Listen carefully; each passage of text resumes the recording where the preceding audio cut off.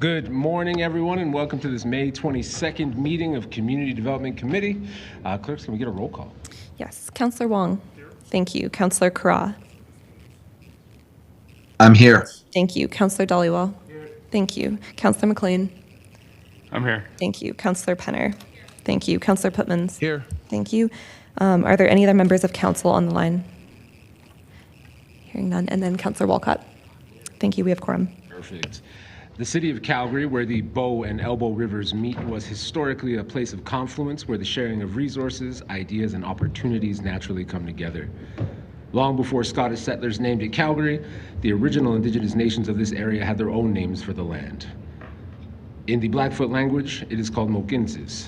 The Yethka Nakota Wiskatabe First Nations refer to this place as Wachispa Oyade, and the people of Sutena Nation call it Gutsis. The Métis call the Calgary area Otusquani. We would like to take this opportunity to appreciate and acknowledge that we are gathered on the ancestral and traditional territory of the Blackfoot Confederacy, made up of the Siksiga, Bagani, Amska Bibigani, and Kainai First Nations, the Yethka Nakota Wiskatabe First Nations, comprised of the Chiniki, Bears Paw, and Goodstoney First Nations, and the Sutena First Nation. The city of Calgary is also homeland to the historic Northwest Métis and the Oti-Pemisiwak, or Oti-Pemisiwa Métis Government, Métis Nation Battle River Territory, Nose Hill Métis District 5, and Elbow Métis District 6. We acknowledge all Indigenous people who have made Calgary their home. I'm surprised that the only word I stumbled on was district. That was the hard one. Can I please get someone to move the agenda, please? Councillor Wong, thank you. Any opposed? Seeing and hearing none, the agenda is confirmed. Can I get Councillor Penner, do you mind moving the minutes? Thank you so much. Seeing any opposed? Seeing and hearing none, the minutes are approved. We do have an item on the consent agenda, just the traditional summary of current regulatory proceedings, so can I get a mover for the consent agenda? Councillor Pootmans. Thank you. Any opposed? Seeing and hearing none, the consent agenda is moved. That brings us relatively quickly to the first item of the day, 7.1. Home is here, the City of Calgary's housing strategy, 2024 to 2030, the first major progress update. So for that, I'll hand it over to Director Chase. Thank you very much, and good morning, committee. My name is Jeff Chase, Director of Partnerships. Today, colleagues with me will present 4 items that support the city's efforts to address the housing crisis. The leadership team from the Housing Solutions Group are here, as well as colleagues from across the corporation that are committed to supporting the strategy. I just had a couple of opening remarks about the 4 reports in general. As I reflected on the public hearing that concluded last week, and on the many perspectives that were shared by Calgarians, it's clear that more housing is urgently needed. The energy from all speakers, from all perspectives, is important as we drive this work forward in collaboration with our partners in the private and public sectors. First, we'll present the city's progress update on the housing strategy, which is a comprehensive set of actions that direct administration to act in a cross-corporate effort to improving housing outcomes for Calgarians. This serves as the umbrella report, if you will. The second item requests 3 readings of a proposed bylaw to establish a council advisory committee on housing. This responds to previous council direction and will be complementary to administration's ongoing commitment to housing as a priority and will ensure continued focus on this key issue. The third item is a verbal update on the city's Housing Accelerator Fund. This was requested by members of Infrastructure and Planning Committee in January of this year. And lastly, the final update presents a terms of reference for the secondary suite incentive program, which will incent the development of 400 new homes. This is an action from the strategy and was the direct beneficiary of the Housing Accelerator Fund. So that's a bit of the order, and I will turn it over to Ms. Zara Samani, who will present the progress update on the housing strategy. Thank you. Good morning, members of the Community Development Committee. My name is Zara Samani. I'm the team lead for policy and strategy with Housing Solutions. Today, I'll present a progress update on Home is Here, the City of Calgary's housing strategy. I stand before you representing work that is being implemented in a cross-corporate manner. we are upholding our commitment to act rapidly. The city is doing everything it can to address the housing crisis. By the end of 2024, the city aims to have initiated approximately 80% of the actions in the strategy. Next slide, please. Our recommendation is that Council receive this progress update for information. Next slide, please. Since the housing strategy was approved in September 2023, more people have decided to call Calgary home. Our population increased by an estimated 35,000 new residents. This type of growth represents immense potential and promise for economic prosperity, as well as strong and inclusive community building. As cities grow, they need more homes. With the limited supply we have, we are experiencing demand pressures on market housing conditions. Since September, rental vacancy rates have decreased further and are predicted to be as low as 1.1% in 2024. Average market rent for a two-bedroom increased by close to $300 a month, or 12%. The median residential housing price for all types escalated by $54,000, or 11%. These added housing market pressures will make it even harder for Calgarians to afford their housing, especially so for those in need of affordable housing options. Next slide, please. Municipal governments have a specific role and scope when it comes to housing. Our role is to enable delivery, ensure the right regulations are in place, facilitate partnerships, leverage funding from other orders of government, and to own and operate housing. The housing strategy presents a comprehensive plan that will enable the city to pull each lever within its scope to support Calgarians. Next slide, please. At a glance, it's been 4 months since this strategy formally launched into implementation. Progress to date demonstrates a running start and sets the bar for the potential to come in a 6-year strategy. Approximately 80% of the actions are expected to be initiated by the end of 2024. Administration is taking urgent and deliberate action, including launching implementation of several actions ahead of schedule. That's 12 actions in blue, which were initially planned to be launched in 2025. In November of 2023, we also received the budget needed to support the implementation of several actions in the strategy that were previously unfunded. Next slide, please.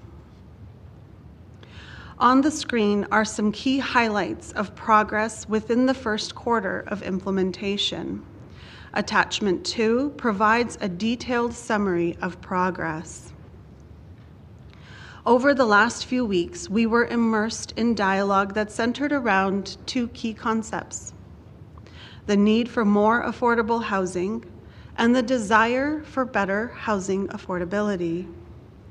Though these concepts are connected, it is important to note that they are distinct. Our strategy supports both. To illustrate more clearly the progress being made to support affordable housing and housing affordability for Calgarians living in market housing, I'm going to break down my summary into these categories. First, to support more affordable housing, that is, housing that has some level of subsidy, for example, in the form of land, capital, or funding to supplement rent or operating costs, the city has accelerated the delivery of city-owned land.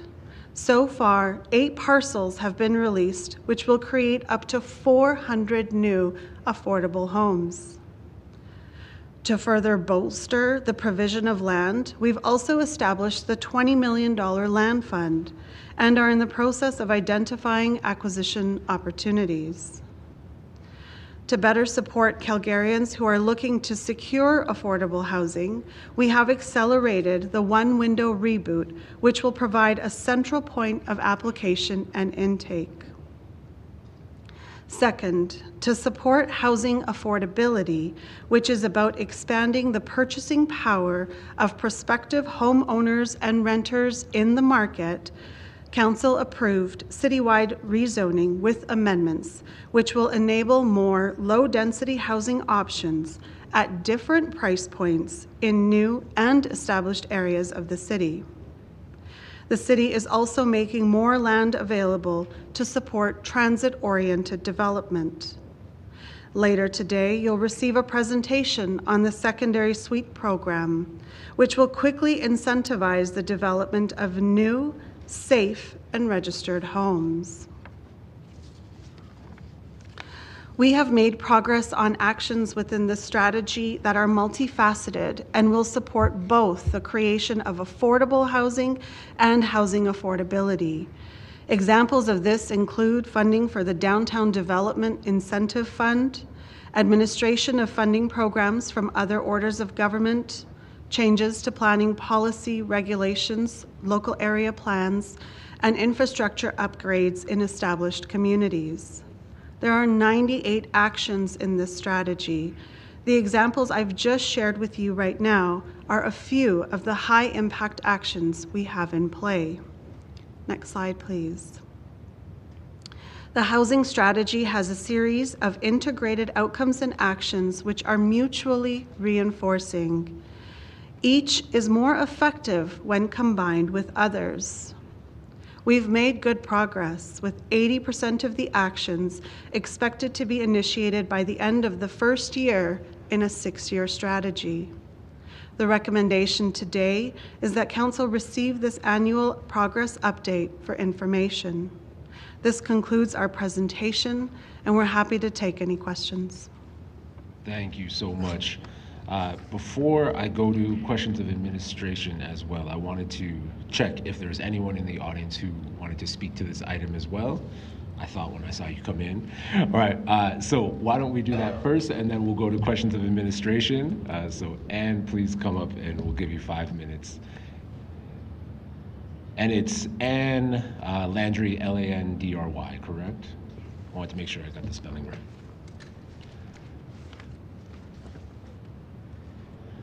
Five minutes, is it? 5 minutes when you're ready. Thank you, Community Development Committee, for the opportunity to present before you today on the topic of the 2024 progress update of the city's housing strategy. I have attachments that I would like to provide to you. Actually, I'd like to put one up. Can we pause while we put it up?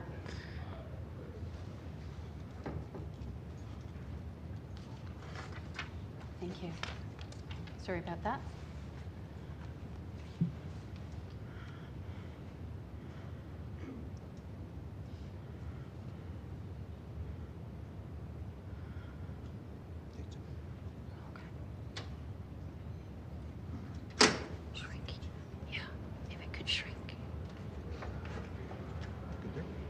A little bit more.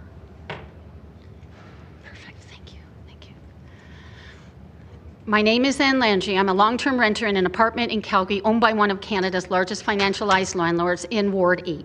I last spoke before the City of Calgary Council on April 30th during the city's zoning public hearings.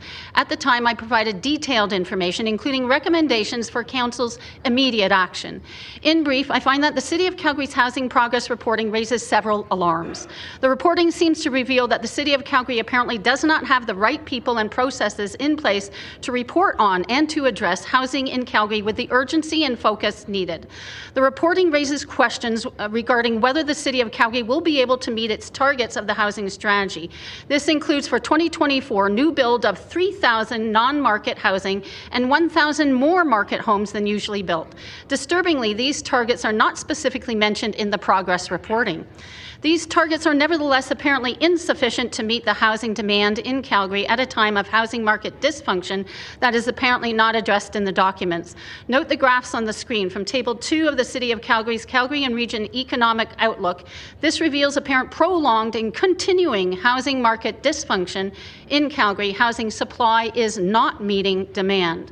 Immediately act to ensure housing supply meets demand. Roll out the Have a Heart strategy campaign that I propose to build 50,000 affordable units at $1,262 or less as per the Heart Housing Needs Assessment tool. Continue public engagement citywide. Who is ready to renovate, to build? Got issues, got solutions? Led by an external expert consultant with a housing human rights lens, and to determine key metrics across the housing continuum. Because Calgarians wear their hearts on their sleeves and step up to help in emergencies. Can you see it? The Hearts on the Heart bills, on billboards. Everybody is talking. Smile, because help is now. CMHC data reveals that an apartment rental market in Calgary is apparently broken. As per my presentation before Council on April 30th, the City of Calgary's inflation review reveals rental accommodation inflation is high and accelerating. Additionally, I note the following issues. A PMI certified project manager has apparently not been assigned to oversee the implementation and reporting of the city's housing strategy to foster international best project management practices. No such person is mentioned. There appears to be no public housing project dashboard, as I would expect for a project of such complexity and urgency.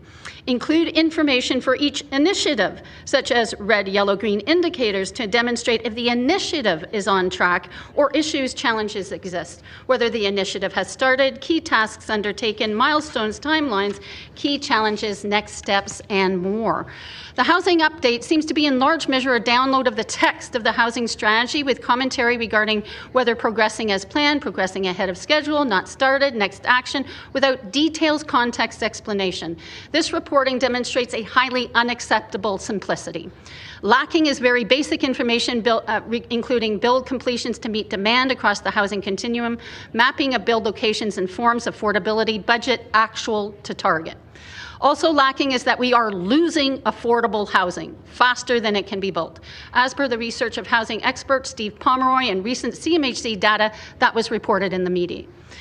Disturbingly, there is almost no discussion regarding key metrics and housing characteristics across the housing continuum, despite the Housing and Affordability Task Force terms of reference.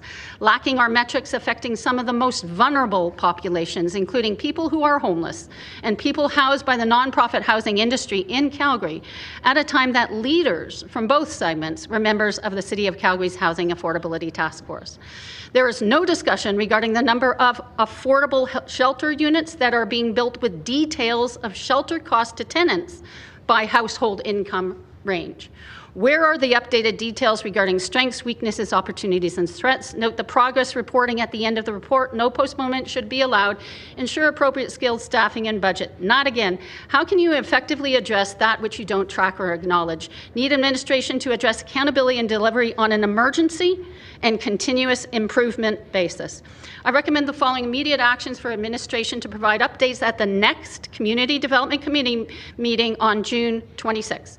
Assign a PMI certified project manager to oversee and report on the city's housing strategy. Implement publicly a housing project dashboard using readily available analytics software. Report quarterly, including on key housing metrics across the housing continuum and SWATs and more. Leave no one behind. Thank you. Perfect. You actually stay right there because you have a question from Councillor Wong. From, sorry? Thank you. Ms. Landry, thank you for being here. Quite a lot of stuff packed in that speech. Yes. In your presentation, you're leaving us a copy of this. Yes. Your speaking notes, would you be possible to leave that a copy with us? Yes. It's a little rough right now, but I will email today. Okay. Okay. So we can digest it later on. Perfect. Thank you. Thank you. Thank you so much, Ms. Landry. Thank you. Is there anyone else in the public who would like to speak to this item? Seeing and hearing none, we'll move to questions of administration. So first in the queue is Councillor Pootmans. Thank you, Chair. I'm not sure to whom I should be addressing this, perhaps yourself. I'd like to thank you for that presentation and emphasize that we have an extreme amount of interest waiting to hear these results. And if I may ask if you could focus a little bit more on communications as part of your work to do. The work in itself is 25 hours a day. I respect that. But if we're not communicating the work effectively to the market, to the citizens at large, people won't know about it. So if we could have a very well-designed, efficient online service, that would be very much appreciated. I'll take it a step further, if I may. Just indulge me for a moment, Chair. There's two ways of communicating. You can communicate in marketing, frankly. You can communicate from a product-centric point of view, or you can communicate from a client point of view. We're experts at promoting what we've done because we're very proud of the work, but it often doesn't communicate the benefit that accrues. So if it's part of the reporting, there could be a column saying, okay, so we broke ground on 4 new projects, we lined up funding for 5 out of these, we've got this one, and we're doing a ribbon cutting in the final. What are the consequences of that? 50 souls are going to have a safe place to sleep. Another 300 families are going to find a building to live in. Whatever the consequences are that are meaningful to people, I think will really be a test of whether or not this program is successful in the field and be a measure of it as well. Thank you for my rant. Thank you, Chair. Sorry, was there a question? No.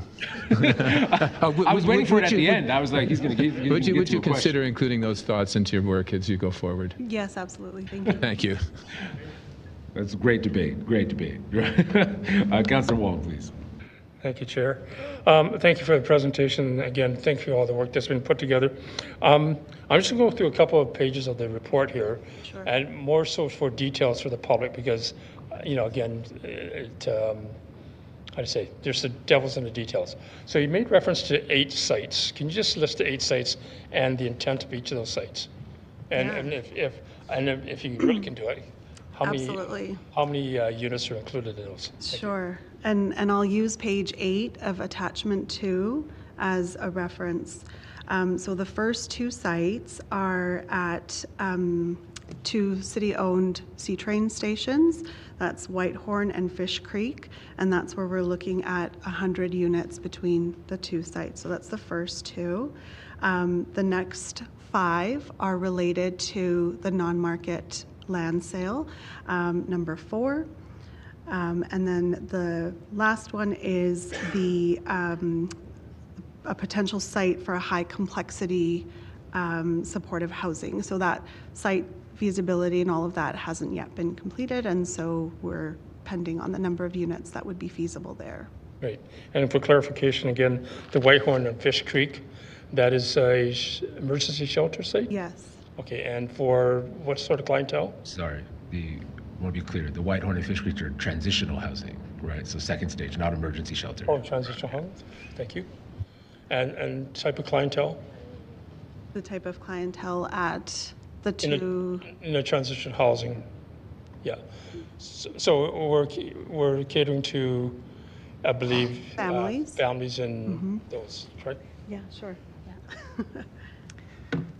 Good morning, members of the committee. Amanda Specht, Acting Manager, Housing Solutions. So just to the question with regards to who are supporting, it'd be families with children. That was part of the amendment to this strategy where administration was looking to dedicate 2 city-owned sites to support families and children most in need. Great, thank you. And by the way, my question is just clarification for the public. Your reference to high complexity supportive housing, can you just describe what that means? Sure. So that is a notice of motion that was brought forward to dedicate 1 city-owned site to home space to support folks, again, most in need. And so it's for a high complexity supportive family housing. And as my colleague mentioned, we're working with home space right now and identifying the location. Okay. Is there public consultation in that? Any sort of public engagement? Public engagement would, once the site has been selected, public engagement would be part of the land use and process. Great, thank you. The next one, you talked about the 5 parcels of land for non-profit housing providers, $75,000 per door. Do we have a total cost, capital budget-wise, what that amounts to? So as part of the non-market land sale number 4, the per door amount you're referring to, administration is looking at approximately close to 300 units, so between 20 to 25 million. Okay, great. Thank you for that one. The next question I have is under funding. This is going back to page 2 of 4 your report. Talking about funding and looking at federal provincial funding. Are we, and this is referring to again the $90 million of capital, $135 million operating, and one-time funding over the next 3 years. In the report, it talks about going seeking partnerships with federal provincial government. Are we making any progress in that way?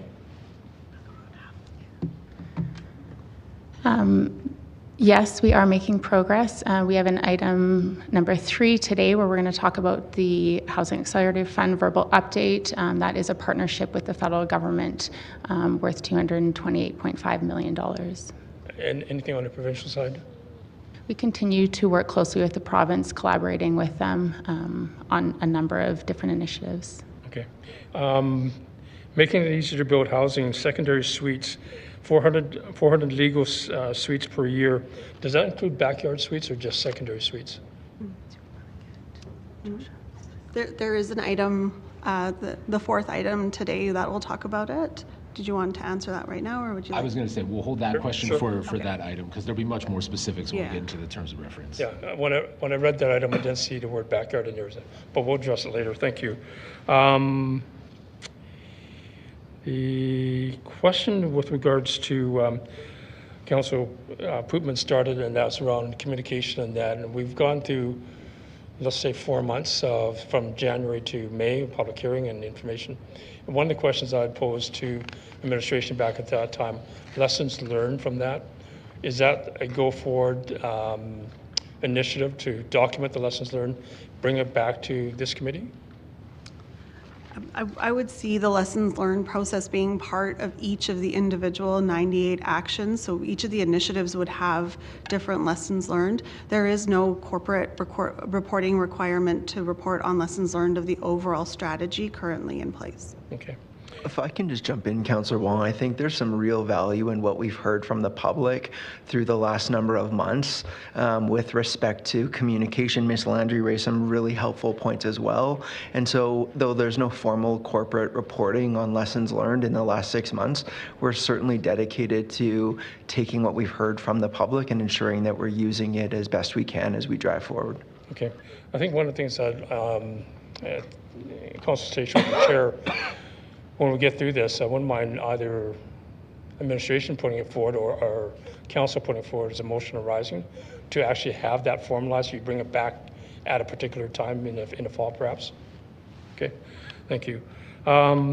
We talked about providing housing for people of particular needs. In page 3, it refers to seniors and housing, youth and seniors. In the housing strategy and various attachments, I didn't see anything specific about seniors. Can you talk about what we'll be doing there? Yeah, absolutely. So outcome 4 is about providing more affordable housing for equity deserving populations. And so that's where we would see that outcome coming to fruition. We're starting with doing some research to understand amongst the various different populations where are the most high level needs or most severe needs that need to be addressed. Okay. And I think I've said before, I have a different association with the long-term care facilities, independent living facilities. That are we engaging those agencies to assess their needs and recognizing some of their needs are actually provincially funded as opposed to absolutely. So they would be engaged as part of our research and needs identification. There's also $30 million in city funding, capital funding, that has been allocated for housing for equity deserving and Indigenous providers. That funding would be leveraged through the sector. Okay, good. Continuing on the line of seniors, a lot of times we hear from seniors is about aging at place, in other words, aging at home and providing, if I can say, home care type services and that. Is that within this housing strategy scope, or is that a community strategies focus? We've got some colleagues from community services here, so I'll ask maybe Ashley Wedderburn to speak to that.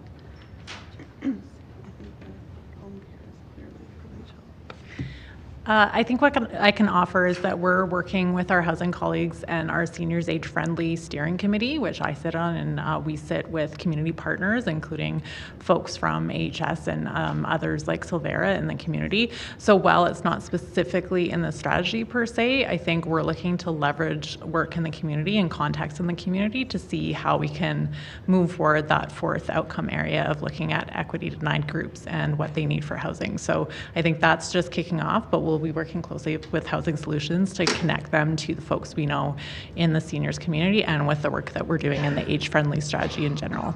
Right, thank you. I think one of the things we recognize is that not only do we have a significant migration of people coming into the city, but we also have a migration of people going from baby boomers to being seniors and finding, they're educated as to what type of housing needs they need, and the question is, are we supporting? So thank you for answering that question. On the same vein of those that need, I can't remember your terms, but youth and newcomers, how are we supporting youth and newcomers in there? And I'll cite, I'll be very specific in this one. I have a large association with the Filipino community. A lot of Filipinos coming in, living multi-generational, living 8 to a household type of thing, sharing beds and that kind of thing. How are we addressing their newcomers' needs? Just to help clarify. I'll start again and then. A little broader than this particular Filipino community, but keep in mind about how we're addressing, again, equity deserving throughout the strategy. Yeah, I think we have a few things going on. So again, we have some work that happens in my area around Calgary Local Immigration Partnership that we lead. And again, that's working with the newcomer sector, but also working with those that support the newcomer sector. Housing is obviously a key issue there. So I think part of what we're doing internally is flowing information between groups, including housing, on kind of how to work with different groups and what the needs are. So we'll continue to do that as we hear from those that are supporting newcomers with their needs. But obviously housing is something that comes up at CLIP quite a bit. So part of what we'll be doing with our Housing Solutions team is looking at, okay, here's what the need and then looking at with solutions through the strategy and other means. Okay. There's a number of actions as well in the strategy that specifically will address that. We look at the downtown incentive program. That's going to be specifically targeted to post-secondary institutions, so that will provide more affordable housing for them near post-secondary institutions. The other piece, I think, is that there's a number of strategies. That's why it's multifaceted, so that we can create housing options in all communities that meet the needs. The rezoning is a great action where it can provide different forms that can meet different needs of different families depending on whatever stage they're at in the neighborhood that they choose to reside in. Great, thank you. Again, on the equity deserving, and that is, I'm not sure again whether it's a housing strategy or a community strategy can answer this question, but we have different people in our visible minority community, and I'll be very specific, the LGBTQ community, that find difficulty getting into rental situations because of discrimination. How are we addressing those situations for them? Yeah, I think, the housing needs assessment actually goes into some specific needs around the different types of populations that require housing. And we have highlighted either the gender diverse or LGBTQ in the housing needs assessment on that. It's going to need to start with research, because right now we currently don't have enough data and evidence to understand within the Calgary context what are the needs of these respective groups. We've launched into research with corporate research as well as community strategy to start to unpack what that looks like so that we can drive solutions that are targeted to meet their needs. Great. And my last question, I know I've asked a lot of questions, but my last question, you referred to the downtown incentive program. I understand 50% of that money is there for post-secondary schools and that.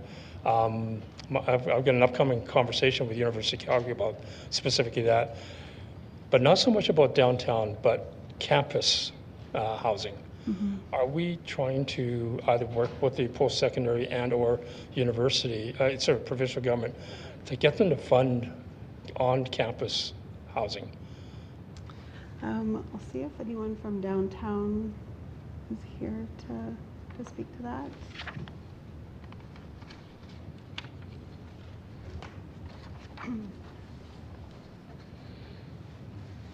Hello.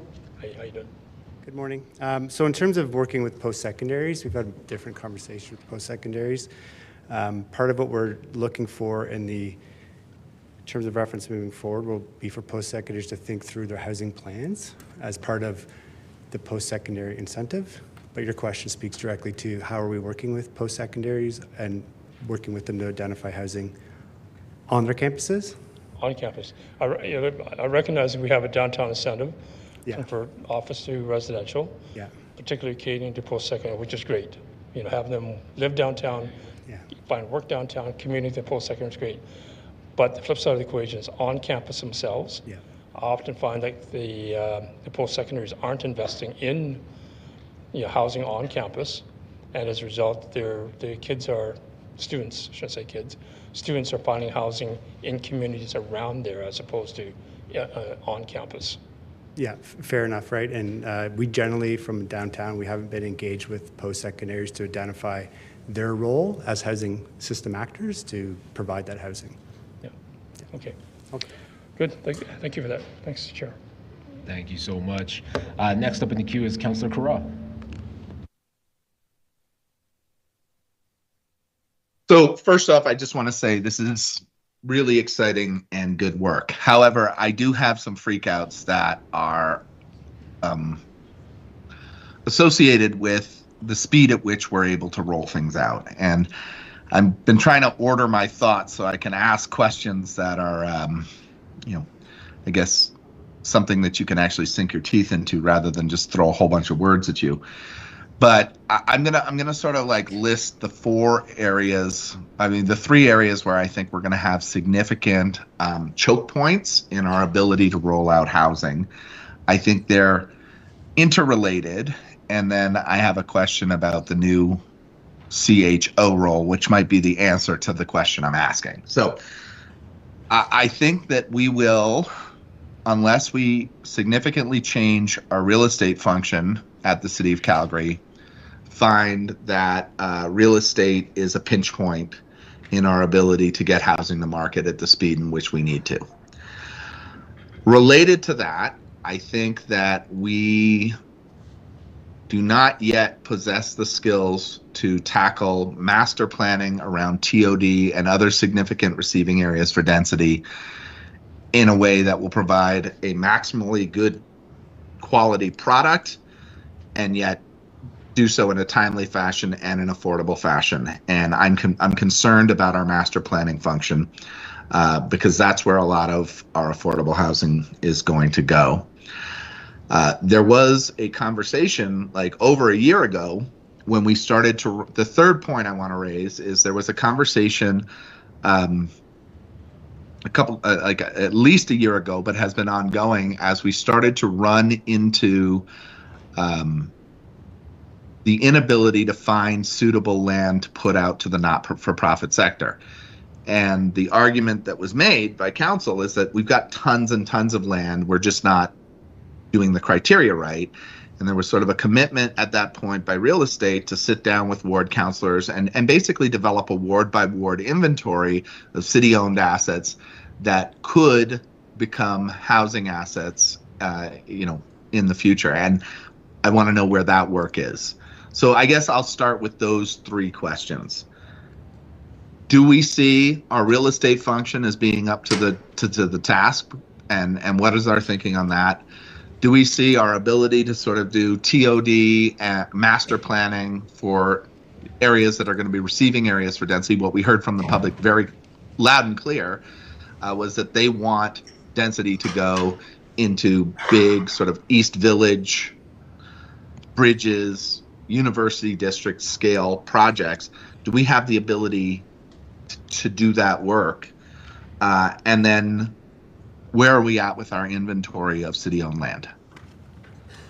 Thanks for the question, Councillor Craw. I'm just going to quickly start, I think, where you started the question around the Chief Housing Officer, because I can tell you that one of the priorities corporately is to bring alignment between all of these different moving pieces, of which you named 3, TOD, real estate, and then the available land. And so I just want to flag that the kind of corporate level oversight is a key priority of the incoming Chief Housing Officer. I'm not sure if GM Black had anything to add on that one. And then there's some folks here to weigh in more specifically on some of your questions. That's a good high-level answer. Looking forward to more detailed answers. Thanks for the question, Councillor Carrot. Spencer McClurg, Manager of Sales and Acquisitions. Yeah, I think just to try to go through those questions one by one. Sorry, it looked like he was still talking on the screen there. No, okay. Is real estate a pinch point? I'm coughing is what I'm doing. I apologize. Okay. Is real estate a pinch point? I don't believe so. Real Estate and Development Services is supporting this program wholeheartedly with every resource that we have. We've done a tremendous amount of work in the last couple of years putting out 8 properties for the non-market land sale in the most recent 2-year cycle, which is the highest amount of properties that we've ever achieved under that policy. We've got Midfield coming to market in next month, Midfield Heights, which we're incredibly proud of and looking forward to as well.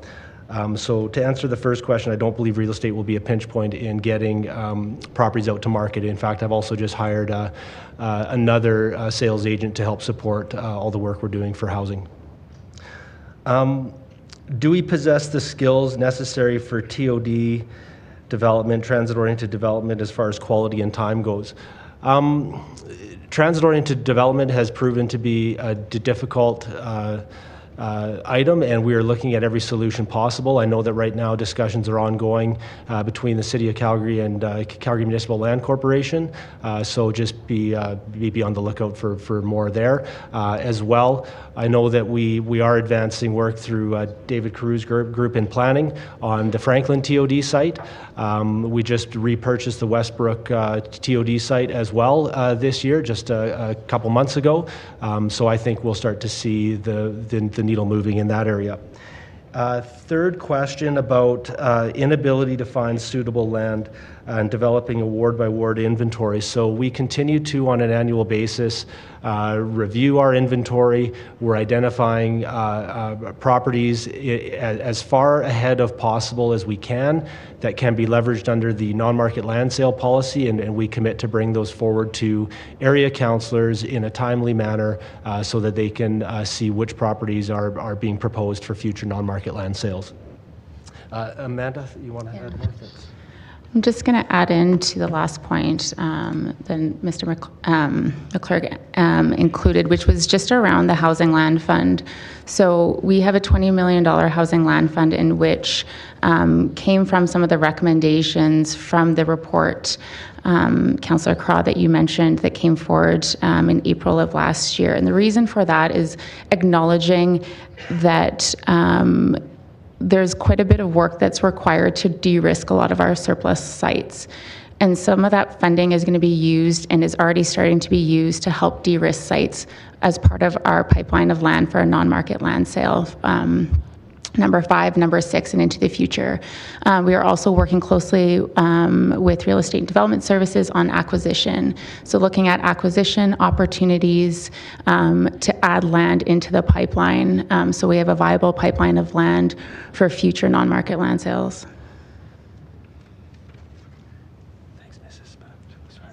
That's a good answer about using some of the funding to de-risk and sort of like extract land that's sitting there, but just maybe a bridge too far. I appreciate that answer. What's the governance function for determining where we spend those federal dollars on what pieces of land to get them to market in a timely fashion? So just to clarify, the $20 million is city funds. And we took forward a framework in March of this year to this committee outlining what our process would be. And so right now we are working internally with our partners on, as I mentioned, acquisition opportunities. Okay, is this, I mean, that doesn't really answer my question. If I Is may, the Councillor land we're Carra. going to be working on, Sorry. is the land we're going Let me, I'll just jump in quickly, if I may. Just as a note, the terms of reference for the Housing Land Fund, the governance structure, it was a briefing in March, and so we can easily recirculate that after this as part of the kind of the larger practice.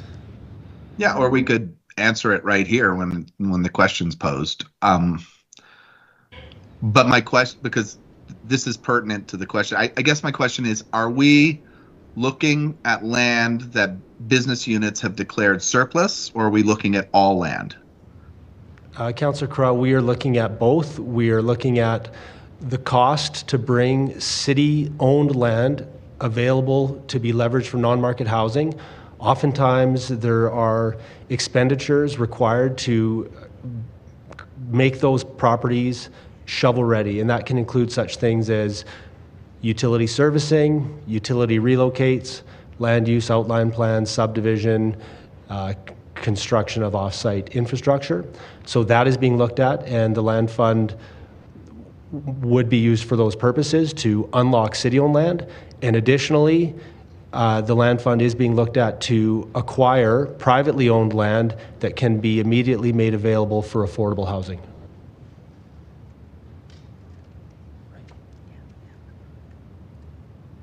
Okay, I remain concerned that we are not. I think it's really important that we establish a global understanding of all the opportunities, and then a strategy for acting on, the lowest hanging fruit, and then moving our way up the tree. And I think I'm under the impression that potentially we're going after low-hanging fruit, but I'm concerned that we're doing so in the absence of a full understanding of the whole tree. Am I mistaken in this impression? Thanks, Councillor Crutton. It's super helpful. Again, just to turn back to the first comment I made around the Chief Housing Officer and the role that person will help play in bringing coordination to the analogy of the tree, to all of these opportunities, to be able to understand those opportunities from a global perspective, not from a BU perspective or a divisional perspective. And so that will be the work of that person, and it's certainly top of mind for us. So your questions and your comments are not lost on us with respect to making sure that we do that. The team answered some sort of direct answers around the terms of reference for the fund, et cetera, which help get us there. But from a global perspective, that work is happening and will be a key piece of work of the Chief Housing Officer. You know what? That's a great answer. I might quibble with some of the answers that I received, but the global answer is that we do need a coordinating function. We've identified the need for that coordinating function. The CHO, the Chief Housing Officer, is going to be critical towards identifying some of the roadblocks that maybe we aren't as aware of existing yet, and also developing a grand strategy. But yeah, this is exciting work. This is really important work, and thank you to everyone who's involved. Looking forward to supporting the ongoing development of all of this. Thank you so much. Councillor McLean. Thank you, Chair. Yeah, a question, I guess, the administration, the housing people. Thanks for the report. Lots of good recommendations in there, which I commend you for, good actions, but they're not all that popular, to be honest, specifically the blanket rezoning, and which is the only reason why I voted against this report time and again, just because of that. But my question is then, but because of that, the zoning, upzoning, and maybe some other recommendations in this report, do we have an estimation of how many new homes we could build, say, in the next year? Yeah, thank you for that question. I will maybe reference page 13 of attachment 2.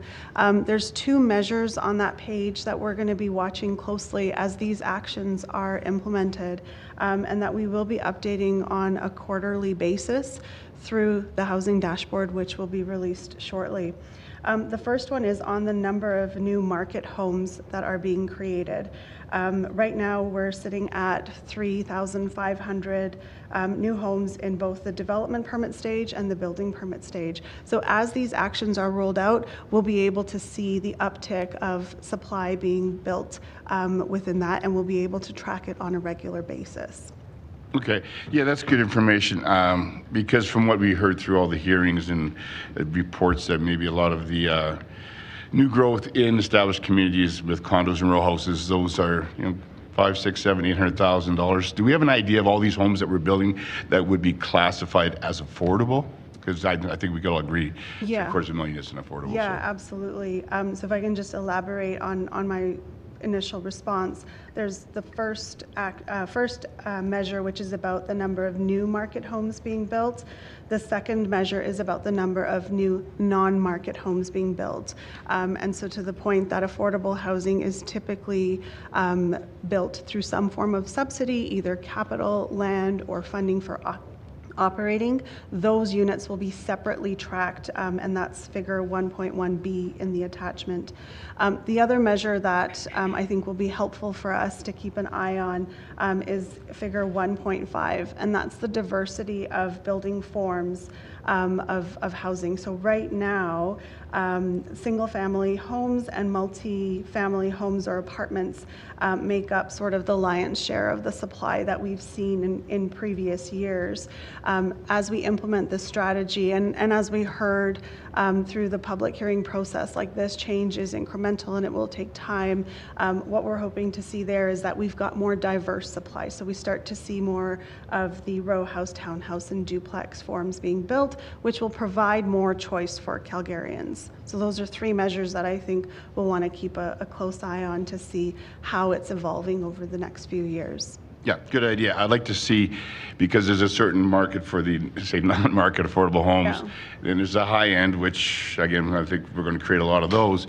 But I think what people are really looking for is that affordable condo, townhouse, you know, not a basement suite. We're going to talk about that in a bit. A taxpayer's basement suite. They want like maybe a, you know, something in $300,000, $400,000, $500,000 range. And I asked the question rhetorically, where do you think the best place to go to find a home like that would be in our city, the suburbs?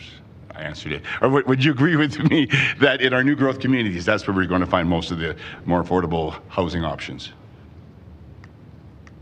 Sorry, the question. Would you agree with me that if our goal is to find a home, then because it's not maybe a non-market or subsidies or a basement suite, but what I think the majority of Calgarians are looking for is something that, you know, they can afford, a couple, maybe raise a family, $300,000, $400,000, $500,000, $600,000, townhouse, row house, single family home. Would you agree with me that out in our growth communities, in our suburbs, you can actually find that product right now? So I think you can find that product right now, but I think there's a number of strategies and actions in our plan that are going to be able to provide those options in established communities. And so that's the goal of this strategy, is to be able to provide more options in all communities so that Calgarians have a choice. There's an action in there about creating a minimum target of 15% affordable housing in every community in Calgary. So there's a number of actions in there that will help drive us to that. It's not an instant solution. It's not a light switch that we can sort of just turn on and off. It will be something that we will have to work diligently on over time. Yeah, time. But we're in a housing crisis. We've mentioned that a lot, correct? Yes. And so when in periods of crisis, I'll go back to, say, World War II, when there's been crisis, then we pull out all the stops. We build all the equipment. We send all of our people out to defend our nations. Crisis, you pull out all the stops. So I guess where I'm going with this, like, where we're going to build, and in our new communities, like we had infrastructure planning last week, where administration and council recommended not to accelerate growth, where we could build not just hundreds, but thousands and thousands of new homes, affordable homes, and they recommended against that. So if we're in a crisis, why would we not just open up all the stops and just, like I said before, build, baby, build? Thanks, Councillor McLean. I'm just going to weigh in. I think Ms. Samani answered the question around ensuring that there's housing choice in all neighborhoods, and I know that Mr. Sheldrake is on his way up to provide more elaboration as well. Okay, thank you. Thanks for the question, and also thanks for the opportunity to clarify what administration did recommend last week at IPC. So I would say that we recommended more than half of the growth applications that came forward. Yeah, but I said, why not all? Well, it came with a price tag of close to $1 billion. Not taxpayers subsidized money. This is paid for by levies, correct? That's not quite true. So most of our projects are based on a funding formula where there's a city portion and a developer portion. And so the city portion is obviously the responsibility of the city. And so that does fall to either grants or other rates or taxpayers. Yeah. Oh, I agree. There's challenges, but again, I go back to the crisis. And if if there are mechanisms where we could build faster, maybe provide more homes quicker, and again, give those options to people, I would say that should be part of our strategy. And if we're going to spend government money on lots of other things, that affordable homes, subsidized basements, all these different things, I would suggest that that's a place where we could be most effective and quickest in building more product. But you can elaborate from there, but that's all I have to ask pretty much. I just wanted to, didn't come here to defend it necessarily, but just to say that the 4 that we did recommend, it represents about 19,000 homes worth of supply. And the 3 that we didn't, it was more about how we have a number of outstanding infrastructure considerations to work through with the developers in those areas. And so we picked the ones that were absolutely the fastest to be able to bring homes to market. It's unusual actually for admin to make a recommendation of that size in the middle of a budget cycle. And so I do feel, and I support the notion that we are pulling all levers at this time around housing. Appreciate that. Continue with it and hopefully open more. But again, thanks for your work in this report. That's all I have. Okay. Thank you so much. Thank you so much, everyone. Councillor Sharp, you're up next. Yeah, thank you, Chair. I'm just going to pick up on some of the questions asked and answered from Councillor McLean about evaluating the actions that were proposed. Thank you for the answers you gave him, because those were some of my questions. If there was something else we would should be doing or should have been doing that would make a difference in the housing situation, are we nimble enough to make that move? So while you're evaluating and reporting back to us and you find something that could have been a better solution, how would you, I would say, propose that back to committee or council? Hi, Councillor Sharp. I'm going to just jump in here before Ms. Samani. We have to be nimble in this crisis. And so as things emerge or evolve, we need to be ready to report back to committee or bring things forward as they come up. The next report today will be around the Housing Committee of Council, which we hope will also bring forward additional recommendations, but certainly not interested in waiting a year to provide ideas or perspective on new things that emerge. So we have to be nimble in the face of the crisis. I don't know if Ms. Amani has anything else. Yeah, I think there's 98 different actions in this strategy. Being able to pull on these different levers at different times, seeing which ones are working better and are producing the units faster is something that we'll keep an eye on as administration. Like I said, we've got some measures, key measures in the strategy that we'll be tracking on a quarterly basis. Director Chase alluded to the Council Advisory Committee on Housing. That will be a great source of keeping a constant pulse on the housing crisis and the housing situation. It'll be staffed with experts that can support making those recommendations to both administration and to council on how we can shift and be nimble.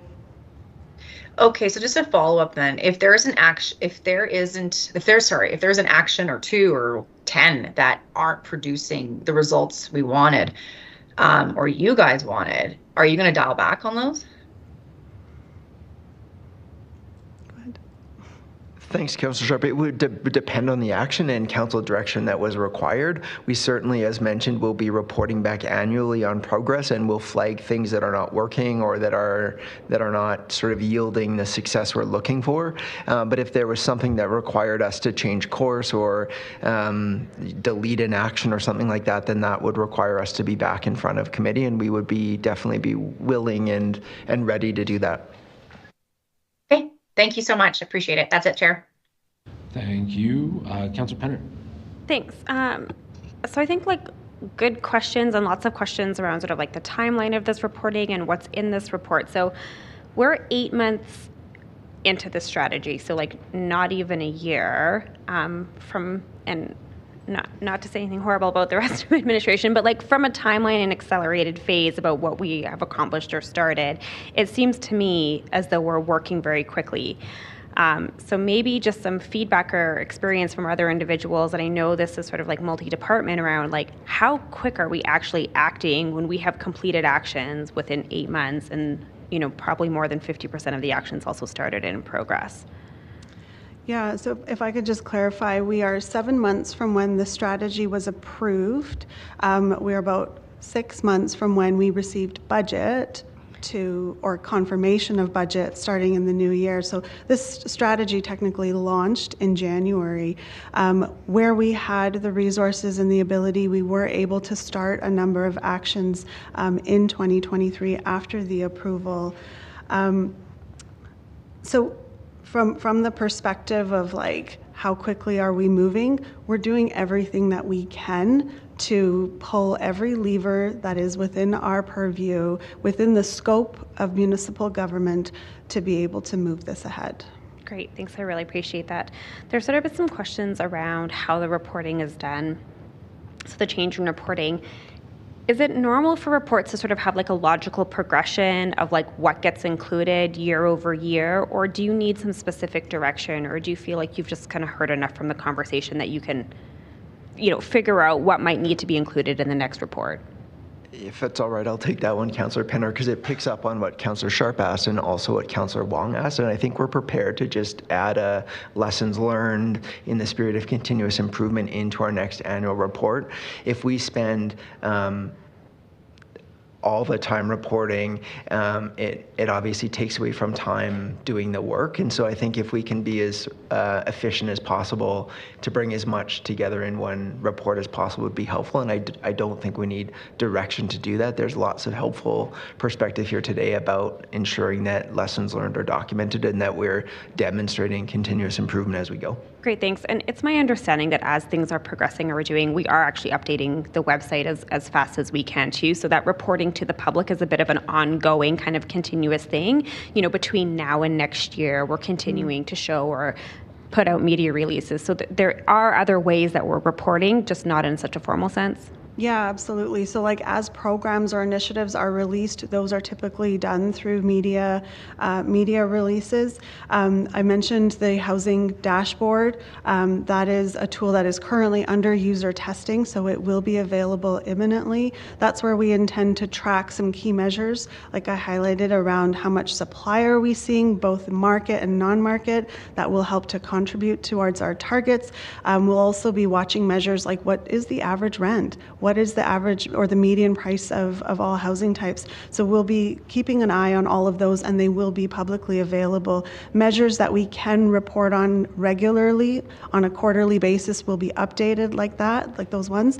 Other measures which are more long-term, like housing need, those would be reported on as and when the data becomes available.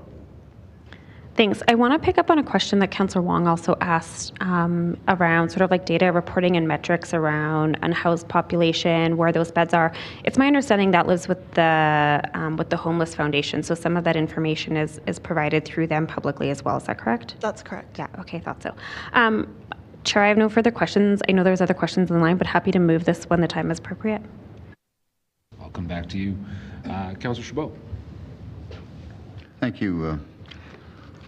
A couple of questions, one directly related to questions from Councillor McLean. On page 13 of attachment 2, slide 1.1a. Excuse me. There's listed there how many starts there are. It doesn't say how many are in the developed area versus Greenfield. Do you have that broken out somewhere? I don't have it broken down for the purpose of this report. I'll see if my planning colleagues know. If it's not readily available, Councillor Chabot, we can get that information to you. Okay. That would be important if we're looking at what we're doing, increasing year over year from blanket zoning. That's critical. It's a critical piece. We don't know how many are being built in the developed area. How do we know how many we're increasing it by? Some questions about the report. There's on page 2 of 7 of attachment 1, there's reference there under section 1A6. It says, sorry, which one? Attachment 1? Attachment 1, yeah. Page 2 of 7. Attachment 1 was the previous direction? Yeah. So 1A6, it says allocate 50 million in funding, of which 25 million, blah, blah, blah. Program as bridge funding until such time as additional funding is provided by the federal and provincial governments to make up the balance of the program requirements. I guess first question would be, what was the source of funds for that?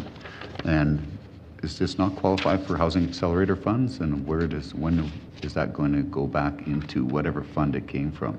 Yeah, I'll ask my colleagues, Amanda, maybe on the Housing Accelerator Fund. The $50 million was approved as part of the last budget adjustment process as one-time funding. And I'll ask Amanda to speak to how it's related to the half. Okay. Thank you, Councillor Chabot, for your question. The bridge funding was intended to kind of fill that gap between budget and when the Housing Accelerator Fund would be approved. And so there is funding that's dedicated to the Downtown Incentive Program. Any additional details, I'd ask my colleagues from the downtown team to fill any additional gaps. Okay. If that's not available today, I'm happy to meet with them offline to get more detail around that. Okay. Let's do that. All right.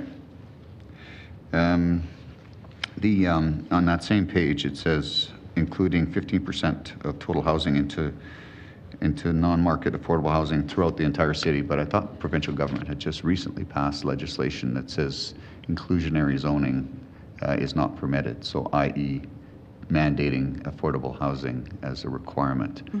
Is not within our purview. Yeah, that action is actually quite different from inclusionary zoning. It's not, that action is not targeting inclusionary zoning where a developer would be required to build affordable housing.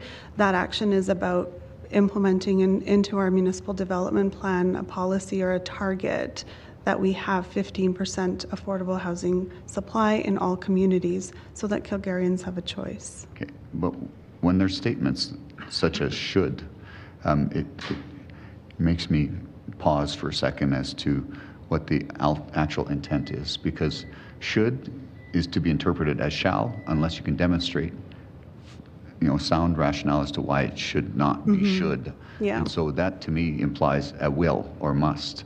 So, and if we can't require it, should we even have this policy or should it be softened somehow? I'll ask my colleagues from planning to speak to that.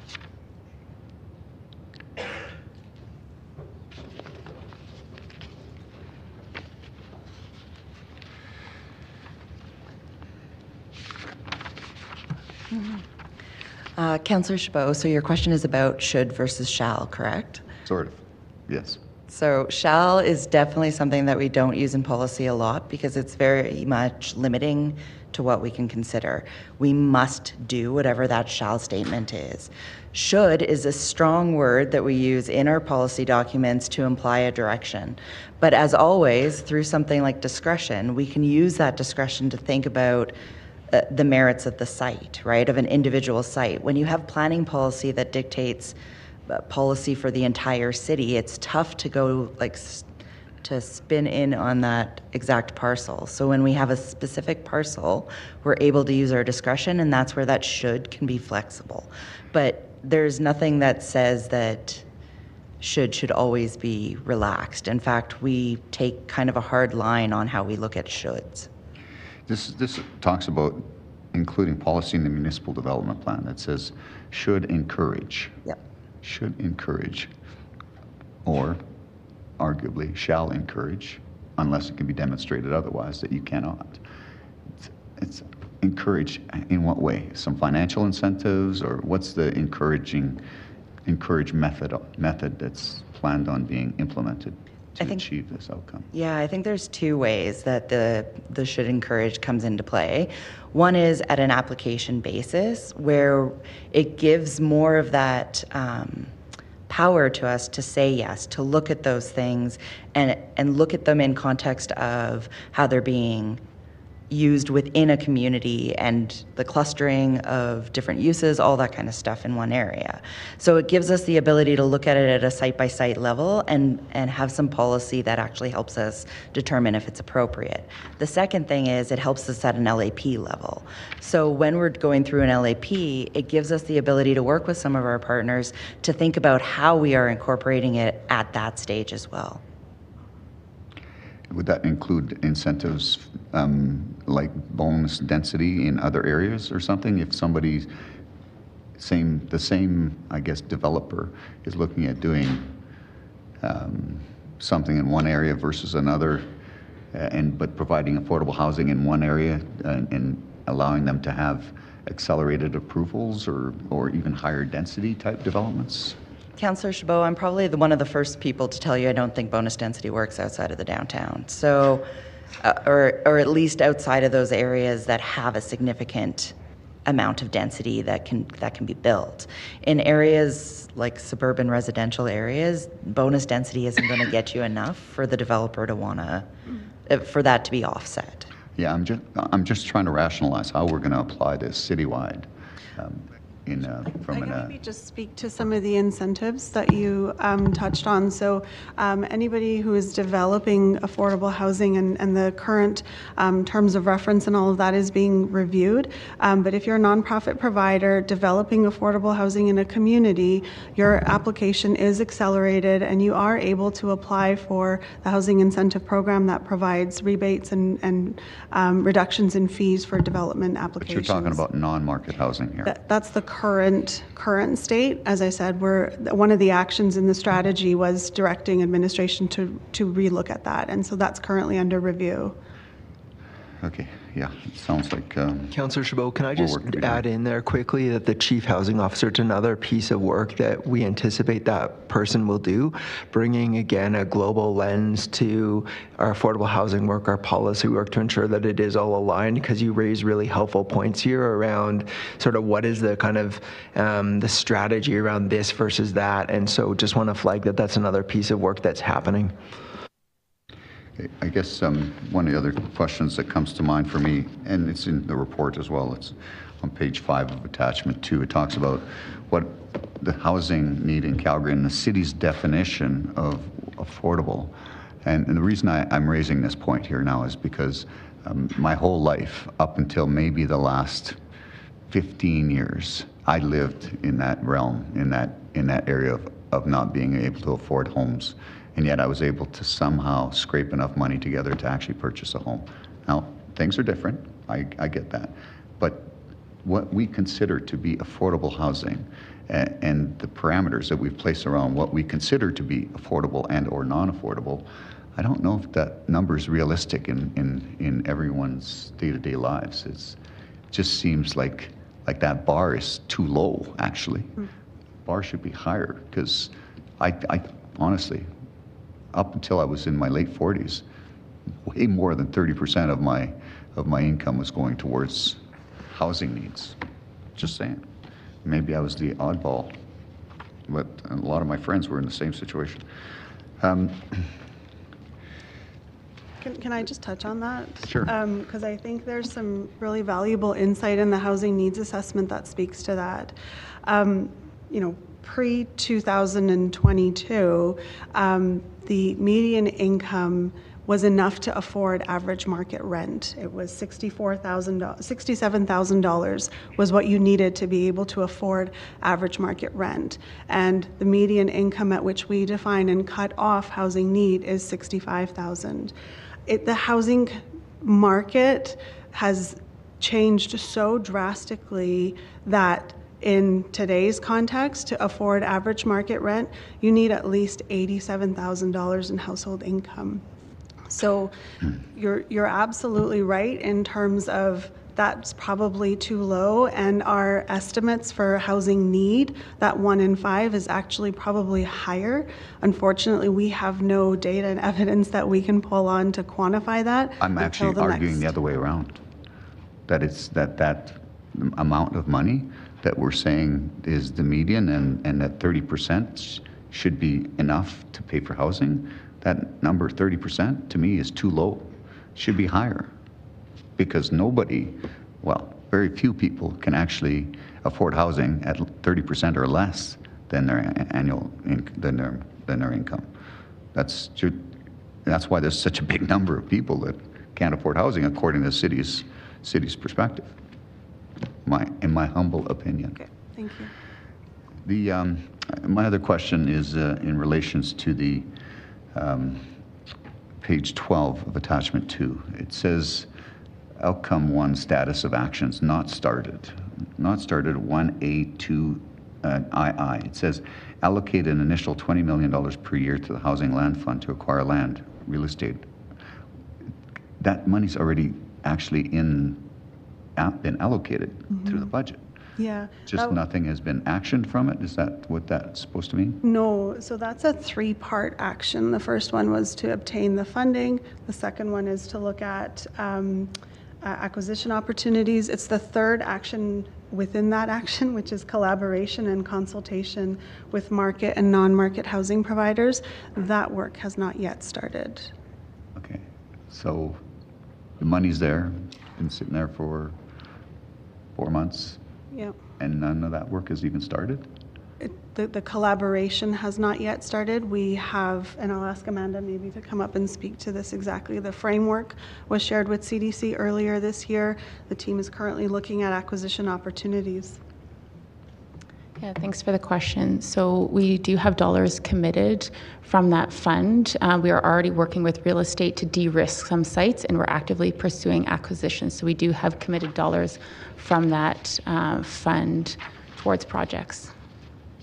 And it's going to be looking at municipal reserve as one example, hence the reasons for work with Joint Use Coordinating Committee. So currently we are looking at a list of surplus sites with our real estate team, ones that we can bring forward as part of the non-market land sale number 5, ones that do have MR as a land use are more difficult sites to action, and so those are things that we're working with our colleagues on for part of kind of future land opportunities. Okay. The on attachment 3, page 5, the 2024-2026 funding, $90 million in capital funding, $135 million in operating funding. The $90 million, does that include the $50 million bridge funding? No, that $50 million in bridge funding was operating. Came out of the operating pot. Is the $135 million in operating in that page? Yeah. Refer to that? Yes. Okay. The 135 includes the $50 million in bridge funding for the downtown incentive. Okay. Thanks. Looking forward to those other questions that I asked to be discussed at a later date. Thank you. No further questions. Thank you. Councillor Dhaliwal. Thank you, Chair. I'll just keep it brief. There's so much here. I'm confused. How are you going to measure the success? What is your criteria to measure the success? How you can tell a story to Calgarians that this was a success or not a success? So much here.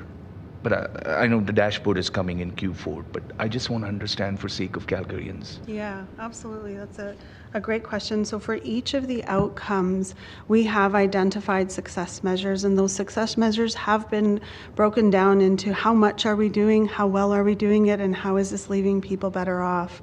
So as it relates to the first outcome, which I think is the one that is sort of top of mind around supply, the strategy has set a target. We want to see 1,000 more market units than would normally be built in a year, and 3,000 non-market units. Those are ambitious targets, and so we'll be tracking towards that. That tells us the how much.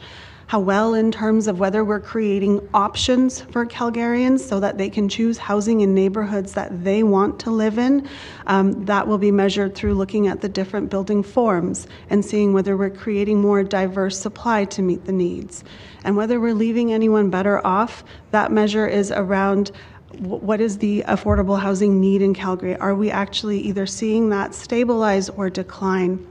It's a long-term measure. It's measured every 5 to 6 years through federal census data, but that tells us whether we're creating more of an affordability, better housing affordability in the city. Okay. Yeah. Councillor Dhaliwal, I think you actually asked the question as well, maybe during the questions of admin after public hearing, around clarity in our dashboard so that Calgarians have a clear, concise understanding of the progress we're making. We are obviously very interested in all 98 actions and progress on all of them, but we want to make sure that there's a very sort of clear place online where people can understand the progress that we're making, and so that dashboard is well on its way. Yeah, because my question is, again, from non-market housing, there's levers that we can pull. But when it comes to market housing, which we are basing our bets based on blanket zoning, not much we can do. It's market demand, supply and demand. You cannot intervene as a government into the market. Mm-hmm. So I just want to be very careful for Calgarians that you guys are aware of those, how you're going to present that dashboard. Yeah, point taken, Councillor Dhaliwal. Definitely, and that dashboard will do that, and we'll be open to feedback as it evolves. Okay, great. Thank you. That's it for me, Chair. Thank you for all the answers. Thank you, Councillor Wall. Yeah, Councillor Dhaliwal triggered, I think, Mr. Chase, you kind of got halfway into that. When we think about two things, one of which is the investments we make, whether it be through land sales or housing developments or whatever case, are we providing any sort of economic rate of return sort of indicators on your dashboard? Economic rate of return on? Like, what are we getting for the dollar? What are people getting for that? For their tax dollars with the 228 Housing Accelerator Fund. Can we express it either as economic opportunities satisfied or economic risks that we've either mitigated or fell into? It's a helpful perspective, Councillor Wong. We'll take that away and think it through as the dashboard's developed.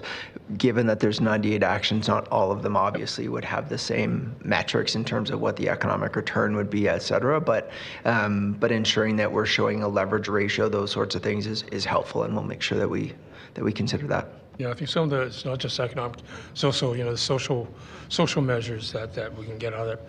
The other question was, again, Councillor Dhaliwal kind of talked about it when we talked about market side of the equation, and that is, how do we, first off, can we, and then secondly, how do we measure that the work that's being done by developers actually is contributing to affordable housing, as opposed to being pocketed, particularly if we're finding ways to improve the process, shortening the cycle time, so on and so forth, right?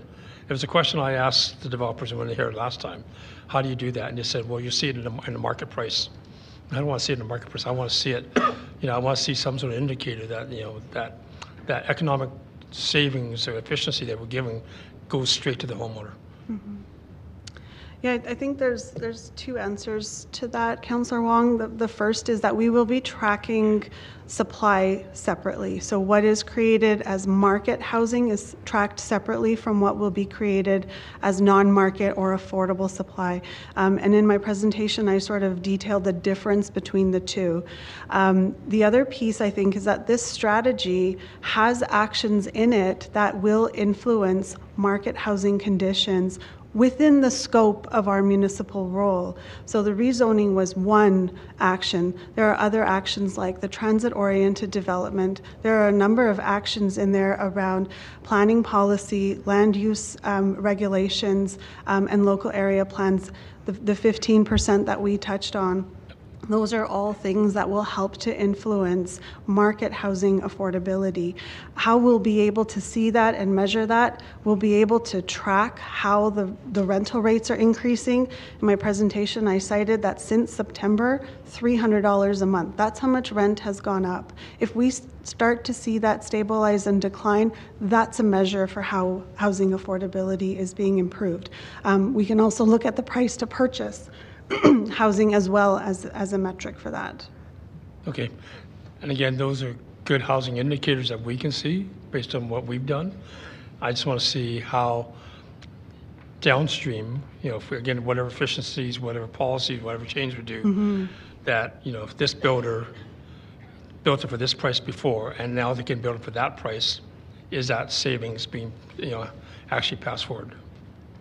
Councillor Wong will take that one away as well. Thank you. Thank you. I'll just jump in with one actually, because,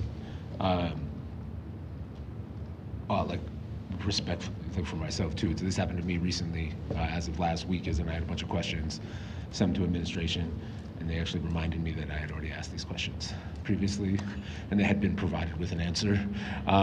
So I just quickly wanted to isolate slide 13 of attachment 2, and just bring online that. With what you're asking for specifically, Councillor Wong. Sorry, 34, not 13. It's very small print.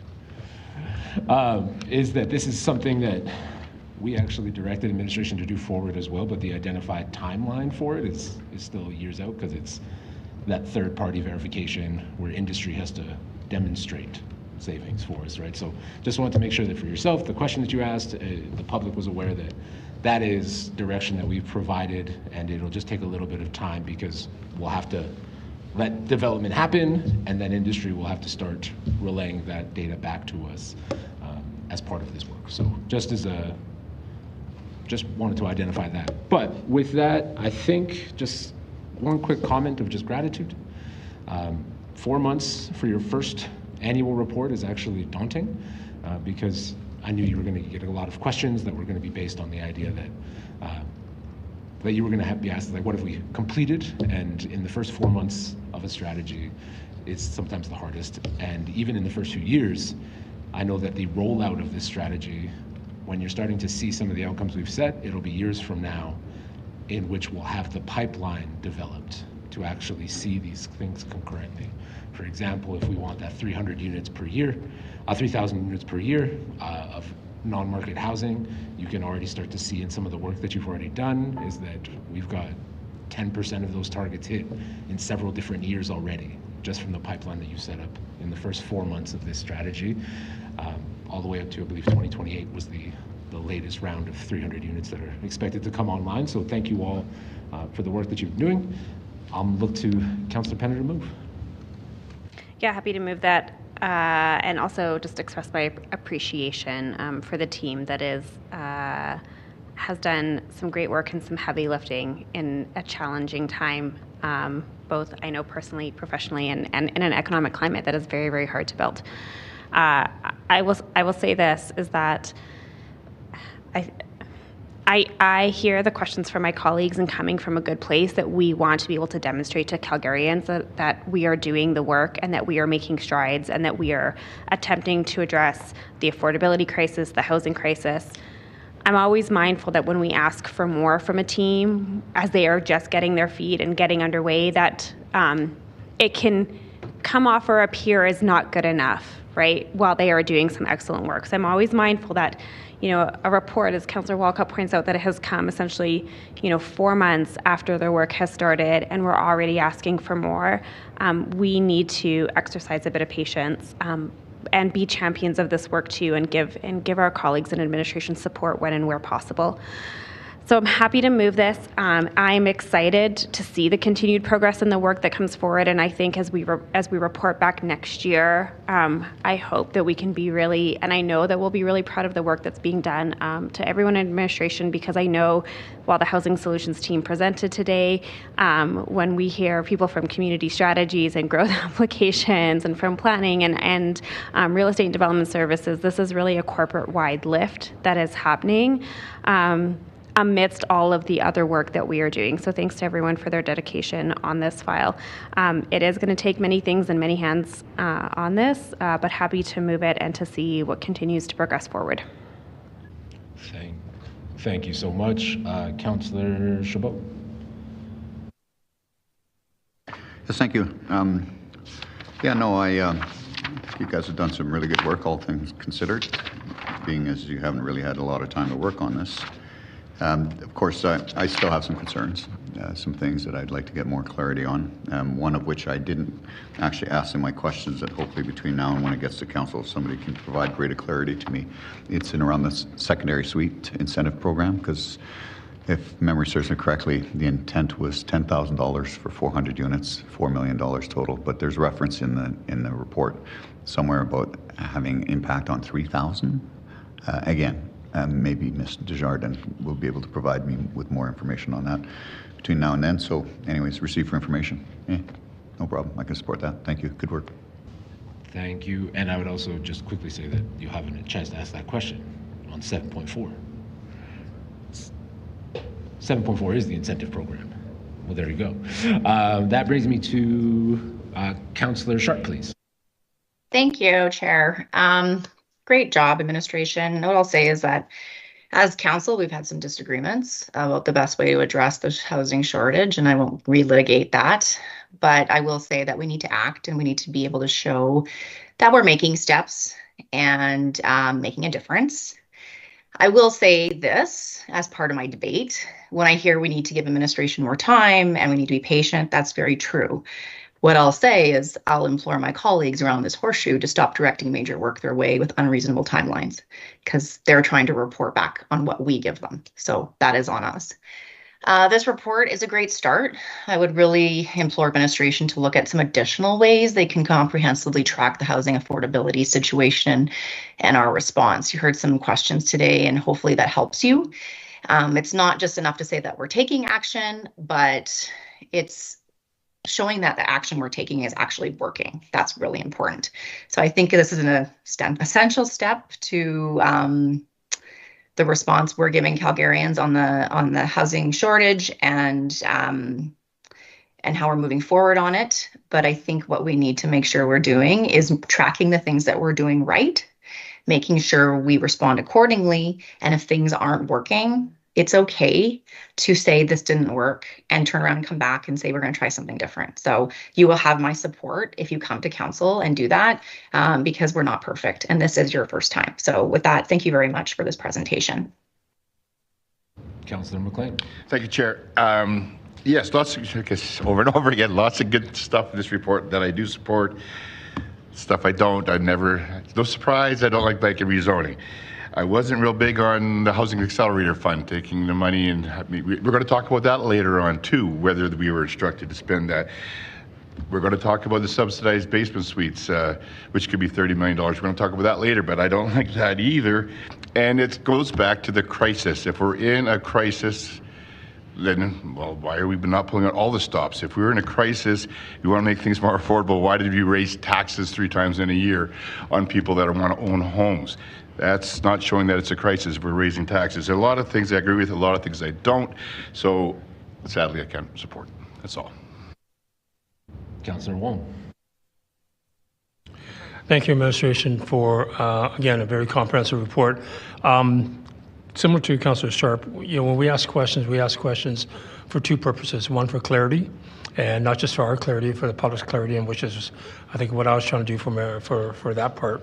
But we also ask questions because of accountability, and they're not to be taken negatively, but rather, we declared a housing crisis. We declared that we need, housing for 35,000 people coming in every year, that the people who are marginalized, people that are finding difficulty. They are what we hear many times over, that people are looking for answers quickly. and not to endure the problems that they're doing now. So our challenge is embodied by all of us, council members, executive, administration, housing providers. We all embody that problem and how to get there. So again, don't take it negatively, but take it as a challenge of how we will be there to support you. But again, as I've often said, let's do the right thing, to do it the right way, and deliver value, and that's the critical thing. The Councillor Corral answered a couple of questions, which I think are really critical as well, which is around master planning and around real estate. If we're going to unlock those assets we've got, we've got to get going pretty darn quickly there, because there are providers, nonprofit providers out there who are looking, to jump in and get things going, but we need to release those assets equally the same. My last question, or my last comment again, when asked about lessons learned, again, not to be critical, but rather to constantly be better than who we are, so that we can be better to our citizens. And I think we heard again over the course of the last four months, and particularly 4 weeks of public hearing, that they're asking us to do the job that they want. So thank you for everything. Thank you so much. Come to you to close. Councillor Penner. Oh, sorry, actually, Boopmans, my bad.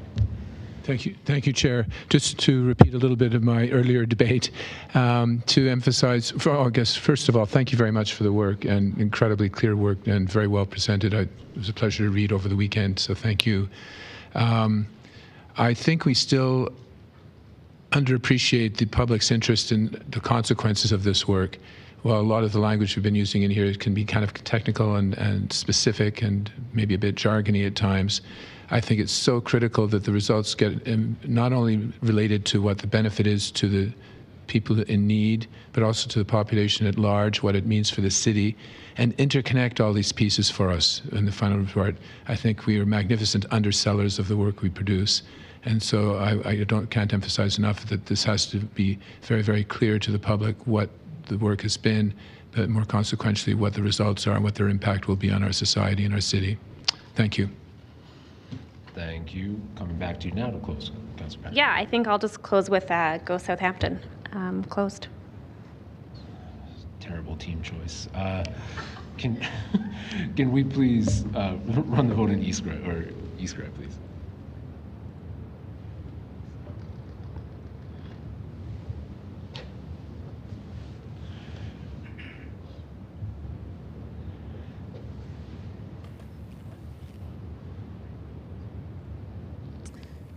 Councillor Wong, your vote, please. Thank you. Councillor Chabot, your vote, please.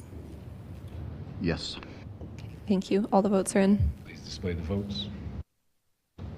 That is carried 7-1 with Councillor McLean against. Thank you so much, team. And we will move on to 7.2, the bylaw to establish the Council Advisory Committee on Housing. I'll hand it over to you all. We do have a presentation if committee would like. Yep. Okay. Good morning, members of Community Development Committee. I am Pamela Reed, a project manager with Housing Solutions.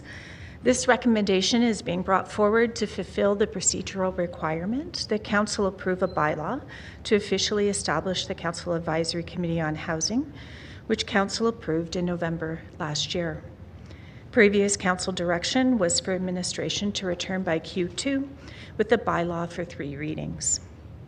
A Council Advisory Committee on Housing will support Council's involvement in addressing the housing crisis and be complementary to administration's commitment to housing as a corporate priority. Next slide, please. The recommendation before you today is that Community Development Committee recommend Council give 3 readings to the Council Advisory Committee on Housing Bylaw and direct administration to recruit members through the City Clerk's Office boards, commissions, and committees' annual recruitment campaign. Next slide, please.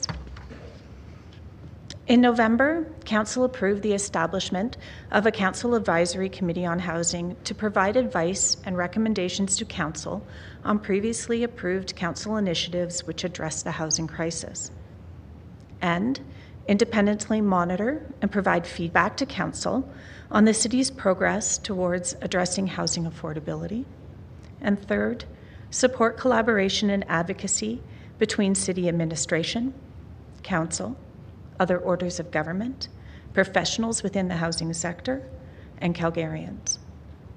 In addition, the committee will provide a pulse on housing from a diverse range of perspectives from the community. Administration is fully committed to working with the committee, actively listening and responding to a broad range of perspectives, and receiving advice on opportunities that will address the housing crisis. Administration will collaborate with the chair to set meeting agendas and serve as a resource to the committee. The committee will bring an annual report to Community Development Committee with their feedback on the city's progress and to provide related advice or recommendations for council's consideration.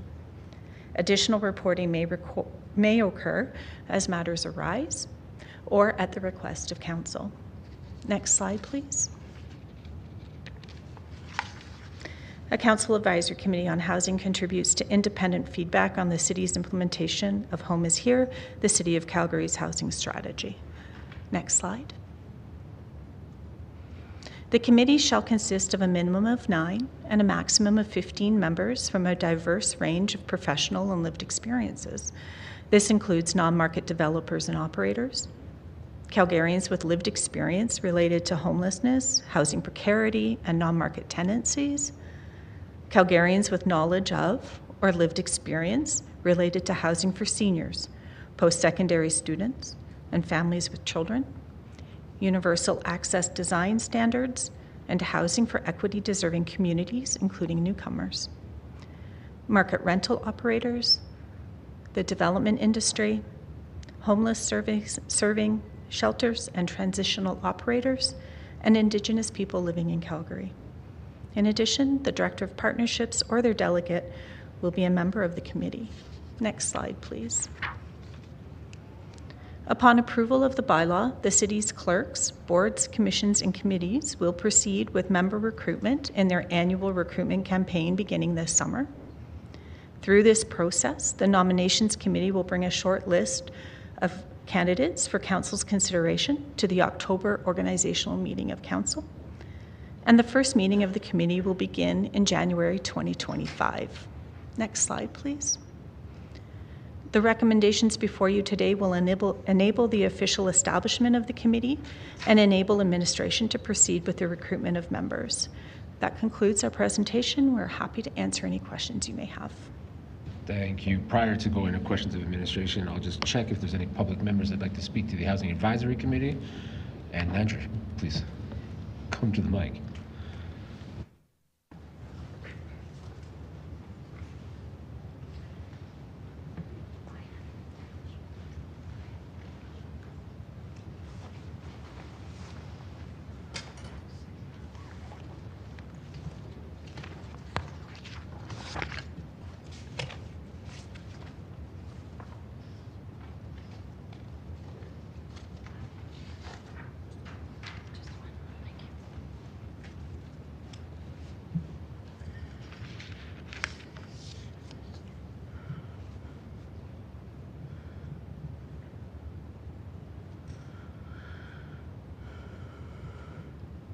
Thank you.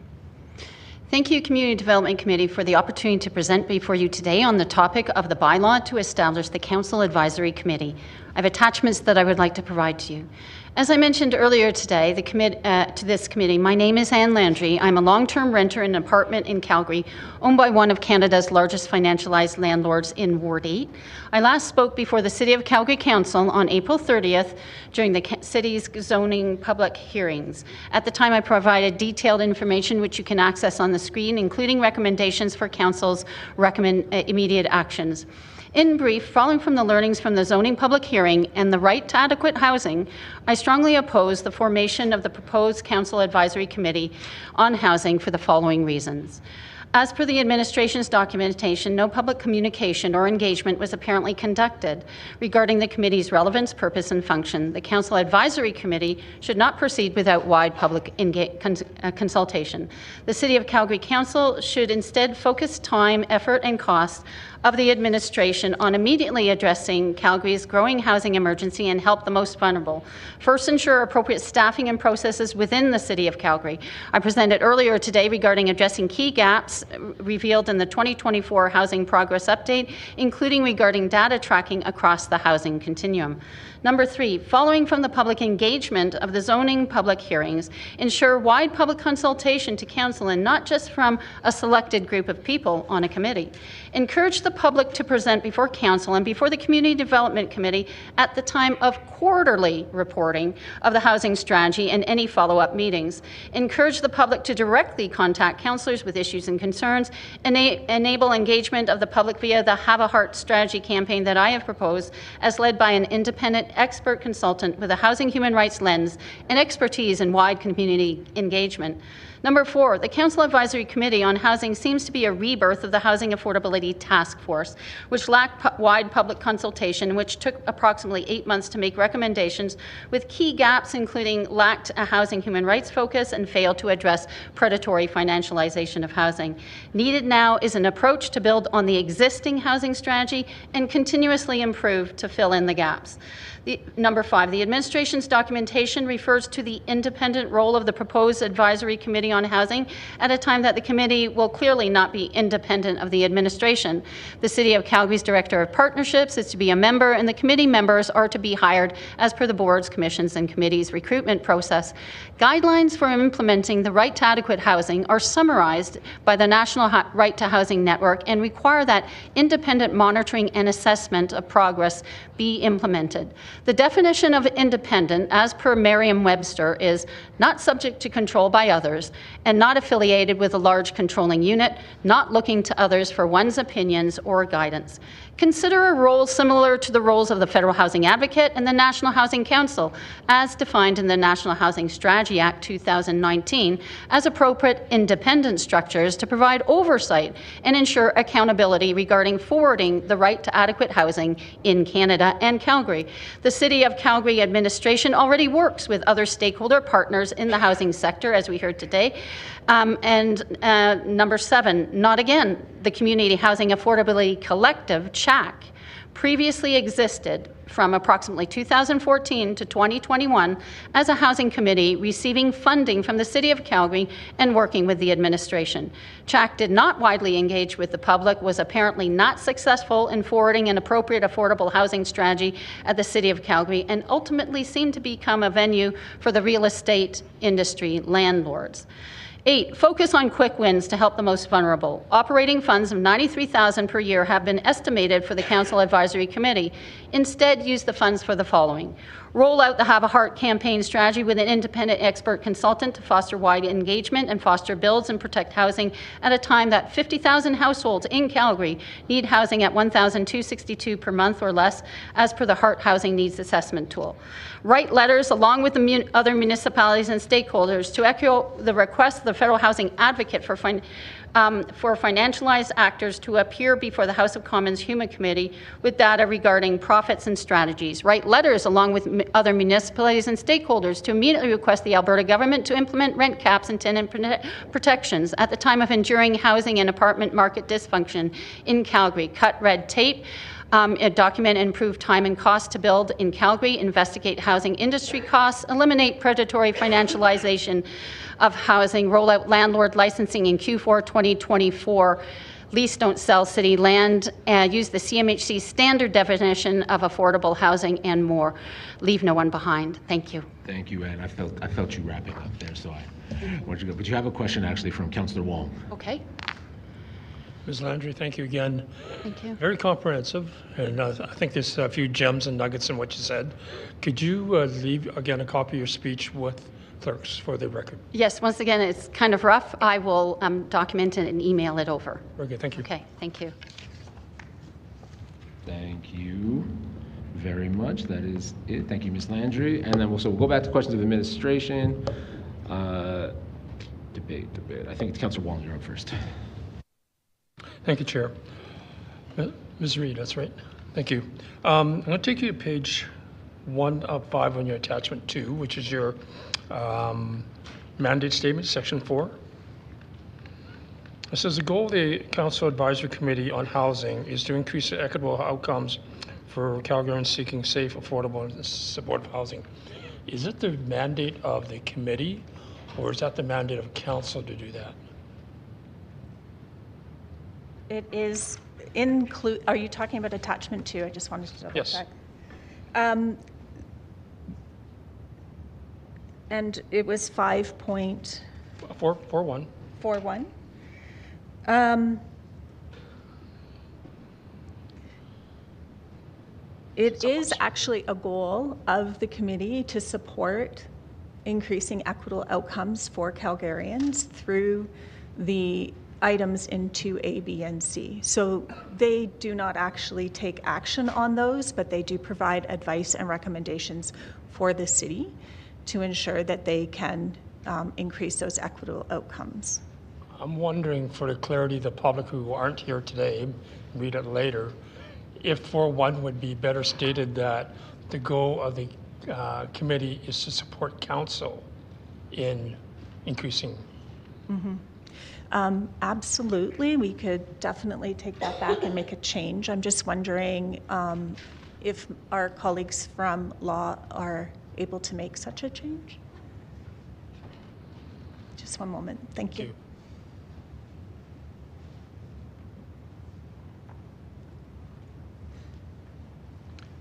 Sean Swin from the Law Department. If that's an amendment that Councillor Wong wants to seek, we could work with him in between now and Council to prepare a motion, and he could make the motion for that amendment at the Council meeting when the bylaw is considered. I'd be okay if we agree later. Okay, the second, again to 4.2. So the rows in 4.2, 4.2A, and then we get to 5A. Clerk, can we just scroll down a little bit there? So can you just show 4A and 5A together? Are they not the same?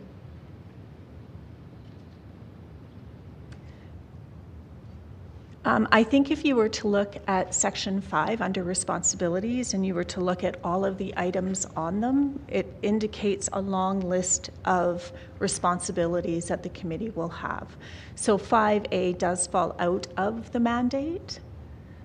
It's just providing a bit more detail on the specific responsibilities. Okay, so when I read the entire report, I'm wondering if 5A could include 3 additional words, and I'm not going to wordsmith, but just 3 additional words. One is research, other is monitoring, and the third is to, it's not a word itself, but to seek external oversight. Right? In other words, or see what the rest of the world is doing. Certainly we could take that as an amendment or change to the document. I just wanted to clarify that under 5E, there is some language around sharing research findings, best practices, and trends to provide advice. And under F, there's building connections to collaborate and come up with those suggestions as well. Okay, thank you. The third thing is that you talk about doing monitoring and reporting. And the previous presentation, we talked about a lot of monitoring, dashboard reporting. What's the differentiation between what this is doing versus what we're going to get through the housing strategy and the housing team? I think what you'll capture by having an advisory committee provide you some guidance on is we will produce the reporting. Their expertise and lived experience can give you a pulse on their perspective as how we are reporting as well as how we are making progress. So they will definitely use the dashboard as well as the annual report to see how we're doing, but they could also monitor and provide other metrics that they may wish to follow to determine how we're making that progress. So we will work with the chair to set up how can this committee function with the members that they have in order to provide that guidance and advice on their monitoring of the monitoring that we are doing, if that makes any sense. Yeah, it does. So in the connection between the committee and Housing Solutions Group is the Housing Solutions providing resources to support the committee. And I guess if one is supporting the other versus duplicating each other, because we don't want, obviously inefficiency in there, then that should be clear, right? It is. The goal really is for them to take the information that the city is providing, reflecting on it, identifying opportunities for new initiatives or ways we should be doing things better, but that does not preclude them from also looking at other metrics or other ways they want to determine success from the city's perspective. So it is not a duplication. It is utilizing what we can provide plus their ability to do further reflection and analysis on that. Okay. Under Section 7, composition of the committee, we heard from Ms. Landry speak earlier about the Housing Affordability Task Force, that they were missing representation there. And I will say, for example, what we heard was builders weren't a part of the Housing Affordability Task Force. Realtors weren't part of that group. Economists weren't part of that group, right? People who can provide a pragmatic lens on the marketplace. Would you consider those representation included here, or should be added to this? The composition of the committee definitely reflected on what we learned from the task force, which had a different mandate and different approach to recruitment. This committee actually is trying to be quite encompassing of both industry as well as the voice of Calgarians that were not necessarily included in the task force. So it should give you a much broader range of perspectives, expertise, and lived experience than what was originally received through the task force. So again, we take those three as builders, realtors, and economists. Do you think we should be adding that perspective in your list of? I anticipate that when you look at the membership here, there's also a skill matrix that goes along with recruiting. You should be able to anticipate that people applying from any one of these categories could bring a wealth of professional experience with them, including, as you said, real estate and developers. So it all depends on who actually applies to be a part of the committee. That process will really determine what opportunities the nominating committee can bring forward as a short list for council to decide as to who to select to sit on that committee. Okay. So being that you brought up the word skills matrix, are those qualifications or not competencies? Do we have a skills matrix that list those so that, again, when we go through nomination, we tick the boxes? Yes. Okay. Just to be clear, Councillor Wong, council has final say over the committee membership, just to be clear. I appreciate that. Thank you. And the last comment, maybe to Mr. Chase, sorry, Jeff. At the previous presentation, we heard a lot about the Chief Housing Officer, and I'm not sure the public knows Chief Housing Officer, but secondly, in here, I don't see a role in the Chief Housing Officer here. I see a role for the Director of Partnerships. Thanks for that, Councillor Wong. Just to clarify, the city had, and maybe GM Black wants to jump in as well, but the city posted for a Chief Housing Officer, which is a senior leadership role at the city, with a role of convening, coordinating, and providing oversight over the city's housing file, not just affordable housing, not just market housing, but the entire continuum. And so that posting is closed, and so there will be a role soon in the corporation with that position or that job. I may ask Law to weigh in if they feel they need to, but the rationale was that given there is not a person in that role and that role doesn't actually exist, it didn't make sense to include it in the bylaw, but that we would be able to explore that down the road once that person is in a position. And so that was why it wasn't listed here in the bylaw, to be clear. Yeah, I don't know if the law wants to weigh in, but I guess my perspective is this bylaw being approved in the next council meeting we'll be acting when we do nomination committee, right? So therefore, at that time, if administration is going to make an appointment, that position should be listed here. Every intention of that role being involved in the committee. Included in the bylaw. And I was just going to add, Director Chase, that is why it also has or delegate, so that there is some flexibility to have either, to make that change. If we would prefer that it's the chief housing officer, that would be doable within this bylaw. If you want it specified, at the time we could bring back an amendment to the bylaw to change that. I guess my question would be, A or B, or both? Which is the preferred approach? We'll ask Law to weigh in on this one, Councillor Wong. We went back and forth on this, and there's no intention that it wouldn't be the chief housing officer. It just made sense, given that there wasn't someone in the role, to include it. But Law, would you like to weigh in? I'm not sure this is actually a legal question. If the bylaw references the director of partnerships or the director's delegate, so it can be whoever the director decides. If council wanted it to be the chief housing officer, that position is essentially established but not filled. That position essentially would be vacant until such time as someone fills that position.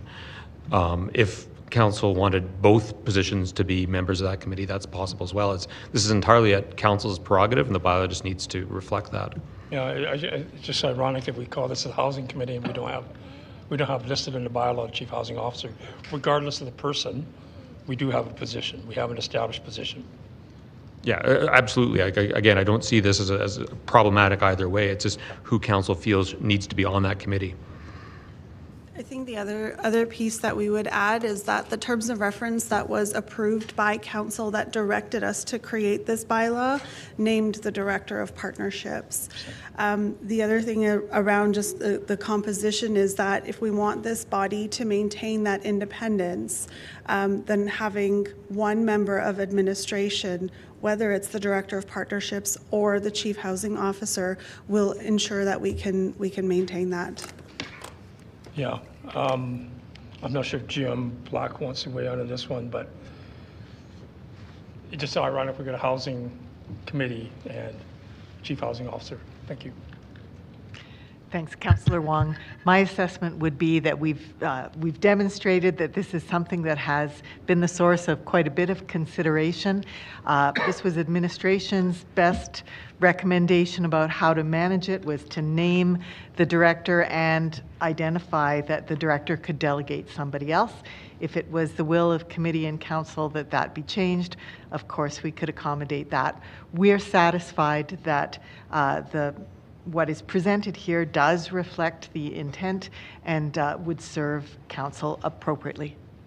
Okay, Chair, before I leave, I'd be interested to hear everybody else's questions and debates, but if we were to pick between one and the other, what would you recommend?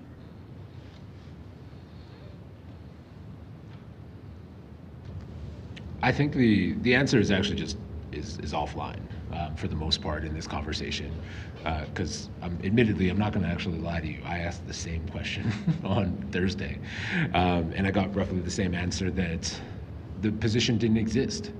The chief housing officer didn't exist when we approved the strategy. So as they were building these bylaws, that position came out later. So I asked a similar question. So I believe that, and Law can weigh in when appropriate later, because I think this will be a thing at council. We can talk offline and just make an amendment as appropriate, because when these were being drafted, that position wasn't here. So they were open, they're flexible for that reason, but that's why it's not in them right now, but it's also why they were written with that additional language of delegate. So happy to take it offline and have it ready with you for council should we choose. So bring the recommendation at council then? Yeah, because I think we'd have to do it after bylaw readings anyway. Yeah. Okay, good, thank you. Appreciate that. I'm done.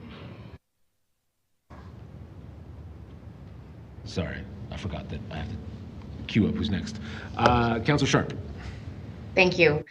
So just more procedural questions on the terms of reference and reporting. I just want to clarify, how will the committee report to council?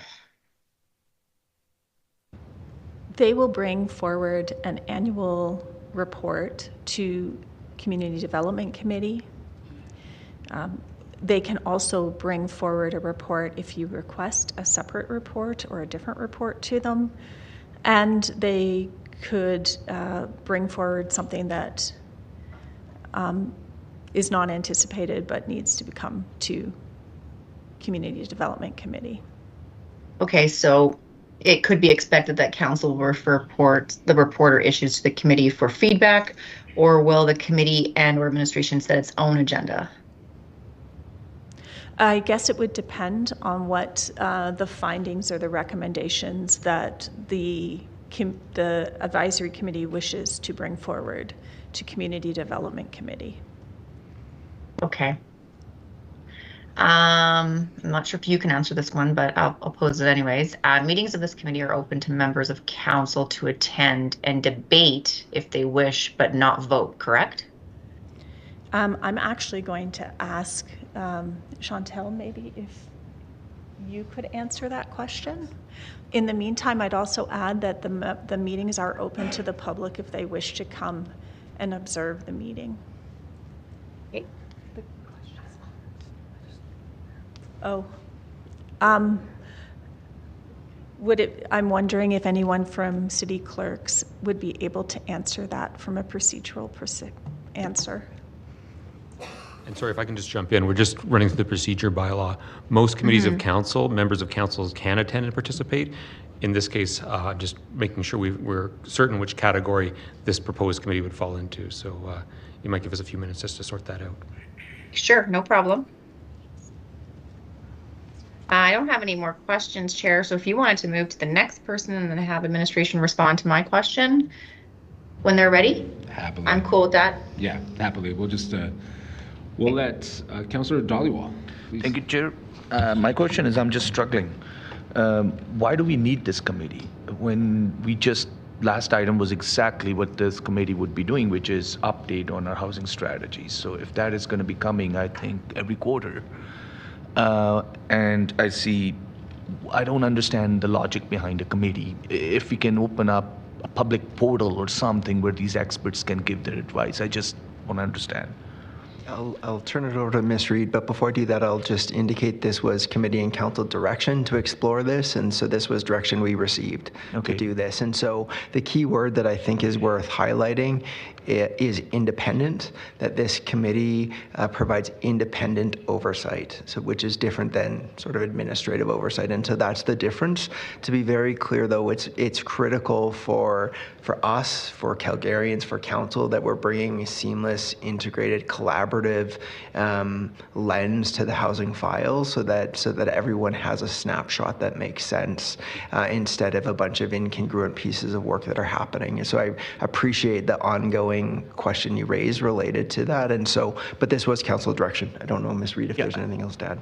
No, I remember exactly, but after what I heard in the previous item, where we spent hour and a half of committee time, and I'm thinking, do we really need to do another layer of all this? I don't know. I'm still on fence with this one after what I heard in item 1. My second question is expense. There's a number here. Sorry? Yeah, 93,000. Is that in line with other committees, other commissions for a year? That is a projected estimate based on the new potential policy for remuneration of boards, commissions, and committees. Being a new committee, I think it was trying to make sure that there was enough budget to enable additional meetings should we need to for organization of the meeting or other frequency of meetings that is not planned. So right now we're estimating one meeting per month. If we follow that, our budget will fall into line with other advisory committees, which is around $40,000 a year. But when that was calculated, it was just to make sure there would be enough space for flexibility if additional meetings were required. Okay, just another question of clarification. Does also include any support that administration will be providing, like clerks and so on? The support will be provided through the Partnerships Business Unit, and that is part of our regular, previously approved budget. Okay, Okay, great. My last question is, we sat here for 12 days, listened to hundreds of Calgarians. And one thing was very clear to me was that they wished they were part, the community associations and all that, were part of Housing and Affordability Task Force. I heard many times, we're not against what is proposed, but wish we were on the table. Right now, when I look at the mix of this committee, they're still missing. Those voices are still not there. Why didn't we consider including them after what we heard for 12 days that they want to be part of these kind of discussions? If you don't mind, I'll start, Councillor Dhaliwal. I really appreciate the question and the comment, and sitting here for part of that hearing certainly heard much of the same. If a committee is between 9 and 15 people, it's impossible, frankly, to include all of those perspectives. But to Councillor Wong's question earlier around including additional perspectives, I'm certainly open to a makeup that Council would like to see if there's additions here that you'd like us to add. Another thing that we can do is pose that question to the committee once it starts around how they mobilize a broader community in the work that they do. So happy to do that as well. But given that it is a committee of council, it's a set number of people, and so it's council's prerogative on what that makeup would be. Yeah, I'm just thinking from transparency perspective that there's a voice, and maybe there's, was it a Canadian Federation of Calgary Communities or whatever, maybe they could be the designate that they can appoint 2 community associations, and they got to rotate. They cannot last year over year. So I can work with Councillor Wong to see if something like that, because I would love to see that, because what we heard from public hearing was exactly that. So with that, thank you, Chair, and thank you for bringing this forward. Thank you so much. Prior to us going to Councillor McLean, Mr. Schwinn he's prepared an answer to Councillor Sharp's question. Yeah, just circling back to Councillor Sharp's question, we've confirmed council members would be able to attend the committee meetings and participate in discussion and debate. The only limitation, and this is part of the procedure bylaw, is that council members wouldn't at that committee be able to make motions or vote. Okay, that makes sense to me. And then, sorry, Chair, if I could just add a follow-up then. At that point, if the report goes to council, that's when council members could do it, correct? They're shaking heads, yes. Yeah, that's shaking correct. heads, yes? Okay, Yes. That's all I needed to know. Thank you so much. Perfect. Okay, Councillor McLean. Thanks, Chair. This has been discussed pretty good. My questions were all pretty answered, how we make this committee up and how it's chosen. Is it, is this like a per diem thing on a committee, or how much would this cost council, or is this paid positions? Do we know? Chantel, did you want to speak to that? These are volunteer positions. Yeah, that's kind of what I thought, and I don't disagree with a lot of it. The consultations, what you showed that there's non-market and lots of different groups, but it included the development community. The last time on the housing report, I heard that they weren't included and consulted. Was that true? Like, I mean, the broader development community. In the housing task force? Yeah. They were. Yep, there was a developer. Okay, one. So this would be just one again then, or would we get more than that? Like, I mean, I'm just saying, if you're going to get one developer, would it be an inner city developer, or, I think you'd probably want from all housing types of choices and builders.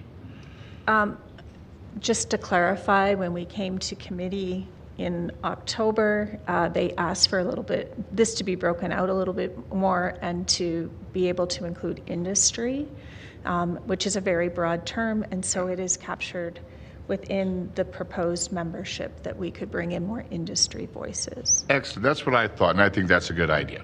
All right, that's all I had. Thanks. Thank you. Thank you so much. Councillor Penner.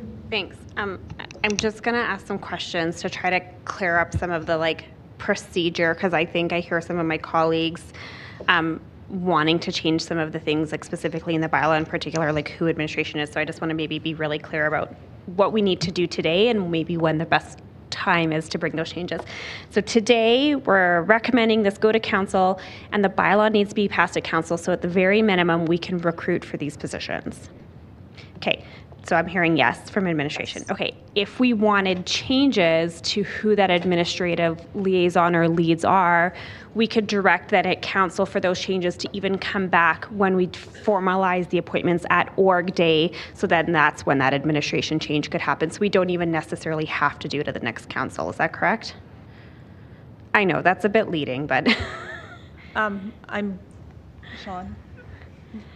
It like often happens at organizational meeting of council, if council wish to make amendments to a particular committee bylaw to change the composition or other things, that's totally within council's purview. I'm just trying to say that like we don't even have to have it all sorted out within 2 weeks. We have a little bit of lead time. I see Chantal nodding that like this is something we could give direction to kind of go back and like bring an update to the bylaw at org day, which would then could address some of these things that we're identifying. We don't necessarily have to have it done for the next council meeting. That's correct. I mean, ultimately, council can amend this bylaw at any time. So right. Just whatever timeline makes the most sense. Okay, good. I mean, I don't have any other questions. I'll say like I share some of the same concerns I think that are going around, that like who and what is like the composition of this committee that we might need to sort out, but just trying to kind of give everyone some like breathing room in it. So that's all. No further questions. Thank you so much. Seeing no more in the queue, Councillor Wong to move, I see. Thank you. And to kind of follow on, Councillor, before I move, following Councillor Penner, Mr. Swin. Thank you. I asked questions about 4.A, 5.A, wording changes there. Is this something that you would be recommending when we bring forward to council before council approves a bylaw? Or is this something that you would ask us, once to do first reading the bylaw, to present amendments to those words? Procedurally, there's two ways this can be done. Committee can make recommendations for amendments right now, and that would be go forward to council's consideration. But the other way, and it may make more sense, is we, administration, can work with you or other members of committee to prepare a motion and or deal with those amendments on the floor of council. It just gives us time to draft them on paper and make sure their clerks has them at their fingertips. It might just be a bit more effective way of bringing them forward, and gives us a little bit of time to work through them so they're worded to capture your intent. Yeah, I appreciate that. That's probably the best way to do it. And that would be done after first reading, right? Yes, yeah, but we would have it prepared for clerks in advance of that. Okay, thank you. So I am prepared to move this, and again, thank you, administration, for putting this forward. And you're right, this is an add-on to what we originally talked about as a housing security committee, I believe it was. And so thank you for taking that and bringing it forward in this form itself. This is an important committee, because again, a lot of times we'll take a look at ourselves inwardly and think we're doing the great things, and often forget to take a look outwardly and see, what the rest of the world is doing and what the rest of the world is thinking about of us. And hence what I said earlier, we need to scan the rest of the world equally the same to make sure that we're not underfulfilling or overfulfilling or being off target or introducing, unnecessary risk or anything else. So I think that, having this this committee is an appropriate way to do. When it comes to actually doing reporting, I know you said doing on an annual basis, but, given the criticality of this, we may, at council's will, may ask for, something more frequent than that. But then get to an annual once things settle down. So with that, I'm open. Thank you. Just looking to see if there's any other debate. Seeing and hearing none, back to you to close. Okay, thank you. Yeah, nothing else to say to close. Thank you, appreciate it. East Grab to vote, please.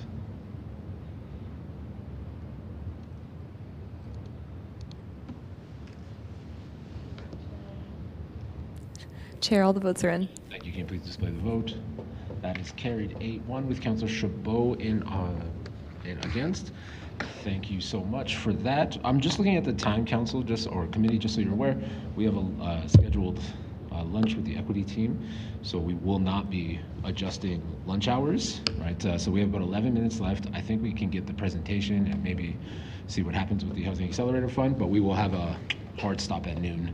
So with that, back to you, Director Cheese.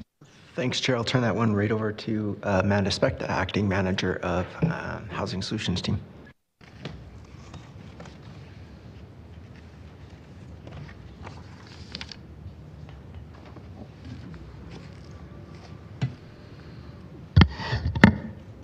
So good morning, members of committee. My name is Amanda Specht, Acting Manager of Housing Solutions. With me today is our cross-corporate team. Before you is the verbal update on the City of Calgary's Housing Accelerator Fund program, also referred to as the HAF. The verbal update was requested by members of Infrastructure and Planning Committee January 10th, 2024, and will include an overview of the program, highlights of the contribution agreement, an update on the initiatives within the approved action plan. Next slide, please. The recommendation is that Council receive the verbal report for the corporate record. Next slide. To implement the actions under 5 outcomes in the strategy requires the participation and collaboration of each order of government. Funding from the federal government through the HAF enables the city to work with the community, industry, and our nonprofits to increase the supply of housing for Calgarians. Next slide. The HAF is a $4 billion federal program launched March 17, 2023 to increasing the housing supply nationwide by 100,000 new homes by 2026. To participate in the program, municipalities were required to submit council-approved action plans that were bold, transformational, and demonstrated how an increase in housing supply would occur over the short term, 3 years of the program, and over the long term, 10+ years. Calgary was identified as part of a growth leader stream. This is important because the City of Calgary's application was submitted before the general application window. The city application submission was confidential in order to maintain our competitive advantage. On June 6th, the city received council approval of the City of Calgary's proposed action plan. On June 14th is when the city submitted the application to CMHC. Next slide. The City of Calgary on October 27, 2023 signed a contribution agreement with the federal government to deliver on key commitments within the agreement, and in return, the city will receive $228.5 million of funding that will flow in 4 equal advances. Highlighted on this slide are some key commitments in terms that the city has made under the HAF contribution agreement. Currently, we are on track with the delivery of our key commitments and reporting requirements. Our reporting requirements and tracking of our permitted units will be made public on our website biannually once reviewed and approved by CMHC. Next slide. Outlined on the previous slide, one of the conditions of the HAF funding is to achieve the housing supply growth target of 41,858 permitted units. This slide shows the breakdown between the HAF incented permitted units of 6,825 and the baseline housing growth over the 3 years. In the contribution agreement, there are also 4 additional targets that the city will report on. These targets are units close to transit, missing middle units, multi-units, and affordable housing units. These additional targets are part of the housing supply growth target. They are not to be delivered over and above. Next slide. The city's approach to the HAF is being delivered in 3 phases. Delegation of authority was part of council approval in June of last year, along with the approval to submit the proposed action plan. That delegation has enabled administration to negotiate the terms and conditions of the contribution agreement with CMHC and develop and apply a methodology to allocate funds received under the HAF. The funding allocation was shared with members of council via a confidential memo in December of 2023. However, the full funding allocation has not been announced publicly, but funding allocations are being rolled out with the launch of each initiative and their program. Administration is currently in phase 3, which is the implementation of the 7 initiatives, monitoring of the HAF program, and continuous improvement. Next slide. Significant engagement with our industry partners and the nonprofit sector has occurred since 2016. Which has meant that when it was time to develop the action plan, our team replied on years of feedback and collaboration working with our partners in the housing industry. As a result, the city secured the 2nd highest total of HAF funding across the country. Next slide. So the next set of slides will provide highlights on each of the 7 initiatives within the city's approved action plan. It is worth noting that the structure of the initiative begins with a policy change or program development, followed by half funding to either reduce barriers to development, support infrastructure investments, and/or financially incentivize our partners in the housing sector and community to build homes. Next slide. The first initiative is to accelerate housing delivery in the downtown. The focus of this initiative is to support the conversion of surplus office space to residential units through the Downtown Calgary Development Incentive Program. Currently, the program is paused, and the terms of reference and program guide are being revised to align with the housing strategy and the HAF program. June 11th is when the terms of reference will be in front of Executive Committee. Once the program has been launched, the HAF funding will support the incentive program. Next slide. The second initiative is to streamline approvals to increase housing supply. The actions within this initiative are focused on changes to existing planning processes and policies to realize an increase in the supply of housing over the short and the long term. The city undertook a proposed city-initiated, city-wide rezoning to a base residential district and brought that forward to CPC and subsequently Council at the April 22nd public hearing. The proposed rezoning was approved by Council May 14th with amendments. Next slide. The third initiative is the Missing Middle Land Use District. The city has completed the development, approval, and implementation of the housing grade-oriented land use district in order to support increasing the development of missing middle housing. HAF funding for this initiative is supporting the development of a stormwater program for new communities to alleviate the barriers posed by on-site stormwater for a 4 or more multi-residential unit development. Currently, discussions are ongoing with our external partners to help develop this program. Next slide. Secondary suites are part of the city's growth plan. Creating a critical mass of safe housing supply remains a crucial housing option for individuals and families. Engagement with homeowners has occurred as part of the program development. Before committee today, after this item, is the terms of reference to implement the program. HAF funding will support the incentive program's ability to provide up to $10,000 per registered suite. Next slide.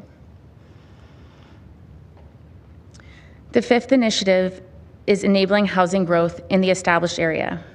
Infrastructure upgrades are required in established areas to support communities and enable housing development. 5 programs have been identified to increase redevelopment activity. The programs are a mix of incentive programs and city-led infrastructure upgrades to remove barriers to development, in which HAF funding will ensure the financial supports are in place to launch all 5 programs. In Q1 of this year, the established area linear levy pilot program launched with the goal to reduce the first-in barrier associated with water and wastewater pipe upgrades with reimbursements to cover costs of up to $1 million. Since the launch of this program, the team has been working with industry. The remaining 4 programs are at different stages of development, with most to launch this year. Next slide. The 6th initiative is investing in transit-oriented development. In the fall of 2023, Council approved the new station area access policies, allowing the capacity for new housing developments around more TOD sites. This initiative supports the capacity for new housing development around transit stations by removing policy barriers, preparing sites for development, and upgrading public spaces. HAF funding will support the development of 2 LRT stations, Ramsey-Inglewood and Franklin. Currently, at the Franklin station, design and planning work has started with an expression of interest that will go out to industry this summer for the housing development portion of the site. Next slide. The 7th initiative is to build inclusive and equitable affordable housing programs. There are several funding programs to support the nonprofit sector with much needed financial resources and help to build capacity, especially for Indigenous and equity deserving groups. We have launched a per-door funding program of up to $75,000 per door to support the 4th on-market land sale. We are revising the housing incentive program this year, and we also launched the Indigenous Affordable Housing Funding Program last year, and the 2nd round will launch in the fall of this year. Next slide, please. Implementation of the HAF program requires the participation and collaboration of our partners in the private sector, nonprofit organizations, and individual homeowners in the community. Working with all of our partners to support the implementation is being done at the program level to support the actions under each initiative. For example, the Downtown Incentive Program has engaged with industry as part of their program development. Secondary Suites has engaged with homeowners as part of that program development. Next slide, please. So this concludes our presentation on the half verbal update. Happy to answer any questions. Thank you so much, and perfect timing. Amazing, it's 11:59. So what we'll actually do is we'll pause here, we'll break for lunch, and then we'll come back. So as you're developing, thinking over lunch, you have all your questions built, we'll get in the queue, and then we'll go from there after lunch, right? So thanks, everyone. We'll come back at 1 o'clock.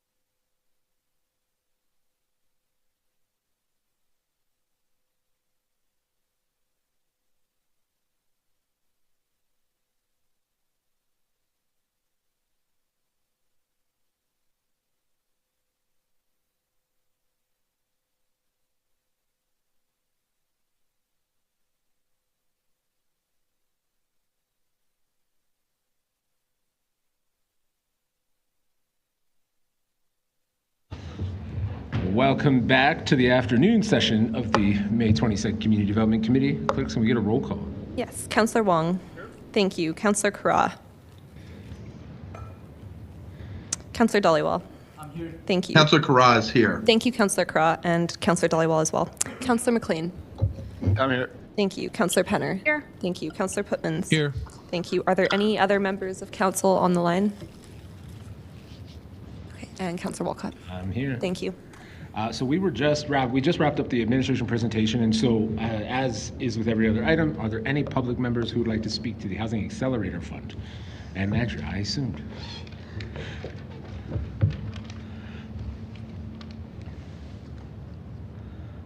All right, when you are comfortable, we'll start the 5 minutes. Did you have something for the slide as well? Yes, I do. Awesome, Thank please. We got one more presentate there. Thank you.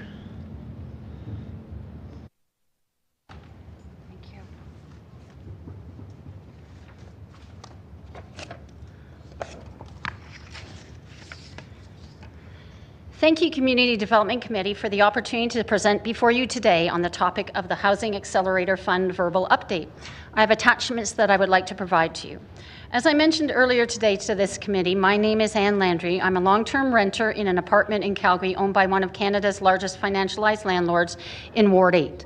I last spoke before the City of Calgary Council on April 30th during the city's zoning public hearings. At the time, I provided detailed information, including recommendations for Council's immediate action. In brief, I request that the City of Calgary implement the funds from the Housing Accelerator Fund to foster the progressive right to adequate housing as per the National Housing Strategy Act 2019. As per Housing Human Rights Guidelines, this means to use the maximum resources available in the shortest amount of time to help the most vulnerable, ensure wide, meaningful consultation and access to justice and accountability, ensure independent monitoring and assessment of progress, and more. As I have mentioned before this committee, 50,000 households in Calgary urgently need shelter at $1,262 per month or less, as per the HART Housing Needs Assessment Tool. I request that these people, as well as the homeless, be prioritized. I have questions and comments. Number one, what is the definition of affordable housing that is being used? What are the planned shelter costs to tenants? I request that the City of Calgary use the CMHC definition of affordable housing, by which housing is considered affordable if it costs less than 30% of a household's before tax income for a full continuum of housing options from homelessness to market rent and at market home ownership. I further request that the City of Calgary eliminate other definitions of housing affordability that are based on market rent, especially for those in social government housing provided by the Calgary Housing Company and as referred to in the City of Calgary's housing strategy and research. Number two, do I correctly understand that the documentation provided indicates that only 740 units under the city's Housing Accelerator Fund initiatives are to be affordable units? I request that any public government funding received by the city be used to maximize affordable housing for the most vulnerable, including regarding the 41,858 housing units proposed, and including as may be delivered through the City of Calgary's various strategies, including the downtown strategy, transit-oriented development, affordable housing programs, secondary suites, and others. I request that the city immediately provide reporting regarding the planned number of affordable units by household income groupings and as need, as established by the HART Housing Needs Assessment Tool. Number three, what are the city's Housing Accelerator Fund build and affordable housing targets for 2024? What is the impact of not meeting these targets? Number four, I request that the city's documentation associated with the Housing Accelerator Fund be made public, including the progress reporting to the federal government and housing builds to target by build phase and as may also be mapped. The Housing Accelerator Fund was addressed at the House of Commons HUMA Committee in 2022. Carolyn Witzman, who is an expert advisor to the HART Housing Needs Assessment Tool, spoke before the House of Commons HUMA Committee regarding the Housing Accelerator Fund on June 13, 2022, in her role in the Women's National Housing and Homelessness Network, and stated in part, first, design a Housing Accelerator Fund using the Act's Human Rights Framework and a gender and intersectional approach, a GBA plus approach.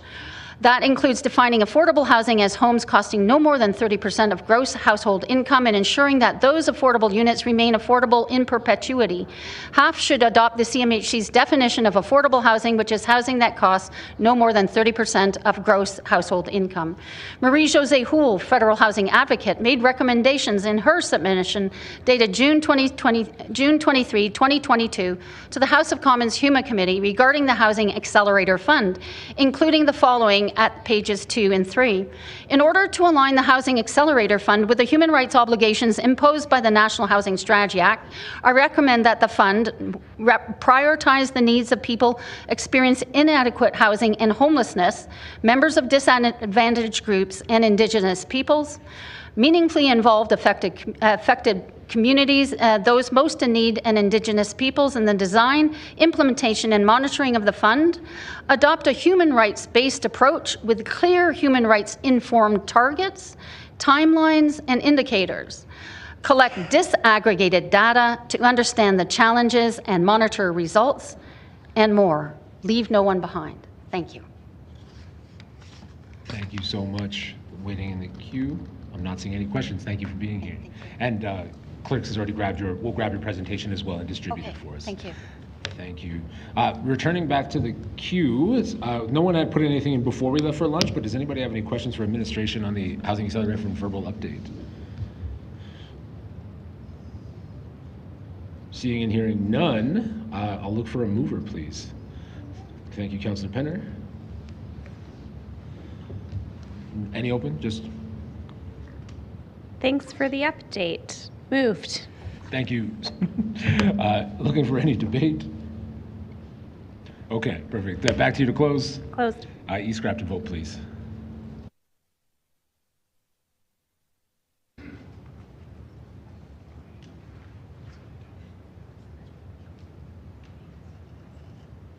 Chair, all the votes are in. Thank you. Please display the votes. That is carried 7-1 with Councillor McLean opposed. Thank you so much for that. With that, we'll move on to item 7.4, which is the Secondary Suite Incentive Program. I believe it's Director Chasen. Here we go.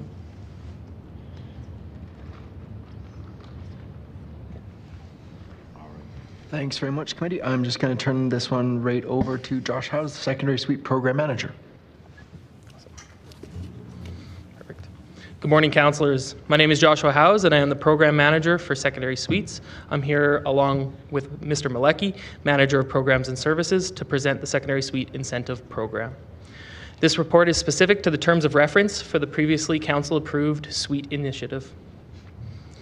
Our ask today, next slide please.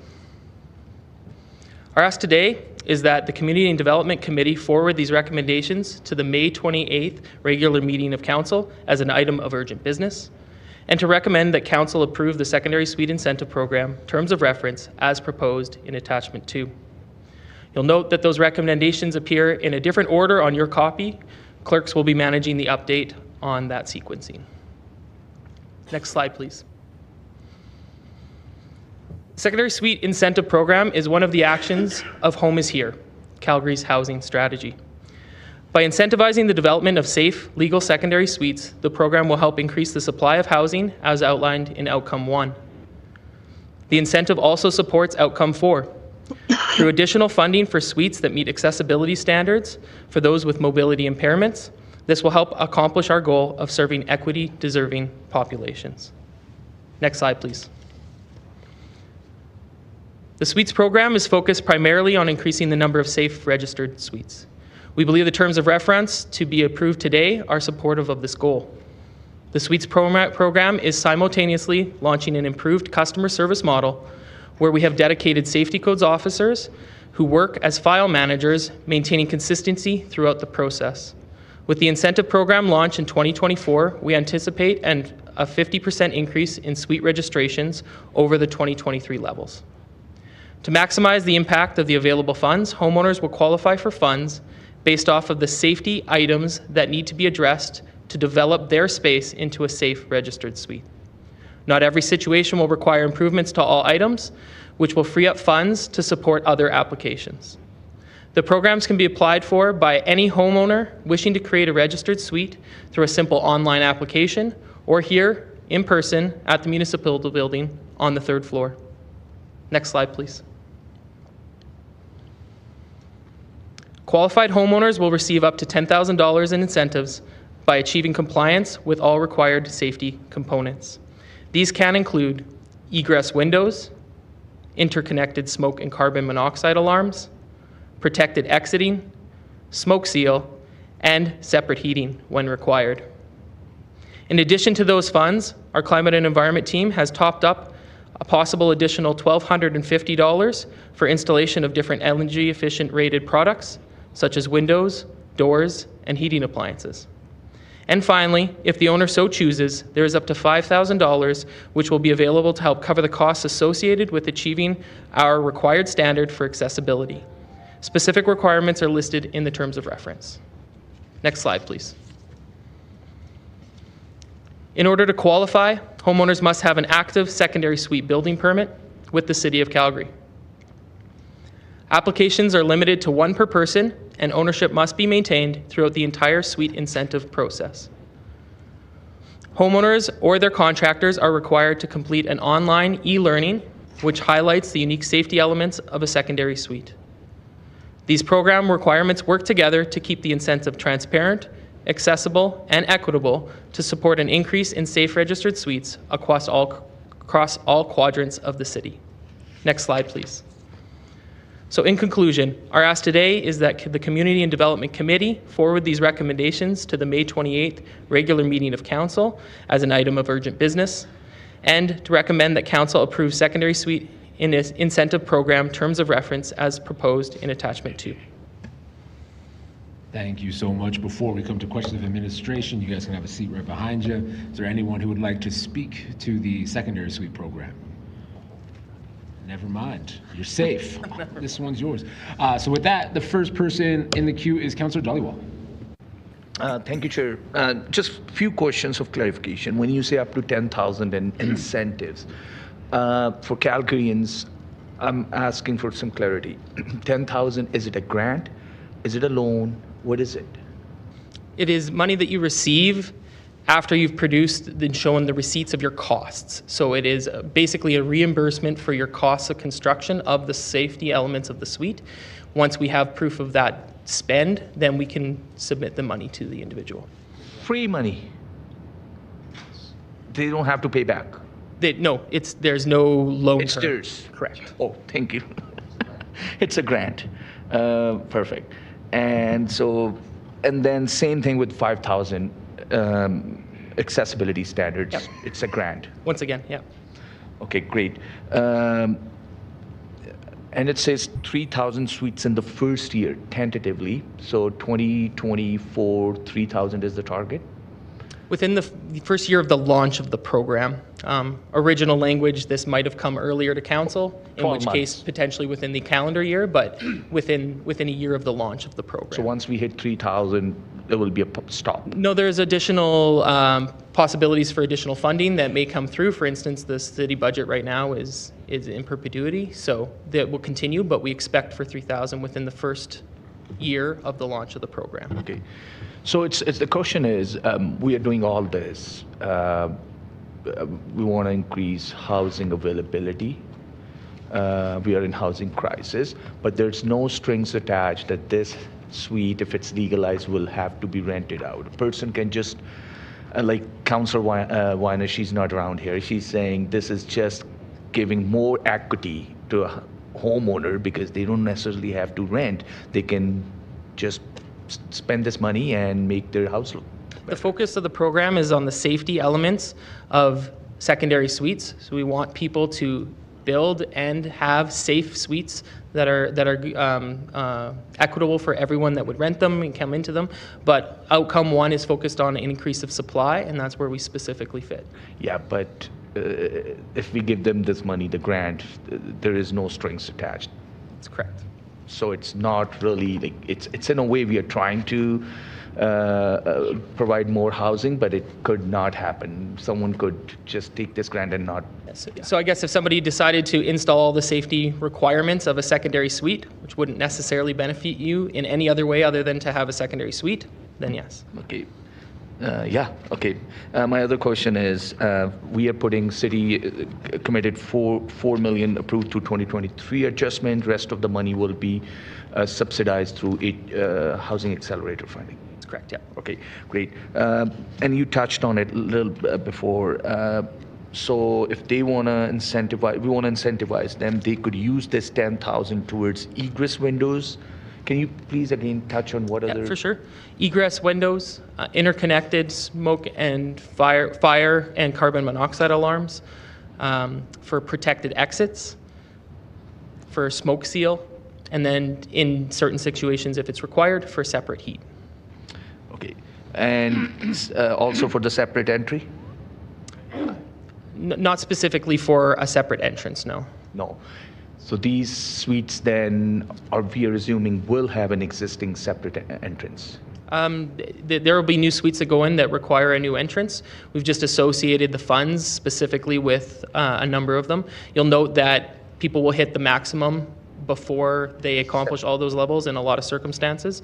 And so that's just a way of referring the fees. Sorry, I have some questions of clarification. So let's say someone there's a suite, they got everything in there. The only thing that's missing is separate entrance, and it costs them $5,000-6,000. They can still do that and.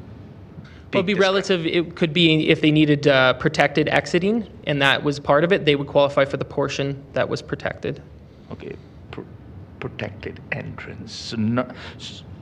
So necessarily, like the clarity is, if they are just putting a separate entrance, they may not qualify.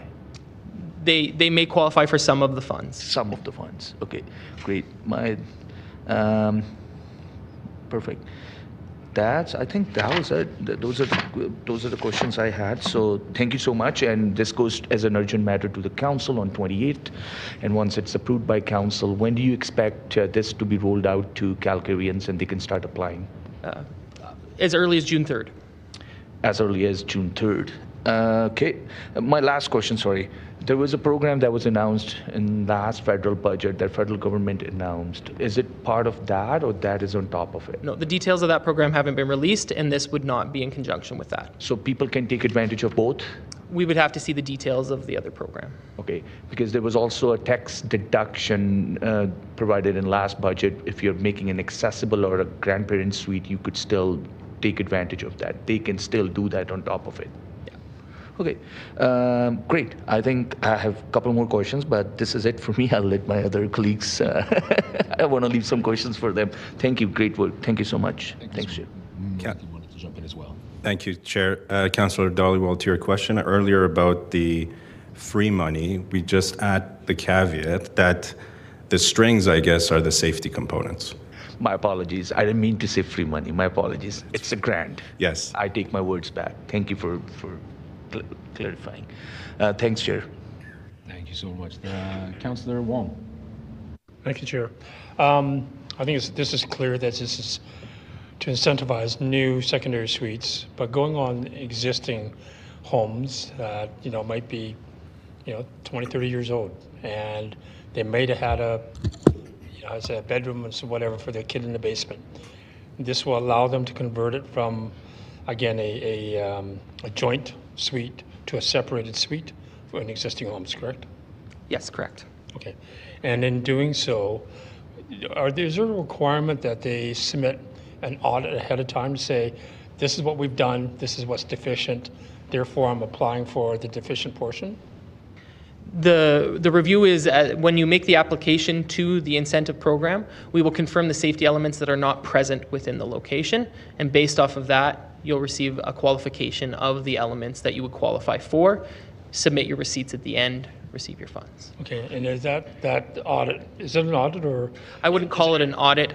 Our safety codes officers and our team will be involved in confirming and determining which elements have yet to be accomplished. So there'll be a visitation by safety codes officers? We do have inspections in our process, yeah. Okay. And again, when we talk about the $10,000 there, recognizing cost of inflation and everything else as such, how far does this go? Yeah, the intention of the fund is not to cover the full cost of converting for safety elements. It's just to help incentivize people to do it properly, to do it safely, so that the spaces that they create are safe for those that live there. So there's never the intention of this incentive to cover the full costs, and we don't expect it will. We did work with industry to determine some estimates of costs. Obviously, every situation is different, and what is required within a suite may need things in a suite that aren't required from a safety perspective, but they have to put that in. Those are all costs borne by the homeowner. Okay, and again, when you do that inspection to say these things deficient, you're expecting them to complete all of it, even though the funding would only pay for a portion of it? That's correct, yeah. Otherwise, you don't receive any funding unless you're registered, which would require all safety components to be completed and registered on the registry before you would receive any funds. okay, so not somebody say, geez, I want energy efficient windows and easy money. No, you have to be registered on the secondary suite registry. Okay, good, thank you. Thank you. Councillor McLean. Thank you, Chair. I think going back to where the previous councillors were going, so we've got 3,000 homes, $10,000, $30 million, plus possibly more for other programs. But what, I can't remember. How much has been budgeted already that we have in the budget for this? For sure. So we have municipal funding for $4 million. And then the additional amounts come from the Housing Accelerator Fund, which there's a complicated matrix. There's different years of which funding might be available. We are focused just on the effectiveness of the program to reach the 3,000 within the first year of the launch of the program. Yeah, I forgot to get my questions in the queue for the last Housing Acceleration Fund. So there's no real ties. Like, it's not like saying, you know, the half says you've got to do this or you get that. That was kind of the question of where you last time. People want to know if money was tied to blanket. Is there money then tied to saying we would get this money if we do secondary suites? Is that... So the Housing Accelerator Fund, and if you want further questions on how Housing Accelerator, I can pull Amanda back up. But the suites has a portion of that, of units that will be for the purpose of the H fund, will come from the secondary suite incentive. And so a portion of the money and a portion of the output will come from this incentive.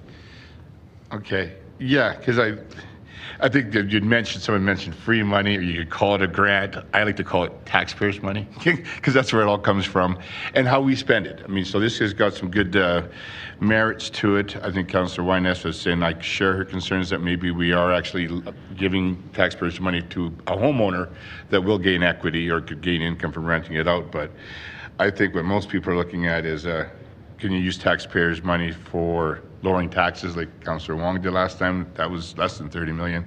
Or fix potholes. I think we all want to see some potholes fixed. But my question, instead of ranting, what will prevent from what happened last time with the resilient roofing program? We went down that road. I had a lot of residents that signed up for it and then they sold out quickly or subscribed too quickly. That was kind of a debacle. We don't want to see that happen again. So what do we have checks and balances for that? So thank you, Councillor, for that question. The applications will be processed on a first-come, first-served basis. We have, based on those learnings especially, we have a transparent and accessible process to ensure equity. And to improve the customer experience and consistency, we have an e-learning course as well. But I think your question about, it's actually oversubscription, which we have. Working with our financial experts in the city and administration, we have processes to deal with that. So this isn't approved yet, so I guess we go back to the Housing Accelerator Fund. If it say this wasn't approved, then we'd have those funds to put somewhere else? I guess that's kind of key comes down to. I don't think we'd proceed without the approval. I mean, but the housing money would still be there, because I think we've got most of it or all of it already, have we not? No? Thanks, Councillor McLean, for the question. The Secondary Suites Initiatives is a commitment in the Housing Accelerator Fund. Any changes to that commitment would require negotiations with our partners in CMHC. And, any commitments that we don't fulfill, there may be a risk to the fourth funding allotment. That's what I was understanding. 3/4 or the first three allotments have been done, and then the fourth one, 40, 50 million. I don't know the exact number. So the fourth advance is 57 million. They're allotted to the city in 4 equal payments. Okay. So there is strings. All right. Again, I've got some issues with it, but I'll hold my questions for other people. Thank you. Thank you. We'll go to Councillor Pootmans. Thank you, Chair. Thank you for your presentation. Channeling Councillor Wong, he was wanting our backyard suites included as well. No, backyard suites aren't included in this specific design of the program. At the $10,000 mark, it's really not relevant for a backyard suite. If there was desire for a backyard suite program, we would have to come forward with a different design and plan. They're not the same. It's five-fold cost, basically. Thank you. For context, slightly off topic, you might not have these figures at your fingertips because it's not directly involved today, but we used to have estimates of legal suites in the city as well as an estimate of the number of illegal suites. Do you still track those in some fashion or other? There's not a formal process that provides us that information, but obviously on the team, we have our own ways of trying to determine so by tracking, say, offered suites on Rent Fast or such and so forth. So right now we are approaching 14,000 on the registry, so that would be 14,000 legal suites. And estimates have us between 20 and 30 illegal. 20 and 30,000, sorry. 30,000. Thank you. Do you anticipate this program might have take-up from new builds as well as existing facilities? That's definitely the hope. New builds in terms of brand new homes? Yeah. Within the inner city, potentially. The framework of the ownership should restrict some of that, though. The reason I'm asking that question is I'm intrigued by whether or not this might be an incentive for builders. Yeah, builders won't qualify based off of the ownership requirements. Even though they might technically be an ownership? I guess they could build one. But no, because of corporation. So an individual homeowner must own at the start when they apply, show that the safety elements aren't there, and still own at the end of the process when they've completed the construction. Thank you for straightening me out on that one. I think I'm done. Thank you. Thank you, Chair. Thank you, Councillor Chabot. Yeah, thanks. I need further clarification. The 10,000 per unit, the City of Calgary allocated for 400 homes, that's $4 million. Is the federal funding definitive as to how many? Sorry, definitive as to how many we require from the full program? How many or would be funded through the federal program? We have requirements of a certain number of units to the federal program, and then we have funding associated to those number of units. What's interesting, well, what's not guaranteed is that the $10,000 is an up to. And so we may see much more than, or many applicants may not receive the full $10,000. And so there is room for additional units within that framework. Within our own funding, even? For both sets of funding. Okay, some of the criteria that's listed here. Now let me jump to the other thing here, because I'm on page 1. The $5,000 in additional for other improvements like energy efficiency, is that also coming from the same fund, or is there another source of funding for that? The energy efficiency funds are coming from the Climate and Environment team's separate budget. For the accessibility function, that does come from this budget, but we expect an uptake that can be handled within that. That's that amount that people don't qualify for the full 10 will be able to support the accessibility function. The environmental funding, is there a specific allocation? For this, yes, $1 million from the environment fund is available for the purpose of this 5,000, program. So 200 units. For the 1,250. The million is for the 1,250. 50 at 5,000. The 5,000 is for the accessibility, and that would be the difference between some applications not requiring the full 10, therefore allowing additional funds to be available for those that hit the accessibility standards. Accessibility, so an at-grade unit, is that kind of what I would... Sorry, say that again? Would that imply an at-grade unit? Not necessarily, but most likely somebody, if they took the time to try and hit the accessibility standards, it would be a unit that was accessible at grade. Yeah, it's 5,000. Would not do much for an elevator. It certainly wouldn't help in certain circumstances. Okay. Some of the criteria that you have in here includes things like separate heating. Separate heating, would that include baseboard heating, electrical heating? Yes, if it qualifies under the safety code's requirements. Under the modified safety? Under the full under the whole new one? Yeah, the modified don't require the split heat. Which is separate air. Correct. Which some basements could not accommodate because of heights. Yep. Okay, interesting. Councillor, sorry if I may add to that. So we are in conversations with the province to ease some of those rules. So that's another tool that we're using to make sure that people can actually do this easier. But we've gotten approval from Minister Schultz to extend that abbreviated version for safety. But you're saying beyond that? Yes. Okay, interesting. And that's Rick McIver now, eh? My buddy Rick. I'll have to have a little chat with him. I do have some other questions. Let me just go back here to my source reference information. How many units are we currently converting from illegal to legal? I thought that was around 3,000. No, the 3,000 number would be total registered suites. Last year was 2,900, so it approached 3,000. Of that, though, less than a third were existing conversions.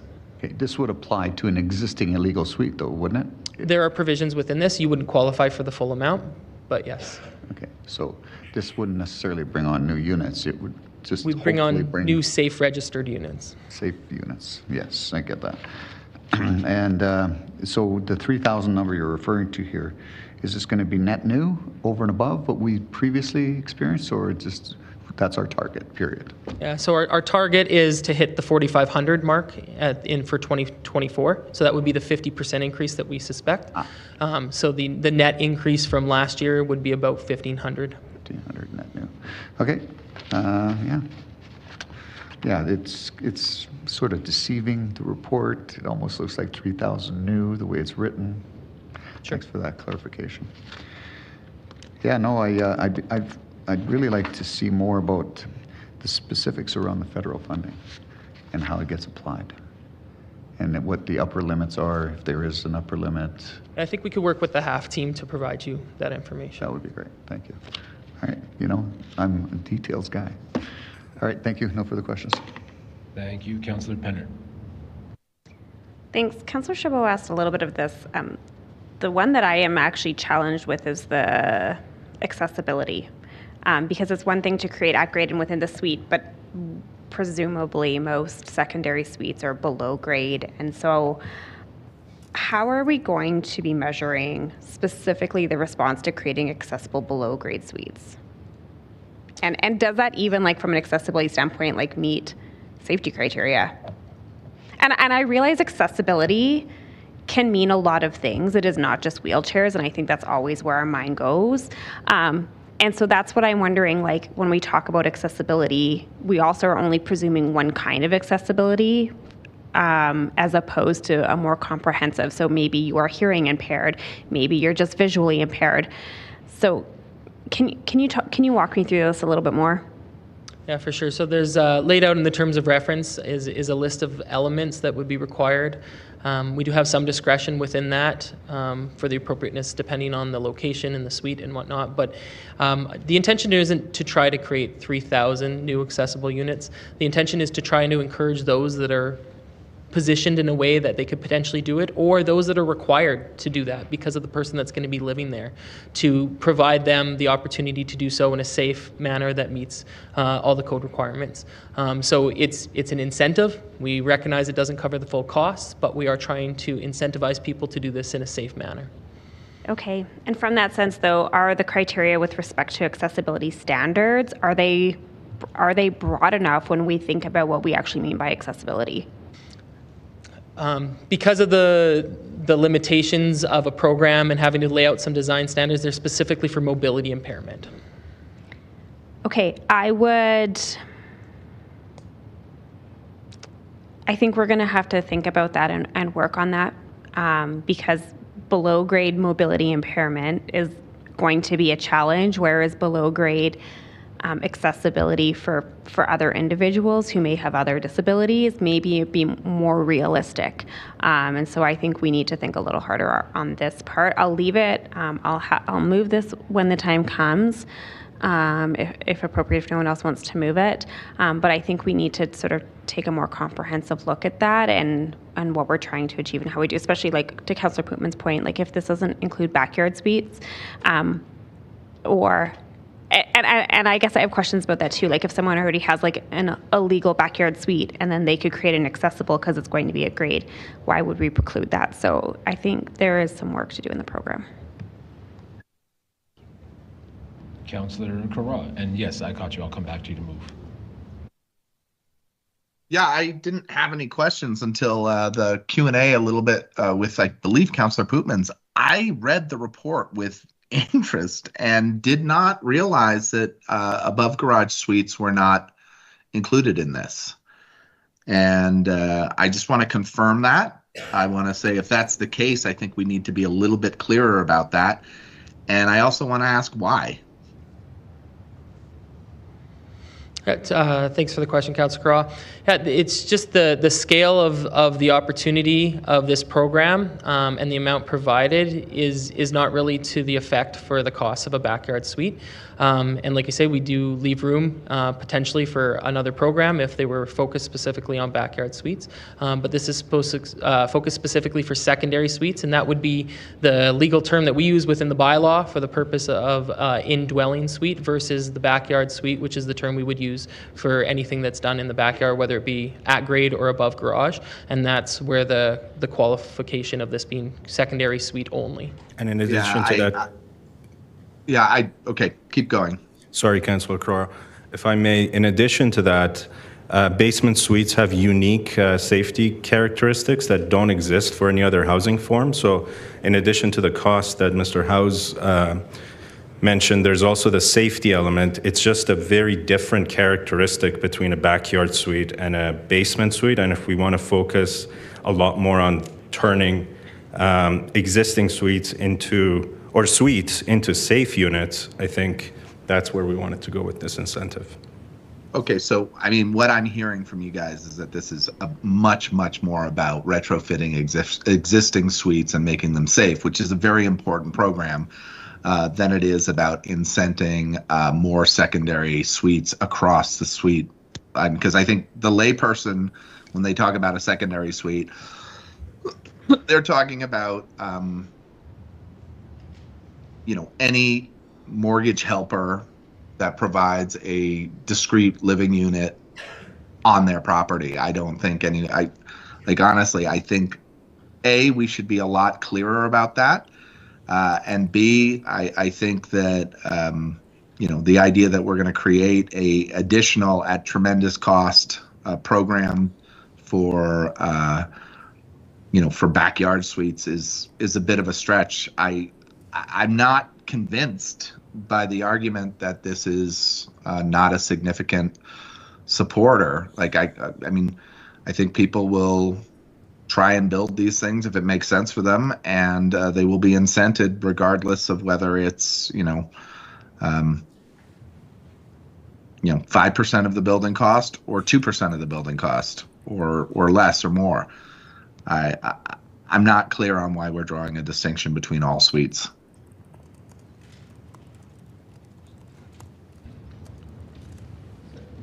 I think that's,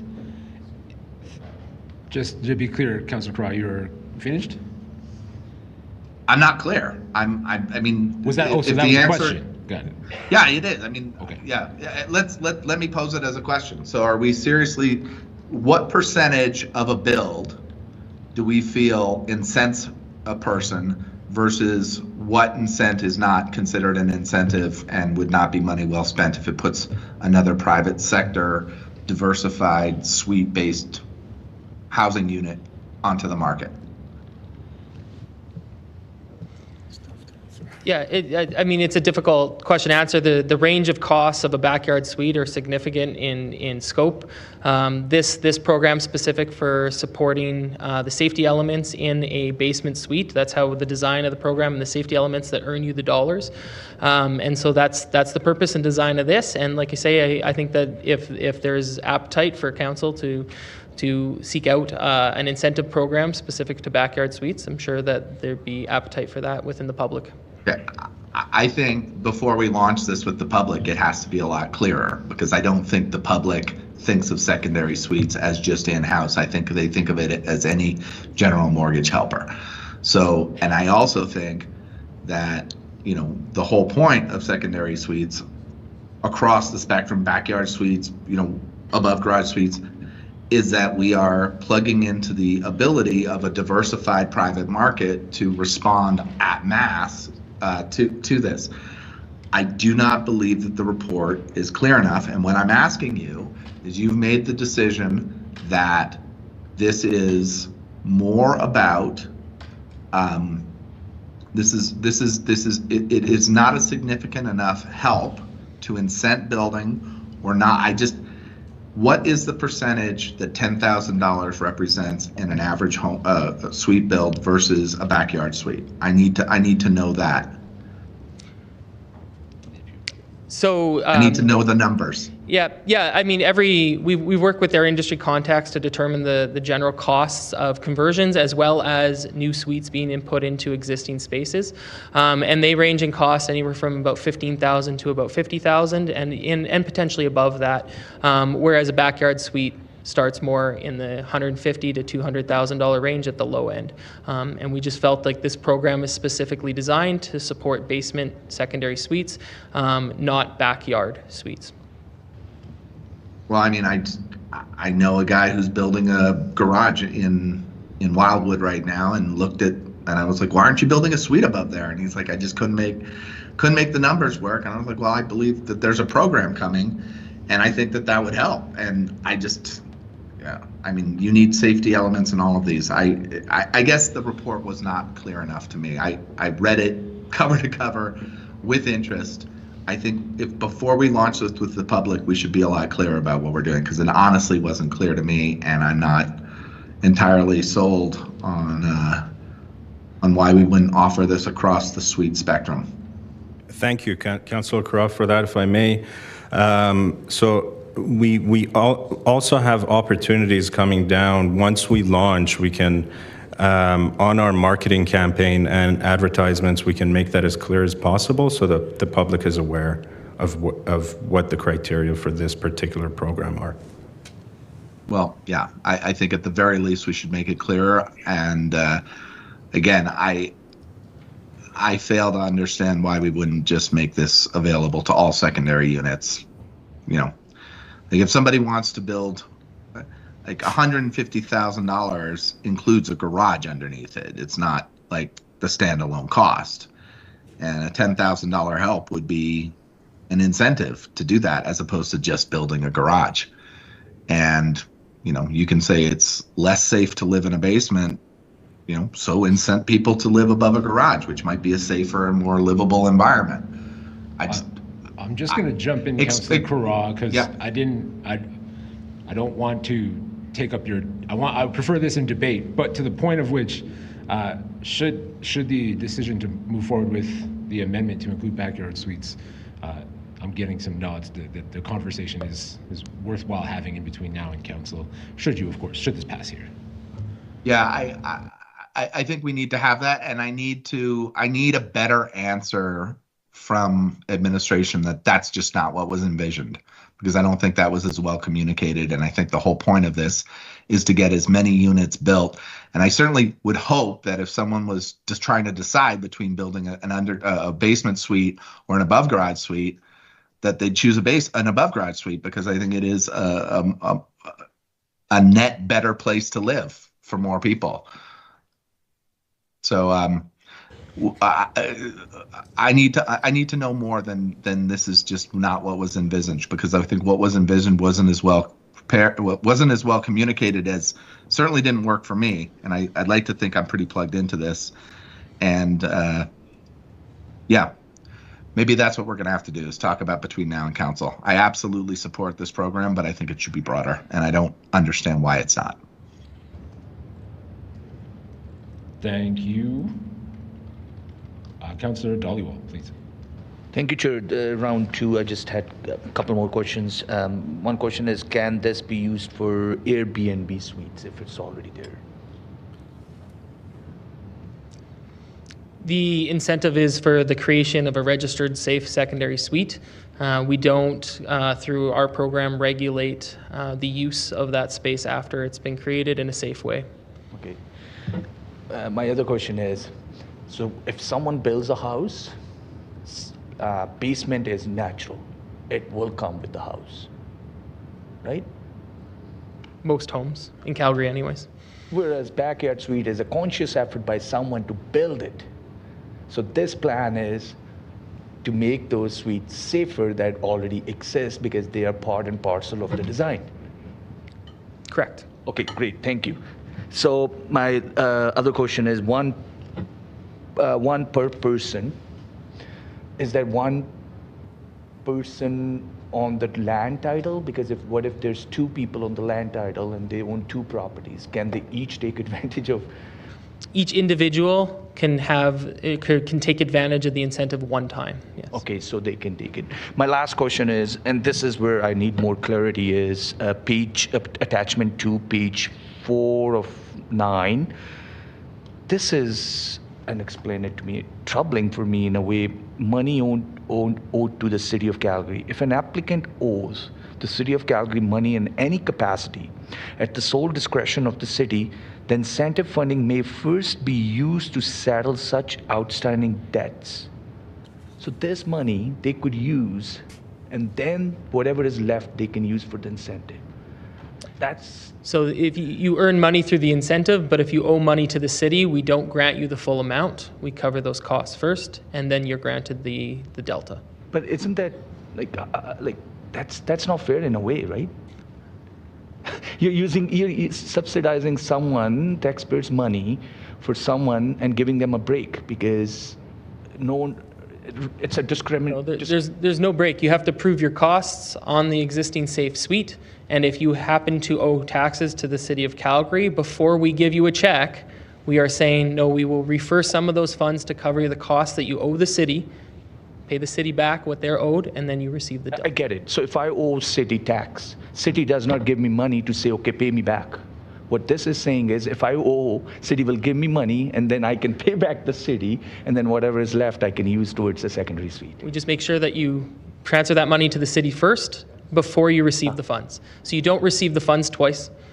You just receive the funds that are left over after your costs to the city that were owed are covered. Then the program sends you the delta. Okay. Sure. Okay. Thank you so much. Thanks, Chair. Councillor Wong. Thank you, Chair. I have to leave, so I think you're going to have to find an alternate chair. Okay. Vice Chair. Yeah, I'll take care of it. It's okay. Okay. Thank you. I'm out. Thank you, Councillor Sharp. Thanks.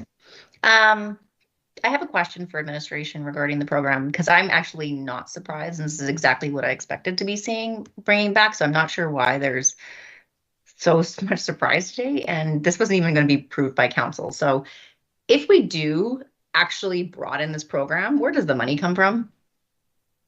To like backyard suites and garage suites, where would the money come from to expand it? Thanks for the question, Councillor Shop. It's definitely not my realm. I think that you'd have to ask for additional budget or look to the accelerated fund and see if there were additional funds available, and you could expand on the agreement potentially. But yeah. Mr. Howes, was this exactly what you expected to be presenting today, since you briefed us a couple of months ago? Yes. Okay. Thanks. That's it. Thanks, Chair. Thank you so much. Councillor Penner, back to you to move. Thanks. I guess maybe just a quick follow-up on Councillor Sharp. Like, if we were to give direction to expand the program to other units, that doesn't necessarily mean it would be more funding. It would just be the same amount of funding across different kinds of units. That could be a fair option too. Yeah, and that would affect potentially the total number of units expected from the program. Yeah, sure. Super good.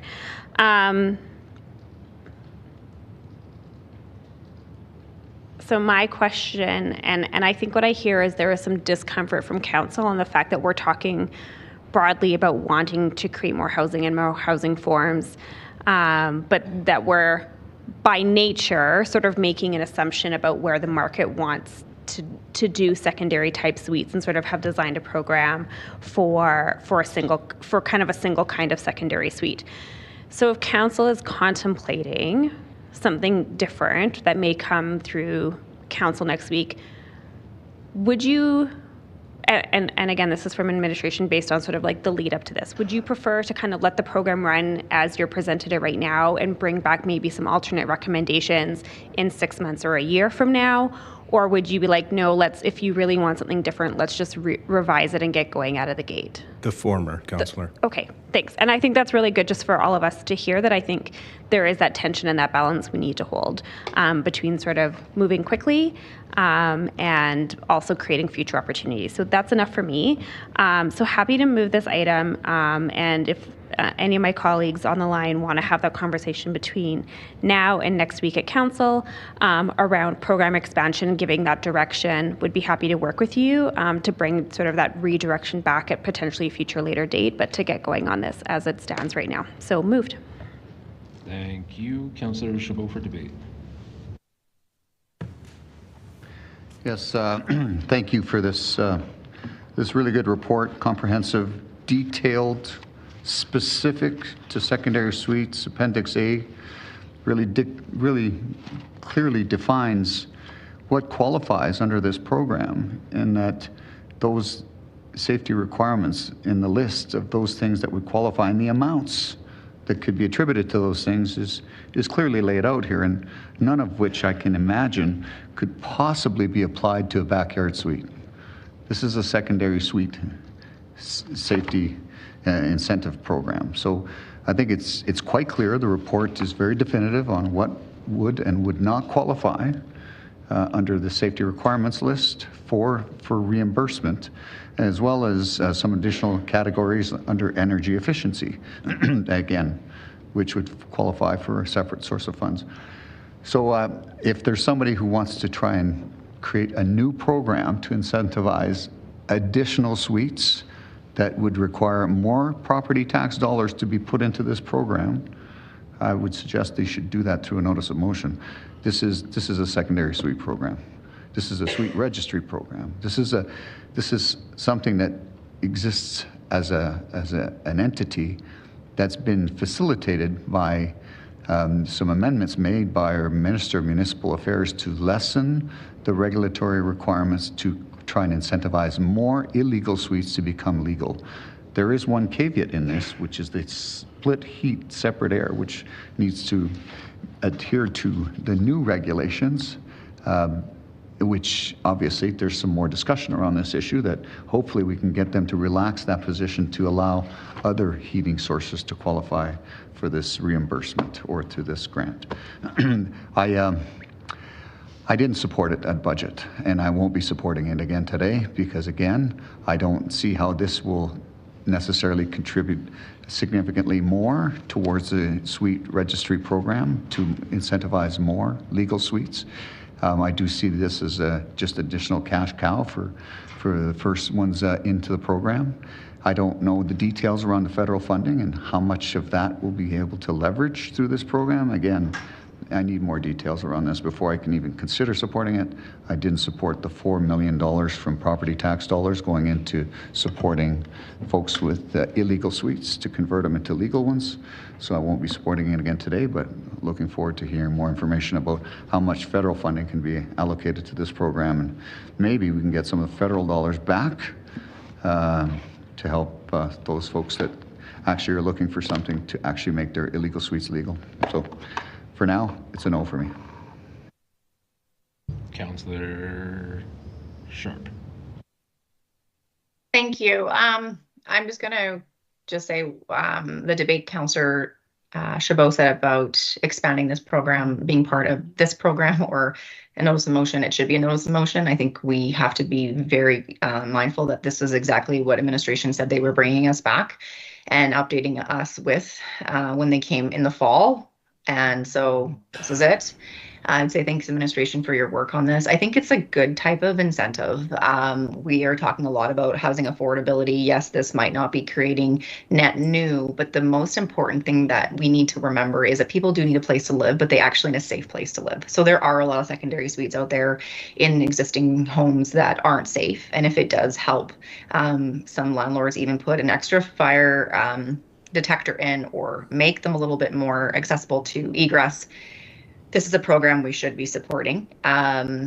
We can't compete with federal provincial funding. So if this is something that, we can work with the governments on being able to expand and get more money, then that's something we should advocate for. And so I think this initial grant program is a good idea. I would say that the one thing I'll implore administration to do is make sure you're monitoring this and make sure that we are seeing the benefits of this program. One comment was made, how many people can pull funding? So if you have 6 people on title, how does that allocate and what they're doing? So we have to make sure we're monitoring the accountability of this program before maybe we actually expand it. So I'm happy to support this today, and thanks for the great work. Thank you so much, Councillor Sharp. Councillor Dhaliwal. Thank you, Chair. What I heard from administration is it's not about, in a way, suite registry program. It's about making them safe. There's already suites that are on registry that will be able to take advantage of this program from higher efficiency windows and all of that.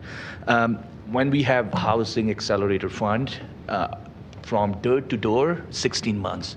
This, within 2 months, you have someone moving into a secondary suite that is in a dire need of housing. I can tell from coming from Ward 5 that how it's helping so many newcomers in Ward 5 to settle into this city and this country. International students, it's newcomers who can't afford to buy a house. So this is a great program to incentivize these people to take advantage and make their secondary suites safer, because this is the fastest way to get a roof on someone's head. So I'm happy to support it. I also like how Councillor Sharp said, we got to monitor it properly, and we got to make sure that that we don't have people taking advantage of this program. And I just did a rough math, and if I could be wrong, 3,000 suites in first year by 10,000, that's 30 million. 5,000 for meeting accessibility standards, that's another 15 million. That's 45 million. And if we are putting 4 million, then the math tells me, okay, that tells me that there's lots of money coming from other jurisdictions, mainly federal government. So happy to support it, and I urge my colleagues to support it. It's a great program. It's a first, it's like a pilot in a way. Let's monitor it, and I believe after a year, we're going to relook at it and relook at the eligibility. So thank you, administration, for bringing this forward, and happy to support it. Thank you so much. Councillor Pootmans. Thank you, Chair. For me, the relevant statistic were brought to the table earlier by suggesting there are 20 to 30,000 units that are unsafe right now. This is a huge part of the solution. No, I shouldn't say that. It's a part of the solution, but it's a huge part of a comprehensive program to address all of these issues in terms of housing. So with that, I'll be supporting it. Thank you. I'll just quickly insert myself as well. During the rezoning strategy, a couple of nonprofit providers actually came to speak, and I think I scared one when I asked about scatter site housing in illegal suites, because I think one of the providers were very uncomfortable. The question is accurate. It's not like criminally illegal, but it was the idea that so many people in need actually live in illegal suites because they are the most affordable options. And I think what we also hear from that is you find yourself in a space where an unregistered suite lends itself towards a predatory market that already exists. And so one of the key messages of this work is that I continue to hear that I'm actually consistently afraid of is that every time a funding stream comes forward, quite often we hear an argument for put this money somewhere else. And then when that funding stream comes forward, the argument is put that money over here. And it's a cyclical argument of which we should always be building the other thing that we're funding, the other program. And what ends up happening is just something that I want to be very cautious of, which is each funding source has a specific purpose, especially if it's federally funded, because they They do have strings attached to the money they spend, like Housing Accelerator Fund has some very specific rules.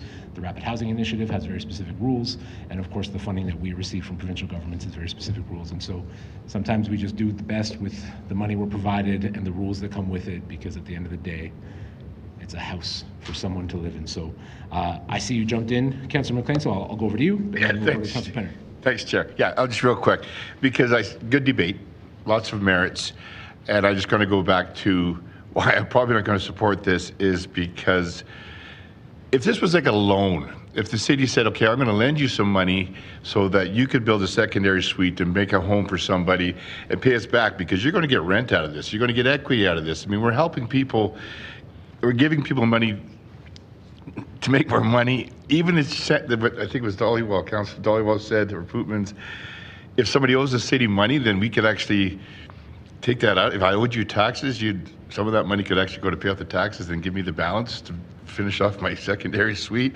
It's got just so many holes in it. I just can't support it.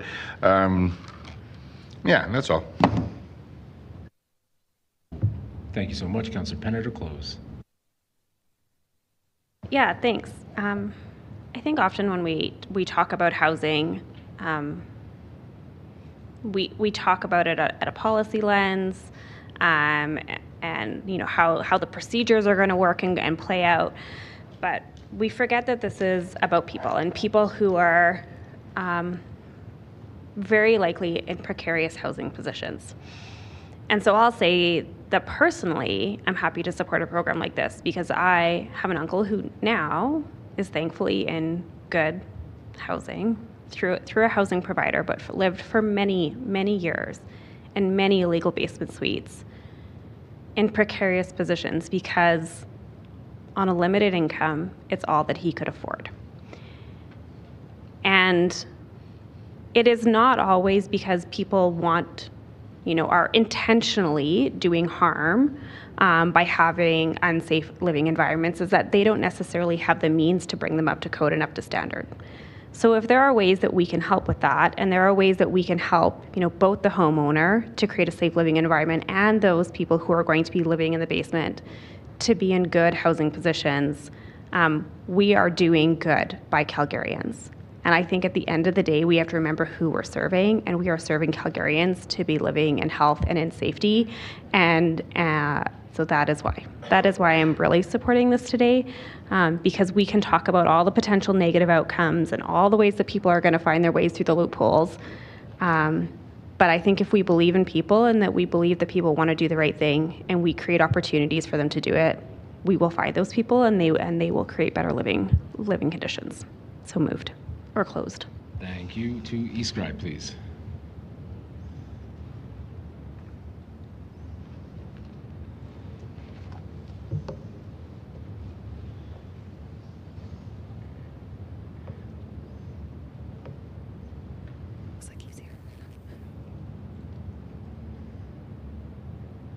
Councillor Corral, your vote, please.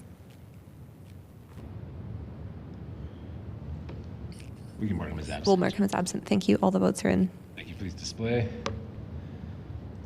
That is moved 5-2 with Councillor Chabot and McLean against and Councillor Corral Wong absent. Thank you so much for this item. Committee, just a heads up for time-wise. It is 2:05. We have 2 items left, and then a closed session item that we carried over from the last meeting to just get some additional information. So keep that in mind as we move forward. So again, thank you so much. We'll transition to 7.5, the vehicle for hire transitional strategy, but I'll give people a second to shuffle out and shuffle in. Mr. Director Chase. Oh, sorry. I thought you were leaving. I was like, is that your coat?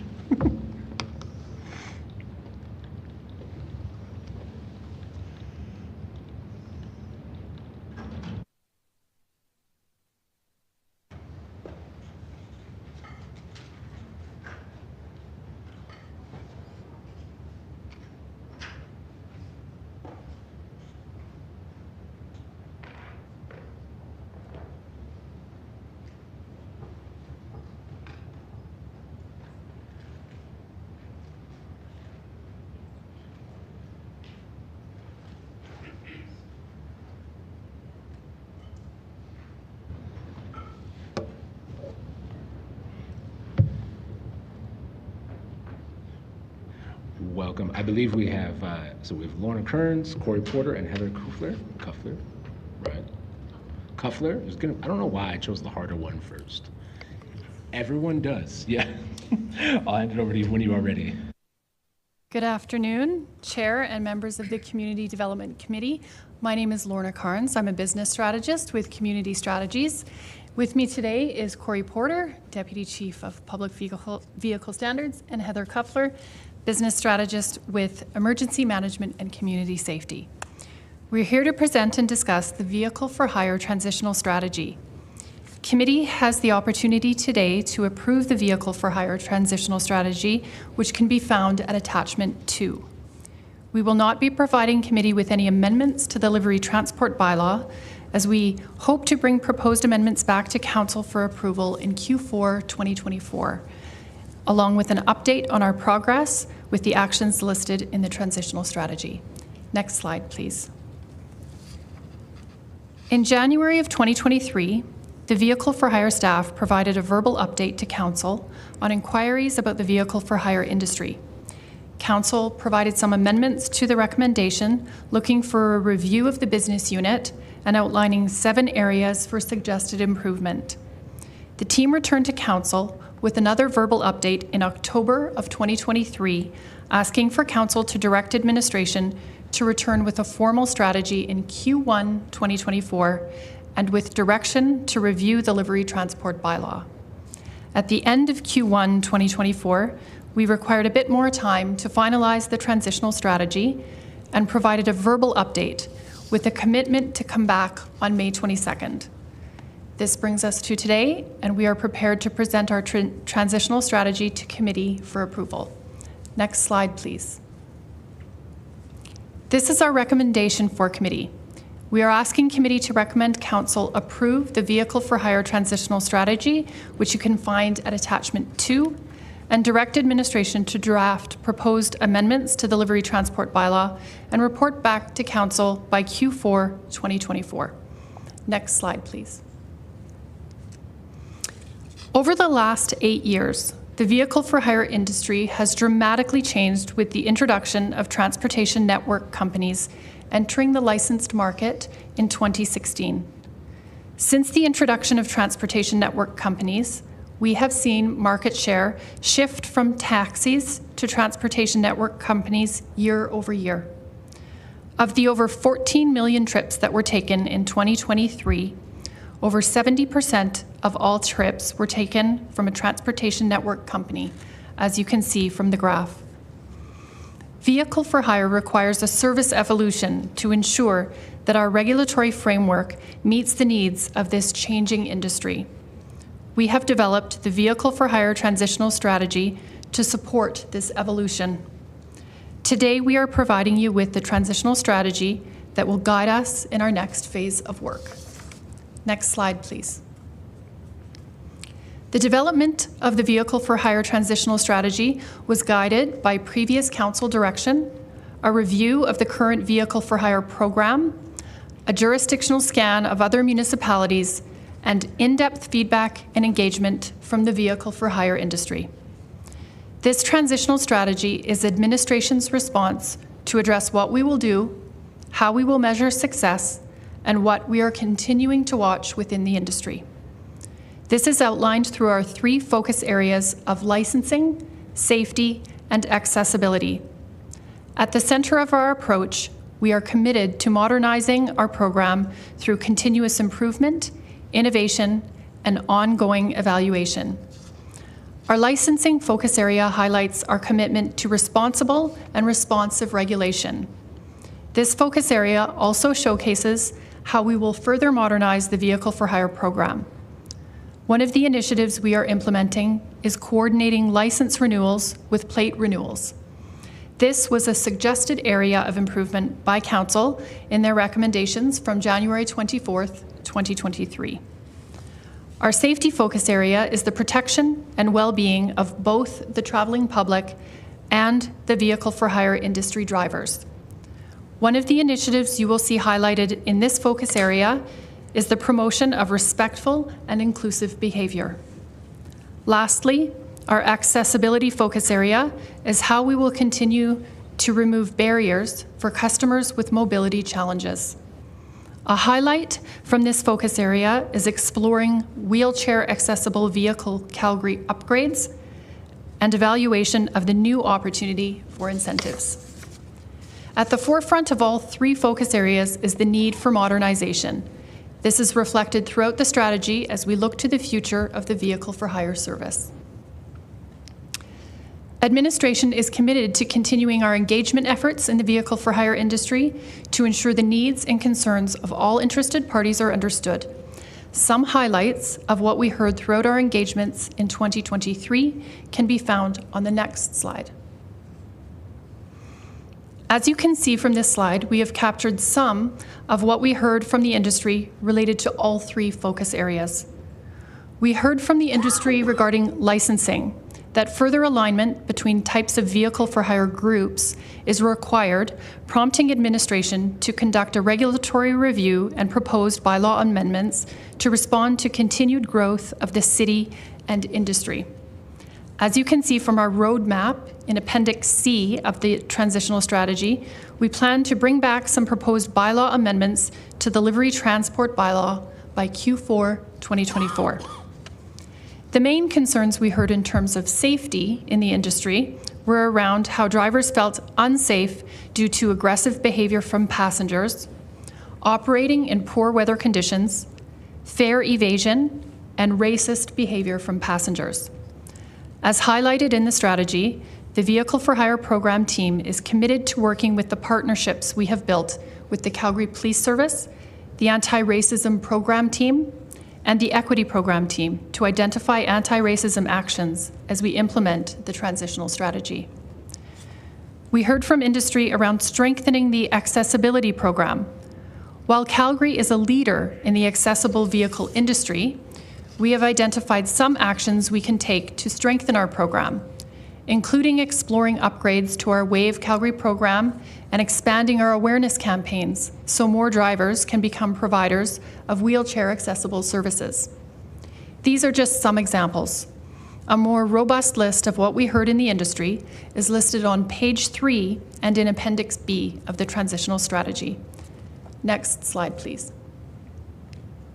This slide shows Council's recommendations from January 24th, 2023 to modernize the Vehicle for Hire program and identify areas for improvement.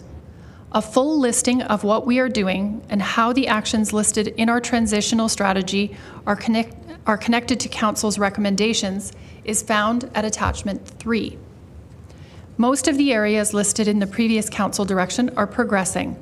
However, we are not moving forward with a centralized dispatch model for taxis as vehicles for hire. Administration has concluded this is not a viable option. The reasons for this include the fact that the costs to initiate and operate a central dispatch model would require a significant increase in fees for drivers that might be passed on to the consumer. In addition, this would undermine the efforts of companies who have invested significantly to operate their own dispatch services. Next slide, please. Once again, here are the recommendations for committee today. The team is happy to answer any questions you might have. Thank you so much. Before we go to questions, we have 5 registered speakers, if one is absent. And so first up, I just want to check Preetpal Dhaliwal. First, please, you'll be up front. After Preetpal, we'll have Kurt Enders. Thank you. Is Yannick Williams on the phone line? Yes, hello. Perfect, which then would suggest that Jake Brockman is also on the phone line but won't need to be speaking? He won't be speaking today. Perfect, thank you. And then last is Jeff Garland. Okay, we'll circle back, we'll give them some time. So first, we'll start with you, Preetpal, please. Come up and you can begin when you're ready. Okay, thanks, ladies and gentlemen. I'm Preetpal Dhaliwal. I'm just one of the cab driver. I think cab driver, they are front force of the industry, and we don't have much voice in taxi industry. And I'm trying to speak up. It's not easy to speak up for taxi drivers. point of view, right? So we don't have body to look into taxi industry has problems or possible solutions. Everybody have their own interest. The brokers, somebody own a taxi plate, or driver, they have their own interest. We don't have body to look into taxi industry's whole problems or possible solutions. Right? So LTS should have and could play a bigger role. Now they say they are to implement taxi model or looking into protect public, not drivers. I was reading same on Ottawa City news regarding taxi and Uber situation in court. The Ottawa City or Ottawa, they were saying they are to protect public, not the drivers. So we should have bylaw to protect the drivers. Cities are getting sued successfully because of lobbyists are able to ignore bylaws. Taxi driver just billing fairness to survive day to day. Right? Now ride-sharing model is here. Taxi industry should be allowed to work with them or create their own ride-sharing model within taxi industry to compete with Uber or other ride-sharing companies. Now 50% going to multinational companies. They are charging huge to the drivers, and that I think it should stay local. So if we allow local ride-sharing company within taxi industry. Well-trained, experienced, dedicated drivers serve public for a good part of their lives. Watching, getting and run over by model isn't any better for public or drivers for long run. Municipal or provincial government should communicate to taxi industry, has same insurance structure, fair field to compete, survive and thrive. Thanks thanks. Looking forward, I'm principal. Thanks. Thank you so much. I'm just looking in the queue. There's no questions for you, so please feel free to have a seat. Thank you so much. Next, I'll invite down Kurt Enders to speak.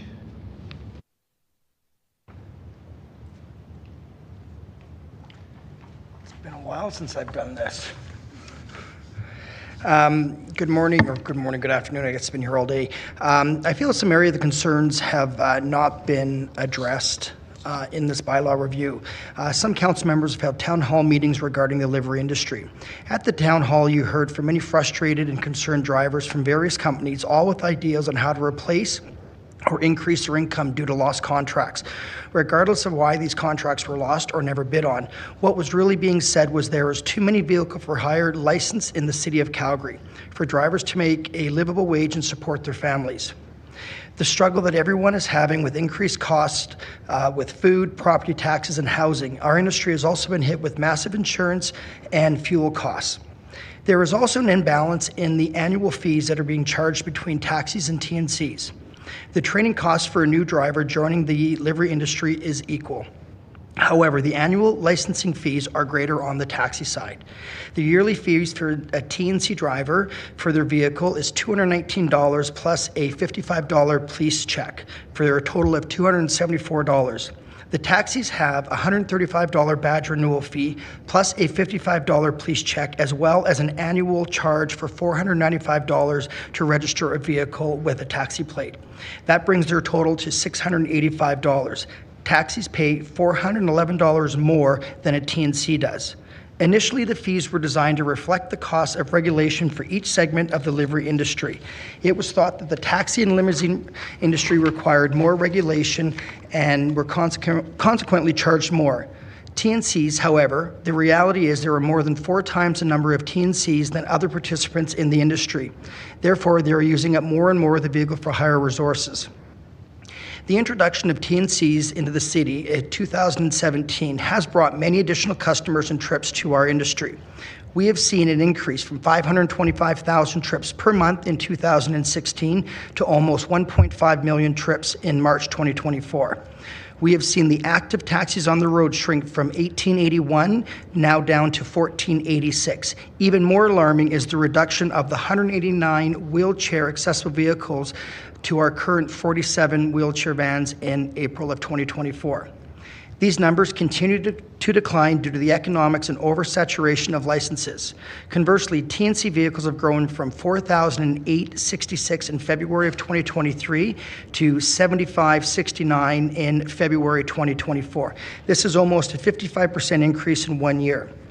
There are currently now over 8,000 active TNC licenses on the road, making a total number of livery vehicles in our city close to 9,500. Using the numbers above, in March 2016, with 525,000 trips done per month with 1,881 licensed vehicles, the average car did approximately 279 trips per vehicle per month.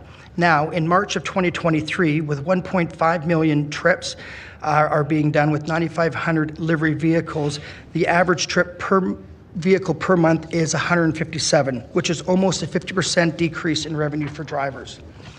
We are in a situation where supply of vehicles currently on the road vastly outnumber the actual demand for these vehicles. At Checker, we are limiting the number of vehicles on the road to balance our customers' needs as well as ensuring our drivers are still able to support their families. This is becoming increasingly difficult to manage given the lack of control over the number of vehicles being allowed on the road. The only solution to the problem is controlling the supply until demand dictates more or fewer vehicles are needed. As a governing body, you can control the supply of TNCs, realizing the city doesn't have the stomach to go up against companies like Uber or Lyft by capping the number of licenses. But you could look at restricting the number of livery vehicles on the road at any given time. This would ensure the demand was met for customers while protecting all drivers the ability to earn a living wage. As council, if you don't take a serious look at the number of vehicles on the road, there'll be no taxi industry left. If drivers from all segments of the private for hire vehicle are not making a decent wage to support their families, the consumer will eventually pay the price.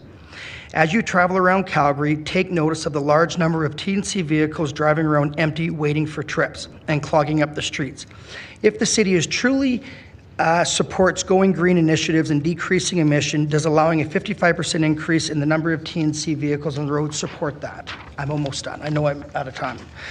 In summary, the taxi industry overall is already in decline from the oversaturation of private for hire vehicles. You've heard this from taxi drivers and TNC drivers at your town hall meetings, and each one is worried about the future of their industry. Their income has dropped significantly over the years while their costs have skyrocketed, so they are asking for your help. The answer doesn't lie in changing to a different system or targeting other taxi companies for their hard-earned contracts. It lies with balancing the supply of private for hire vehicles with demand of the industry. You got it. I was just about to come in, so thank you so much. You have a question actually from Councillor Dollywall, so stay right there. Thank you, Chair. So I just heard you see there's a problem, but problem is on the other side, right? That's what I heard. The oversupply of licensed vehicles in the city of Calgary, yes. Yeah, but that's the market, right? Because you just admitted yourself that Checker limits number of vehicles on the road, so you play with the market yourself. To ensure that our drivers are making a decent living, yes. I could put all my plates on the road tomorrow if I wanted to. Yeah, and what impact will that have on the drivers? It would have a big impact on our drivers. Okay, and so you just talked about insurance. What about those drivers who are complaining that their monthly rent rates have gone up in the last 6-7 months just based on the different form of contracting availability to certain brokerages? I can't speak for what other cab companies done. Yes, there's been, I think every cab company in the city has done a stand rent increase to the drivers due to insurance. There's no insurance providers in Alberta other than Facility, which is, if you know anything about insurance, it's last chance of insurance that you are obligated to get under Alberta law. And there's one other company in Ontario that is servicing Alberta taxis. That's it. No one else wants to touch taxis. Okay. So you talked about the fees. 135 plus 490 for taxi plates, and TNDL, they don't pay for taxi plates, right? Because they don't need a taxi plate. They used to have a sticker. I'm not even sure they have a sticker anymore, but they're an all-in-one package at the 275, which is registering the driver and their vehicle with Okay. private for hire vehicle. So $400 plus more for TDL Correct. driver. For the And- drivers that own a taxi plate and are putting a vehicle on the road. Okay. Just a question for you. The model that TNDL use, which is very much they vary their rates based on the availability, market, supply. How would you react to something along those lines if brokerages are allowed to do that rather than with a strict that, hey, you can only charge a drop rate plus the max you can go, that you have that ability to fluctuate and compete with the TNDLs?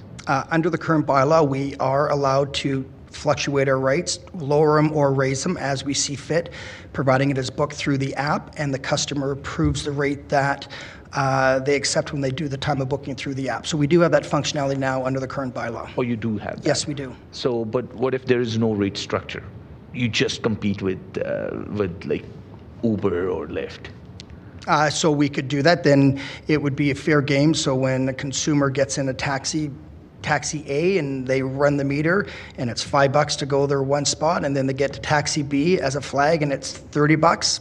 I guess if that's the way the city wants to go, you could. I'm just trying to understand, how can we help? Well, I think there is an oversupply of vehicles on the road, whether it's, and whether you talk to a TNC driver that comes through our door because they're not making any money, there's an oversaturation of vehicles. And to make it a viable industry, to make the accessible vehicles work in our city, if there's not a strong taxi industry to help support the wheelchair vehicles, to go buy a $75,000 vehicle, they can't just live off doing accessible trips because there's not enough out there. It's a balancing act to make sure that whether TNCs and taxis are here to stay, it's how do you make it viable for both parties to work together? And that's what we have to come up with the right solution. And I believe it starts with limiting the number of supply of vehicles out there. That would be TNCs. So if correct, because we're already limited, right? We're already at the max. Okay, but Mr. Anderson, you also understand. You saw what happened in Toronto. Yep. I've also seen what's happened in Ottawa too. Yeah. So, but is there another constructive way to have that right balance that you can suggest? Well, I guess it depends. Does the city have the stomach to challenge Uber and Lyft as opposed to being walked all over like what happened in Toronto? They were going to go put a cap on the number of vehicles in Toronto, and they got threatened with a lawsuit, and that city council cratered. Because they were worried about a lawsuit, right? So I guess it depends, how much do you want to dig in to try and save the industry as a whole, or do you want to just... Yeah. My last question, about, I had some sit-downs with TNC drivers. Yep. And I don't know how much advocacy you've been doing on your side, is that how provincial government has changed license requirements. That class 4 you need for TNC, and you're not required to do any, it's just a written exam. You're not right to, there is no driver's examination, you're not required to drive. And that is allowing lots of unqualified people, I don't want to say unqualified, but since they haven't gone through that rigorous process, to take these licenses and they're on the roads. Have you done any advocacy to the provincial government on that, that is not helping the taxi industry? We have tried to reach out to them and tell them it's an awful decision they made, to the point where we've actually hired our own in-house driver trainer, and 50% of the drivers that apply do not pass our road test.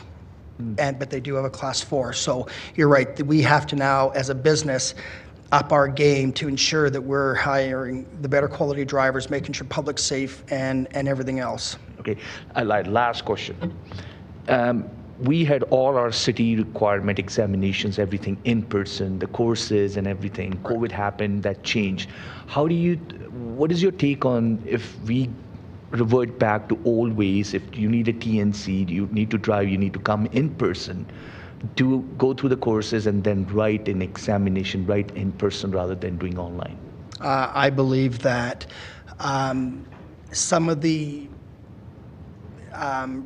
rules that were in place before TNCs need to be brought back in. As an example, going from vehicle inspection from 6 months to every year, I think the miles these drivers are putting on need to be done every 6 months for public safety.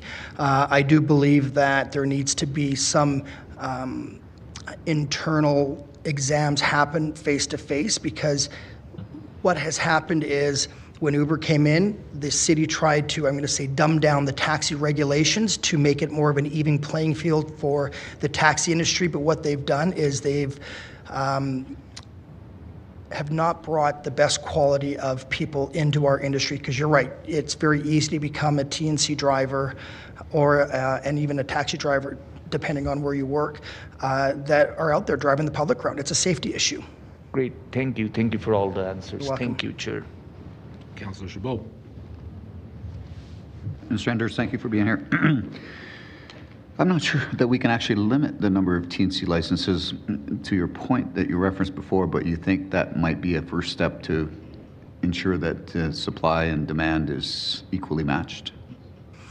Yeah, I think if there's, if you could match the supply and demand, whether it's capping the number of coming out, I think by also increasing the qualifications to become a TNC driver and a taxi driver will also arbitrarily start to limit the number of drivers out of the gate right there. So I think there is some ways to do it without...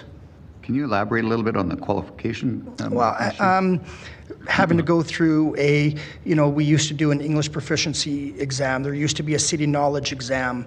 Now it's everyone relies on an app, and if they don't have their app, they don't know how to get around the city, right? So there were some things that really made it the quality of driver better for Calgarians and tourists that come in by just making sure they knew the city, some of the highlights of Calgary, English language, and they never did a driver's exam through LTS. That was normally, but the provincial government did that through their Class 4 on a road test.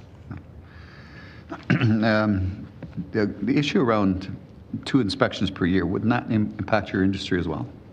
We used to do it before. We only got away from it because the TNCs vouched for the once-a-year inspections. I would go back to a 6-month. It won't affect our business, won't affect our drivers. I think it's the right move to bring it back to every 6 months. Do you do any in-house inspections on your vehicles? We do. We have an in-house shop, as well as we've got 6 full-time road supervisors on the road checking our vehicles and making sure the quality is there. And if they see anything, we bring it in and get it looked at. So you're suggesting that you actually do more than 2 per year? No, I would do the 2 per year, but if we see something on the road, we will then bring the car in and do... So you proactively ensure that your vehicles are well maintained rather than a reactive thing that would occur at the end of 12 months. The provider of last resort, or whatever you want to call them, last chance, whatever, is that the actual name of the insurance company? Well, it's facility, right? So it's all the insurance companies have got. It's called facility insurance. So it's all the insurance companies in Canada get together and they pool all their funds for the high-risk industries. Okay, so it's not a specific insurance company. It's just. It's called Nordic Insurance, but it's pooled. Everyone's a player in it. And that's the provider of last resort, so to speak. Pretty much. And all taxi industries have to go through that same insurance? I know there's some are going through that, and there is a group right now that are insured in out in Ottawa, or sorry, out in Ontario. There is an insurance company, but those are the only 2 right now for taxi companies in Alberta. What about TNCs? TNCs can use their own insurance, and then TNCs have got an Uber or Lyft have got an umbrella coverage over it.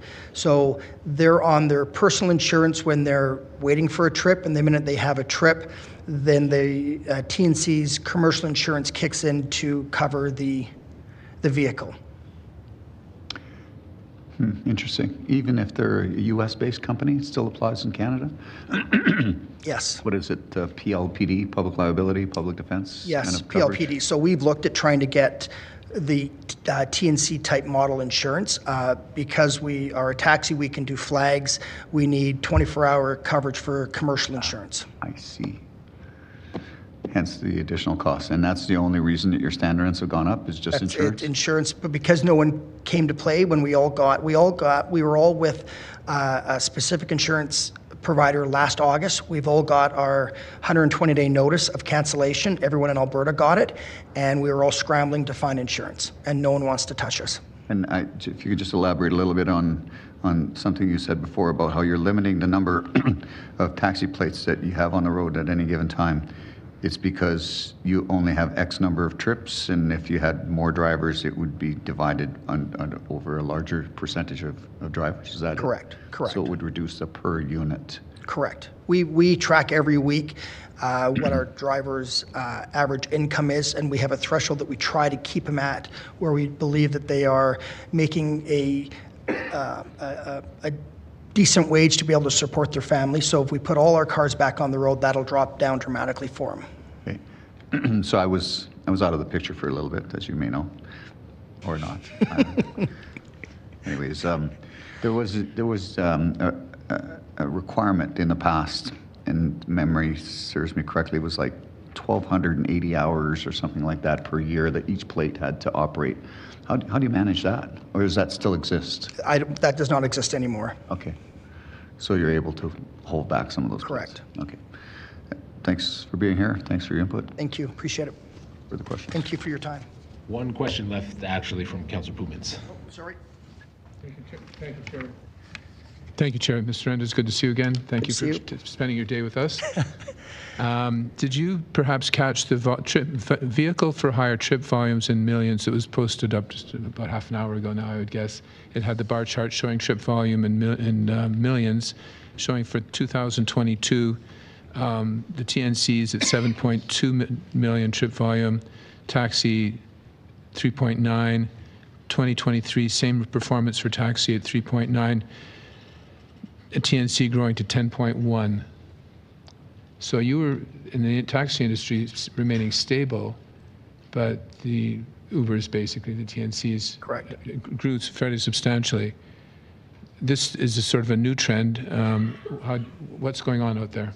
Well, I think the TNC model, they've taken from Calgary Transit around the world. They're taken from people from owning two different types of vehicles to one family vehicle. So they have really brought new people into the marketplace to get around because they've have made it easy. One app that works everywhere. We've got apps too that you can lock in the fare, pay by credit card, and so forth. It's just it's a trend where people aren't getting their driver's license at the young age anymore. They're using other ways to get around the city just because it costs to own a car, it costs to insure it, and if you don't need two vehicles in a family, you can get away with one. Then I think that's part of the increase that we're seeing with people using different types of mode of transportation. Do you see this trend continuing, or is it going to be stable now? I think it's probably going to start to level off, but there will probably always be, as our city grows, the numbers will tend to grow as well. Is there anything further you'd like to add in terms of what we should be doing as a city to make sure we do have a balanced market with both services available?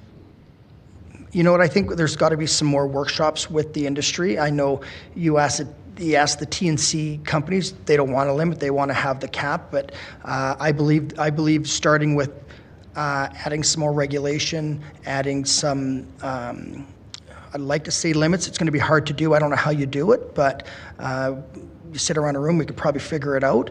I think we'll eventually start to see more of a balanced shift between both companies, the taxis and the TNCs, because they will mingle and they will work together.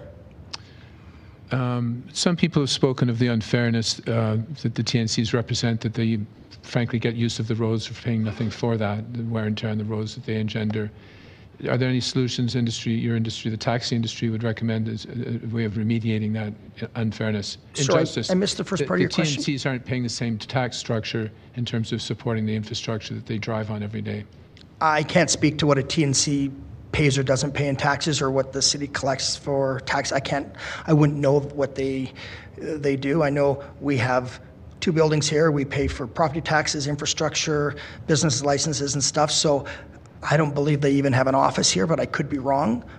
They maybe rent a room somewhere, but when I go into LTS and I hear the drivers asking for help and there's no one to talk to at the Uber office or your Lyft office because they don't have staff here. So everything's online, and you go to their desk and you need help, scan the TNC, the Uber or Lyft QR code, right? So a lot of the time when you go in is spent with LTS dealing with the TNC drivers, right? And I think that's where the balance shift has got to change now.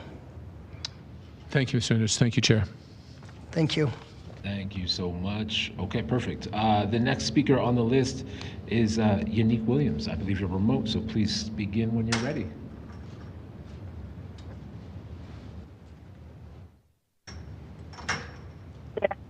Chair Walcott and members of committee.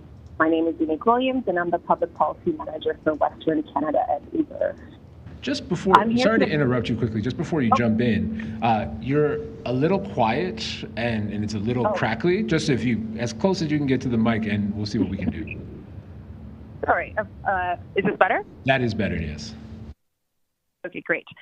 I'm here today to speak about Uber's experience in Calgary since our launch in 2016 and what we're doing to keep our platform a safe and viable option for the people of Calgary. Drivers come to Uber to earn on their terms. Some people to just earn a little extra to cover the bills. Others are using ride sharing as a launch pad to realize greater aspirations for themselves and their families. As you consider the Vehicle for Hire transitional strategy and eventual amendments to the livery bylaw, it's important to note that current municipal licensing regimes across Alberta are highly complicated and resource intensive to administer.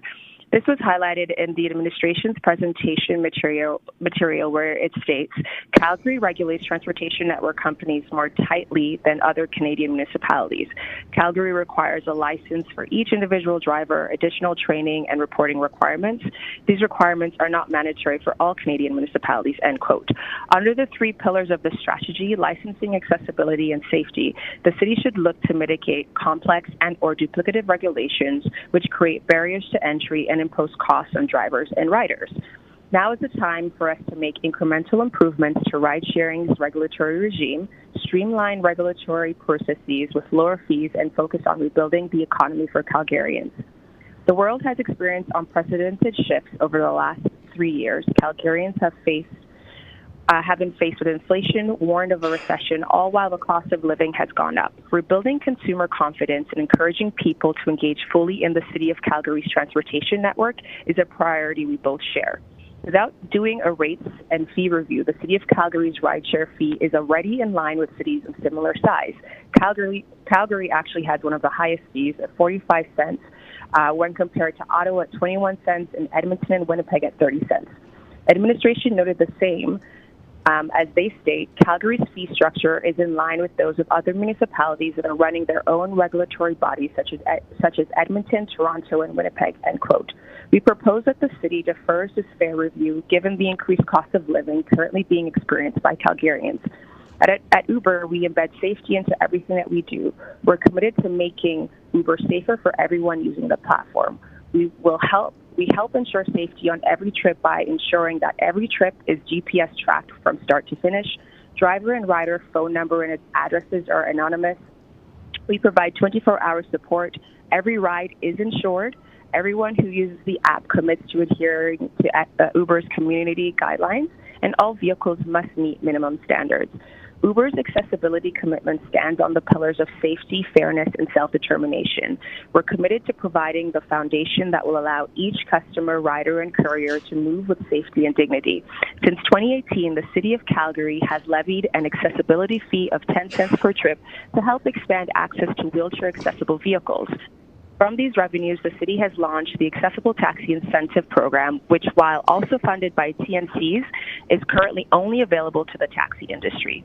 Uber is proud of the role we have played to date in expanding mobility options for riders and drivers with accessibility needs.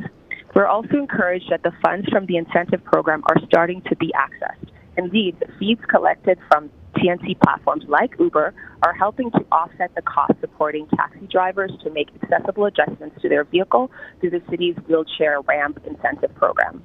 Uber strives to be a zero-emissions platform by 2040, and the City of Calgary is committed to becoming a renewable net zero community by 2050. Administration's proposal to explore pilot projects and funding for incentivizing electric vehicles at the end of March 2026 is a great step that will drive towards our shared goal. Likewise, Uber is committed to supporting drivers. We've established our Green Future program that provides access to resources valued at $800 million to help hundreds of thousands of drivers transition to battery EVs by 2025 in Canada, Europe, and the US. In fact, the most active drivers in Canada receive $5,000 in incentives from Uber for switching to an EV. Drivers also benefit when they make the shift, as consumers generally favor riding in EVs, as indicated by more tips and higher driver ratings. Thank you for the opportunity to speak today about Uber's impact in Calgary. We look forward to continuing our dialogue in partnership with the city, advocating for effective, transparent, and fair transportation solutions that serve Calgary's diverse communities. I'm happy to answer your questions.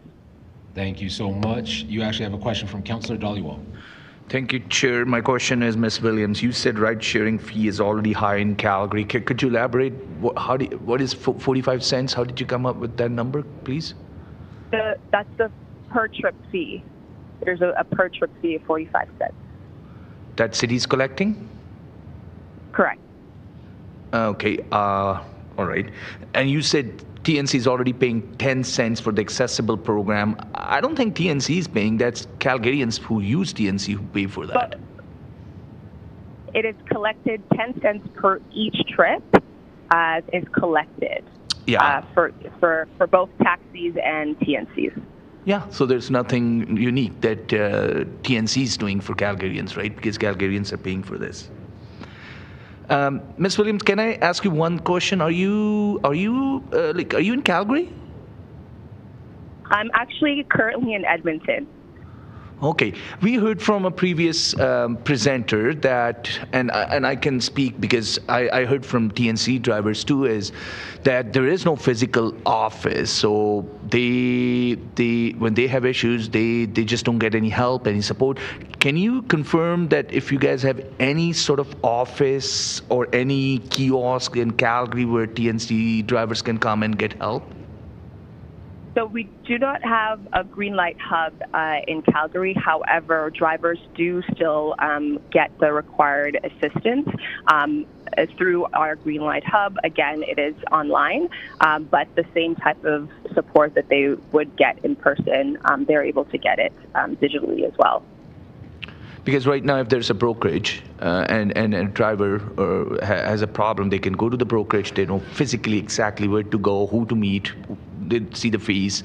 But with TNCs, all they're doing is they're on a mobile, on a phone, and that's all they see, someone talking on the other side. They're able to talk to a representative from Uber who's able to guide them and assist them with the challenges or issues that they raise. Have you guys ever considered like having an office, even a single person sitting somewhere in Calgary to help these drivers? There was previously an office, but again, unfortunately, with a number of changes that did take place linked to the pandemic, a few changes were made, and currently there isn't an in-person office. And there's no plan, I'm assuming, to open one either? Not at this time that I'm able to share or that I'm aware of, no. Okay. Wouldn't you think, like, you just, and I really appreciate you making the statement supporting drivers, but that having an office, having someone they can talk to is really supporting the drivers rather than just talking to someone on the phone? I've made mention, I believe that, in a number of other markets, this is a similar support that is also given to drivers on the platform. And again, as mentioned, there are representatives from Uber who are engaging directly with the drivers, through the app and through email or a number of other ways to address their concerns. Okay, my last question. I had many TNC drivers, mostly Uber drivers, reach out to me. As a Ward 5 councillor, they live in my ward. And I'm going to be very honest, some of the stories they told me, they didn't sit well with me. Even having a proper porta potty at airport was a struggle for them. Having a proper graded parking lot was a struggle for them. And not getting any help from Uber. It took for president of the airport when he was here the other day presenting to council for me to talk to him before so something could be done for these drivers. So when you say supporting drivers, I'm struggling to understand how are you guys supporting drivers when you physically can't even see the things they're struggling with, like porta potties and all that stuff. So we do work through the chair to you. We do work collaboratively with the airport. We also work collaboratively with city administration, again, to address any concerns that are raised. And in particular, we do have a specific airports team that has a direct engagement and relationship with the airport and has worked to address issues as they present themselves. Okay, no, thank you for answering all those questions. I appreciate it. That's it for me, Mayor. Oh, sorry, Chair. Why, thank you. Thank you so much, Ms. Williams. You can mute yourself and listen into the rest of the conversation. There's no more questions for you. I wanted to do another call out for Jeff Garland. He's not going to speak. He's not speaking? Okay, perfect. So that is it for the public participation. Is there anyone else in the audience who wants to speak to this one who maybe didn't sign up? You already spoke once. You can't speak 2 times. Thank you, though, very much. Okay, so questions of administration. I believe in the queue was Councillor Pootmans was actually in the queue first for questions of administration. I think I'm done. Thank you. Councillor Penner. Thanks.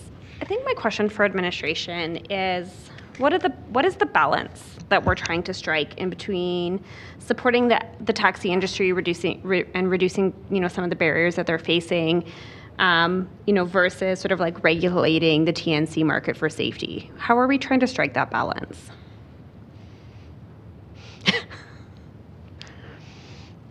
Thank you for your question.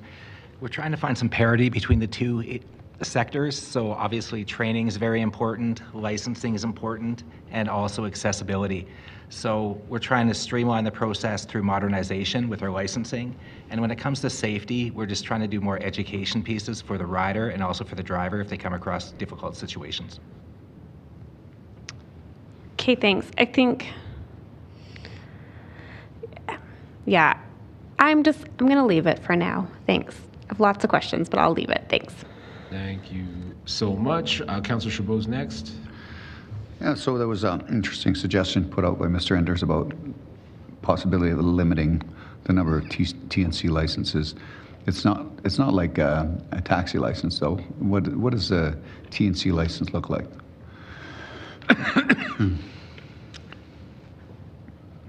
Thank you for your question, Councillor. So for a TNC license, it's an annual fee of $219. Then a transportation network driver license, it's only valid for one person, one car, and one company. Should a driver wish to drive for a different vehicle or drive for a different TNC, he would require a new TNDL license application is required for each additional, and that includes another payment of $219. So it's different than taxi. As far as the taxi license goes, you only have one taxi license. You might not drive a taxi, but you can go to different brokerages. But as a TNDL holder, if I have 4 different vehicles, I need 4 different TNDLs because I could drive on different platforms for the TNCs. And as far as training, it's the same training that a taxi driver would take. You got to be properly vetted through the Calgary Police Service or RCMP, and also your vehicle is mechanically inspected by one of our approved garages. Okay, so you said something about TNDL licenses. So if I own 4 vehicles, I can get a license for each one, but I can have different drivers? No, the license is for you and connected to that vehicle. So one per person? One per. So if you have 4 vehicles, sir, you would have 4 different TNDL numbers associated with your name.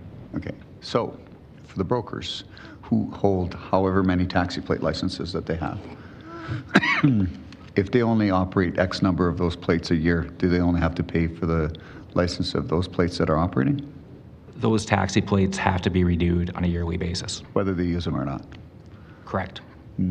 Interesting. So it's their loss by not having them on the road to the benefit of their drivers? It's a business choice, and they're entitled to make that choice, sir. Okay. Is there any way that we can limit the number of TNC licenses legally? It's nothing that we're exploring at this time, sir. I believe there's no other jurisdiction in Canada who has put a cap on TNC licenses. So it does provide, it provides a consumer options and also other options for drivers. Because if we can limit taxi plate licenses, it begs the question, can we cap the number of TNC licenses if we have somebody from law that maybe can answer that question? That's a great question. I'll turn it over to legal, please. Sean Swin from the Law Department. The answer is likely yes, we can limit the number of transportation network company vehicles on the road. What that looks like in practice, I can't say. It might potentially lead to a very litigious sort of undertaking? Well, I think as Councillor Chabot, you're aware, the City of Calgary went to the Supreme Court back in 2008 to deal with this issue with respect to limiting the number of taxis, and the Supreme Court found that the city could. Likely, the same reasoning would apply in this case because it's very much analogous. But to Mr. Porter's point, it's never been, I think, attempted in Canada, so far as we're aware, nor has it ever been the subject of court proceedings, the specific issue of TNCs. And then how do you apply it amongst the different TNCs, which is a whole other issue altogether. Okay, well, that's all my questions for now. I certainly would like to have more dialogue around this issue on a go-forward basis. Maybe between now and when this gets to council, we can have further debate around this very issue. Okay, no more questions for me. Thanks. Thank you so much. And you'll have another shot as well with the future bylaw that they're drafting. So this is lots of opportunities to Councillor Dhaliwal. Thank you, Chair. Yeah, definitely some discussion needs to happen. Question, we heard that there's different set of rules for taxis and TNCs. Some requirements are very relaxed for TNCs. Perfect example is a camera requirement. Taxi is supposed to have a camera. TNCs does not need a camera. Why? Thank you for your question, Councillor. So as far as taxis go, cameras are for the driver's safety and also for the passengers. They do accept flag trips and money is exchanged. As far as a TNC goes, it's pre-booked through an authorized agreement with a credit card on file, and there's no money exchanged. So there's a rating system. The driver knows the passenger, and the passenger knows the driver. With the taxi and the flag trips, a lot of unknowns. No, that's great. But both driver and the passenger and TNC still have a cash probably in their wallet. So the safety is still equally important if you take taxi or you're taking TNC. That's correct. Safety is important for the driver and also the passenger. Yeah, okay. So maybe that's something we could look into during this bylaw updates and see what could be done to make safety more robust for people who are taking TNCs in the city. Another question was, and I think it was Mr. Anders talking about these qualifications. Can you touch on that? Like, are they different for taxi license and TNCs? Because my understanding was city knowledge, English proficiency, they're all the same. That is correct. We have our in-house training program, which is mandatory for all streams, taxi, limo, and rideshare, and all the modules are the same for those drivers. Any supplemental training that the brokerage chooses to conduct is on the brokerage, but we do have the same requirements, a class 1, 2, or 4, a police check, and a mechanical inspection, and they got to pass the training exam. And the mode of delivery of these courses is the same? With the pandemic, sir, we did move to an online training module, which, you know, it's been very popular with the drivers just due to the flexibility and the ease of doing it over a period of time instead of taking time off work and having it, you know, done in a certain period of time. All I'm trying to get at is taxi, TNC, same mode of delivery. Correct, same training.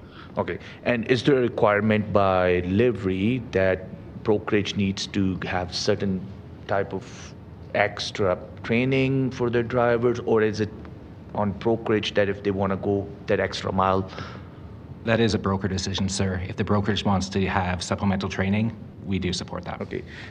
I know one of the things I heard was from I call them small business operators, is the voice, that they don't have a voice sometimes they feel. And I heard one of the speakers, Mr. Dhaliwal, also talk about it, that his words were, there is no body to look into taxi driver problems. Bylaw does not protect the drivers. There is no bylaw to protect the drivers. And one of your recommendation is to come back Q4 of 2024, talking to industry during our proposed report back would be heard. So maybe, how would you be supportive of, what was that body, Councillor Chabot, you were mentioning? TLAC, so that kind of body that where operators from different brokerages can come together and operators can go to them for their problems. They could be their advocates with livery. I think with proper engagement and the current process we have in place, I think continuous meetings between administration and the industry would be beneficial. I know that's great, but Mr. Porter, I know we heard it firsthand that there's intimidation sometimes. They feel intimidated coming to the authorities with complaints, but if it's one of their own, they feel more comfortable. And if that one of their own can be that advocate, it's beneficial for them. That's what I heard. Yes, and we do welcome any industry member that has any questions, concerns, definitely willing to meet and have ongoing engagement to solve any issues. Okay, my last question is this WAVE program. Also, I heard that it's tilted towards certain brokerages, that not all brokerages get equitable access to it. Can you comment on that? With our wheelchair accessible vehicle program, also known as WAVE Calgary, it's a centralized dispatch for wheelchair accessible vehicles, and it's a geo-fenced area, so it's a balance of probabilities. If one broker has more accessible vehicles than another, the likelihood of that vehicle getting the trip is large. But really, it's all about the vehicle being in the right place at the right time, and it's dispatched to that vehicle. Okay, great. Thank you so much. That's it for me, Chair, but I will be probably at council. There will be a motion arising to that we can discuss, and I'll be staying in contact with you to make it come at the council. Thank you. You're the last in the queue, so I'd actually look for a mover. Councillor Chabot. Cool. Councillor Chabot, ready to move? Any comments?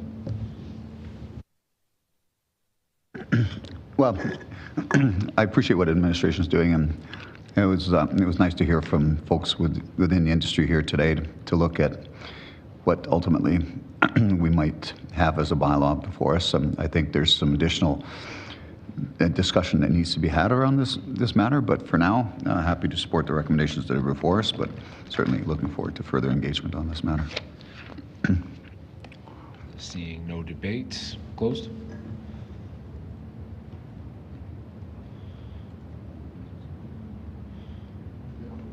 Closed. Closed. Perfect. To e-scribe, please.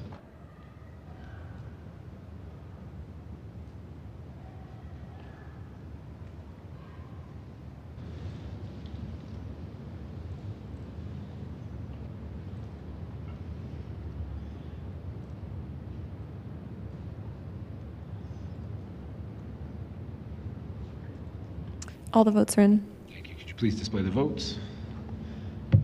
That is carried unanimously with Councillor Sharp and Councillor Wong absent. Sorry, thank you so much, team, for being here. That shifts us back toward item 7.6. Just a quick note, while you guys are settling in, I'm not sure if you're coming in or if you're stepping up there. There's a lot of you be ready.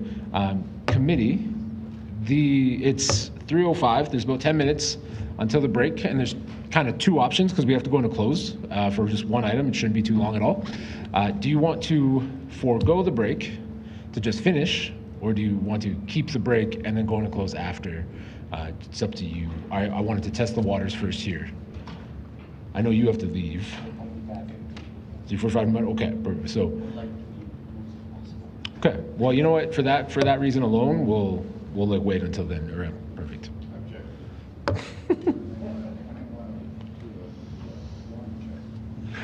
Yeah, just do me a favor. Just don't leave until Henry gets back. I know. Yeah, Councillor Carraz online.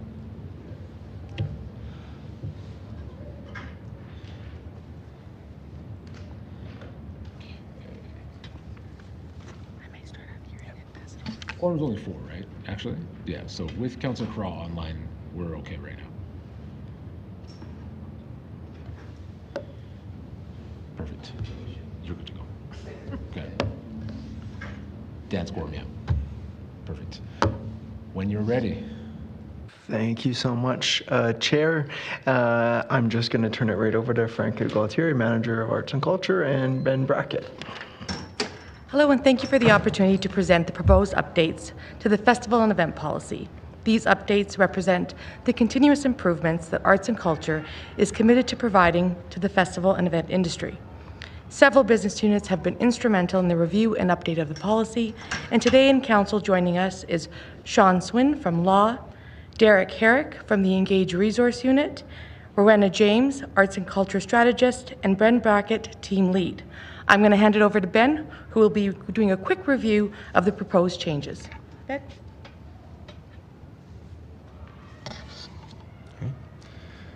Thank you, Franca, and thank you for your time today.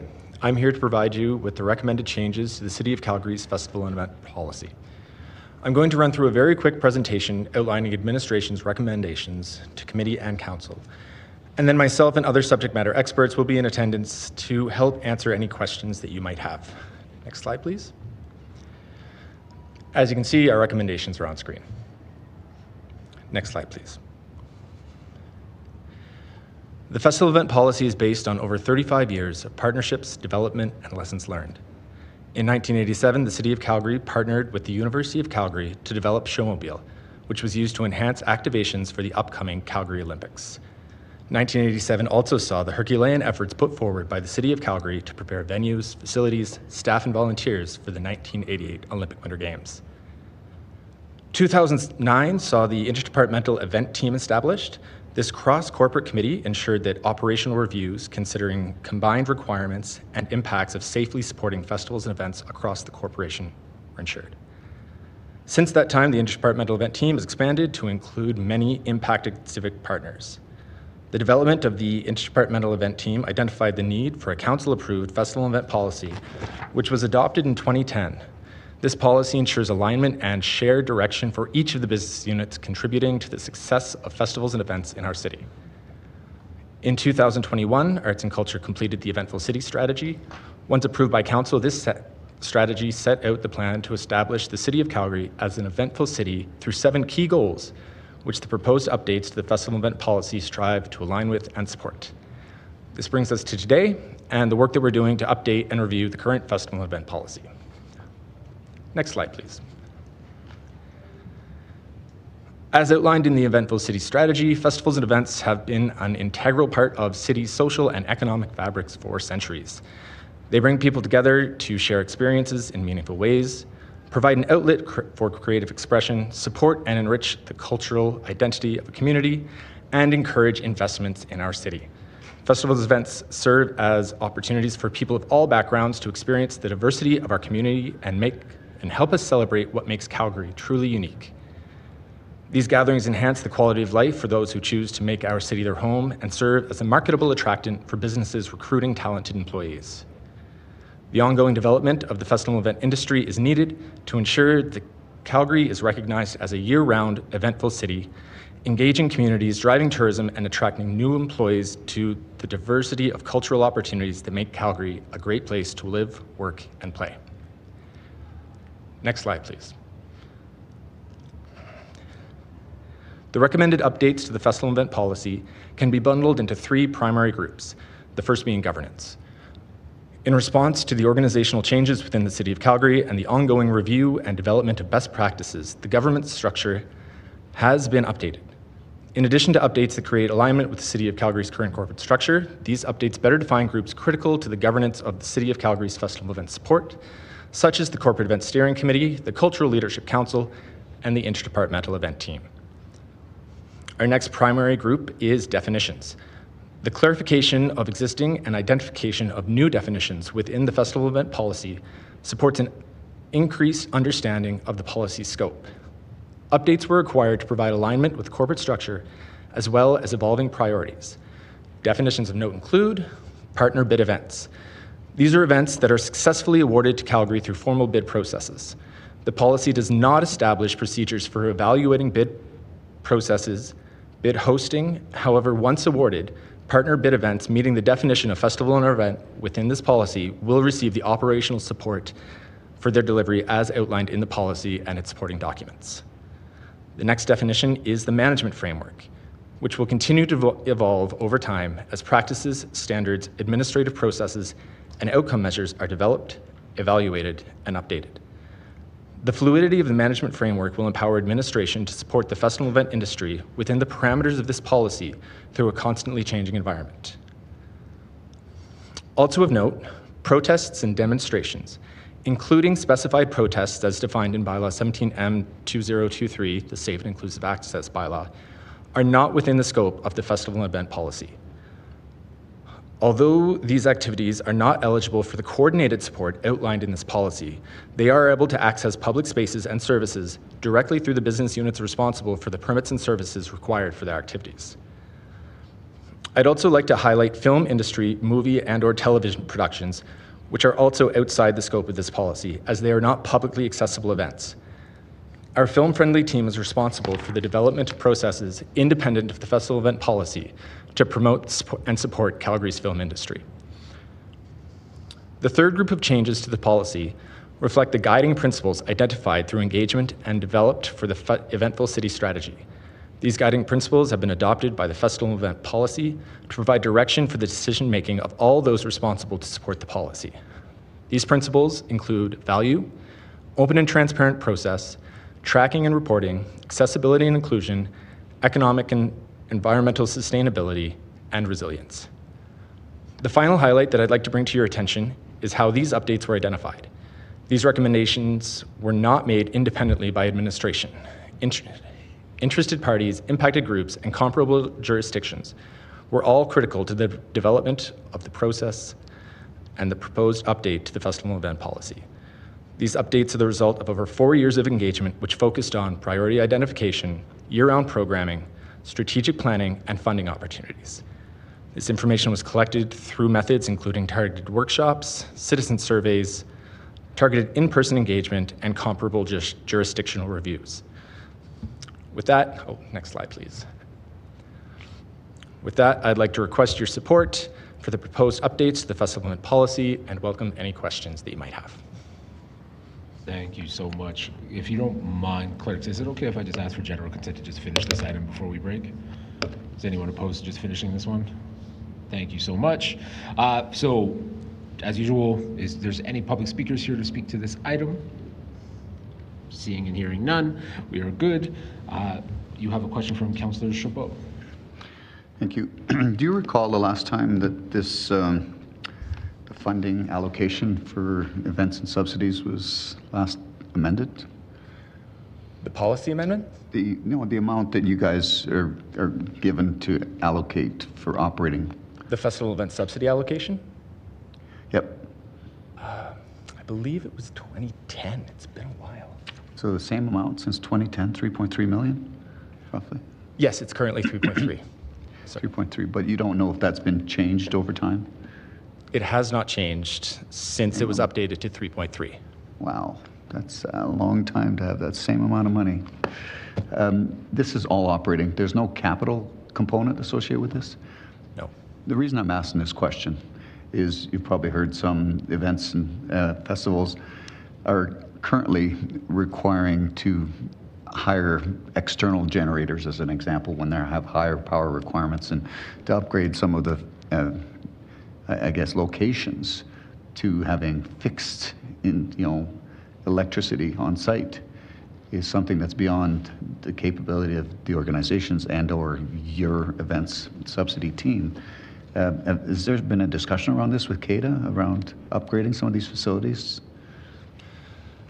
Our Parks and Open Spaces team allocates funding as it becomes available to enhance existing park spaces to make them more viable from an event productions perspective, but there's no dedicated funding or ongoing planning at the moment to create a defined contribution to the capital investment in parks for festival events. Yeah, I'm not sure what it's like on Princess Island, but as far as power, but I do know that places like Elliston Park certainly could benefit from having on-site power for some of the festivities there. And I imagine there's probably other locations in the city. Maybe we can have a discussion offline after this, between now and when it gets to council, to have a discussion that we can maybe raise with CADA around those issues and Parks and Rec. Thank you for being here. Appreciate it. No further questions for me. Seeing no one else in the queue, can I look for a mover? Thank you. Yeah, no, I'm happy to move this. I won't surprise you to know I had some involvement with this many years ago when it was first introduced. Myself and Mr. McIver had promoted this idea, and ultimately became very successful. And I couldn't remember when the last time it was that it had been updated. I do think it warrants a review on a go-forward basis, because how can you continue to provide the same level of service, let alone invite more events and activities in our city? We need to look at investing into these kind of things, because it helps to promote tourism and a number of other things. So obviously, I think this is a very worthwhile investment. And just for your information, it might interest you to know, part of the reason why this was introduced is because we went from fully subsidized business units, police, fire, EMS, supporting these events, to them charging those individual providers for those services, and then them looking to the city to provide some funding to offset the additional costs that they had to incur so they still remain viable. So I think these are all very beneficial events, and happy to support this, and would actually be supportive of further enhancing this program. Thank you so much, Councillor Carrot.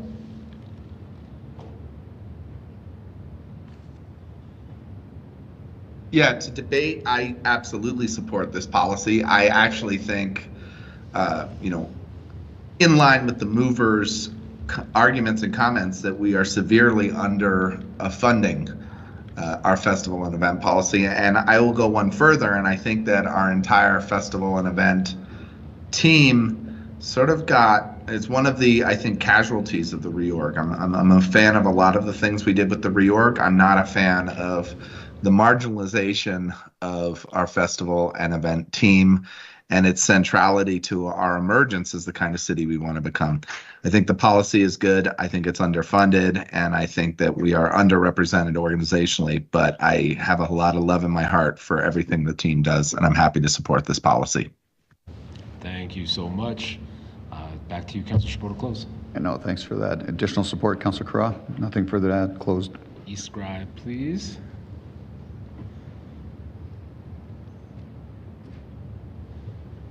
All the votes are in. Please display the votes. That is carried 6-0 with Councillor Dhaliwal and Councillor Wong absent, of course. Before we do our break, can we make a motion? Can I ask someone to make a motion to actually move into close so that we can return straight into close after the break? Councillor Penner, thank you so much. I believe Clerks is already prepped. Can I e-scribe for that one? We'll wait. Yes, if possible. We're just pulling it up. Perfect. And also, thank you.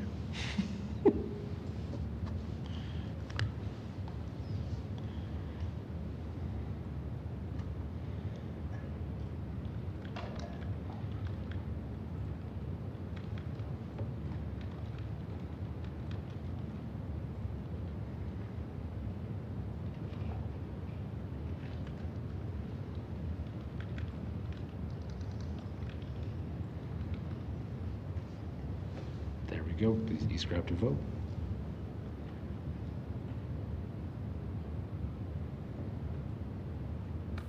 Sorry, just one more second. No worries.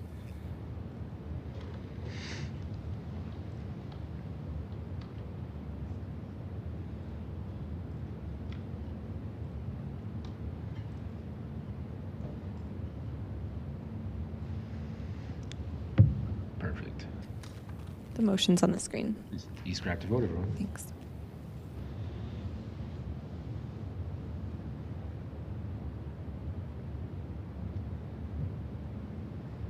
All the votes are in.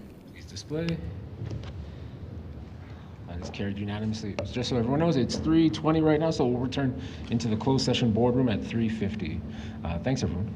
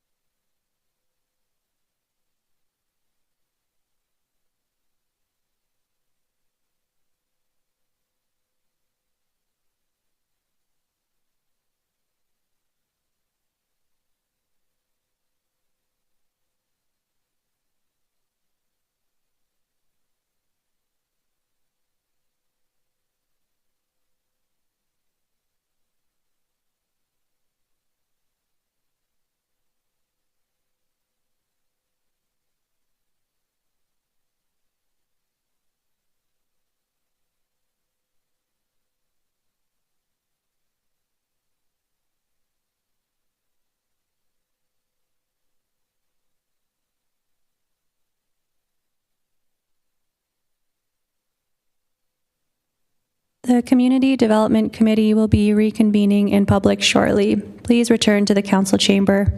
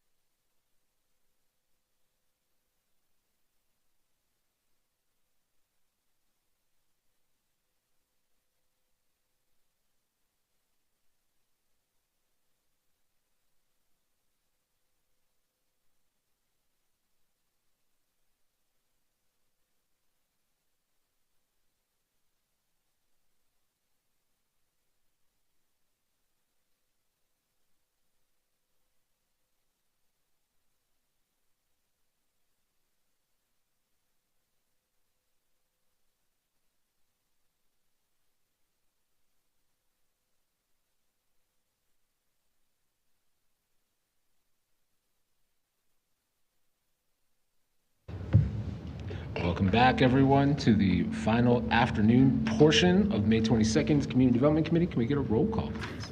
Yes, thank you. Councillor Wong. Paul Markham is absent. Councillor Kura. I am here. Thank you. Councillor Dollywall. Here. Thank you. Councillor McLean. I'm here. Thank you. Councillor Penner. Here. Thank you. Councillor Putmans. Thank you. Councillor Chabot. Present. Thank you. Are there any other members of council online? And Councillor Walcott. I'm here. Thank you. Councillor Pootmans, do you mind rising and reporting for me? Any opposed? Seeing and hearing none, we are risen and reported. From Councillor McLean, do you mind moving the item 10.1?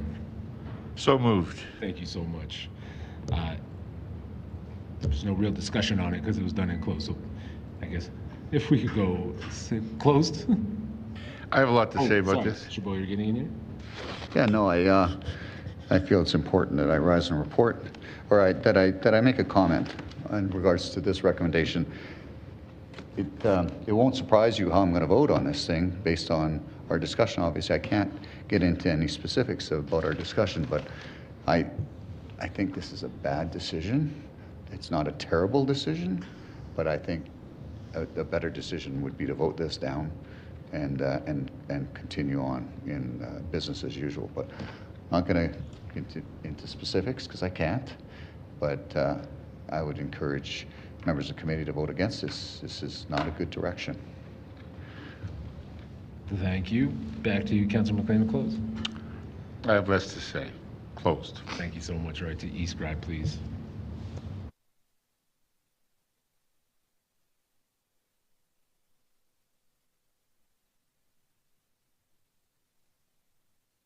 Councillor Dollywall, your vote, please.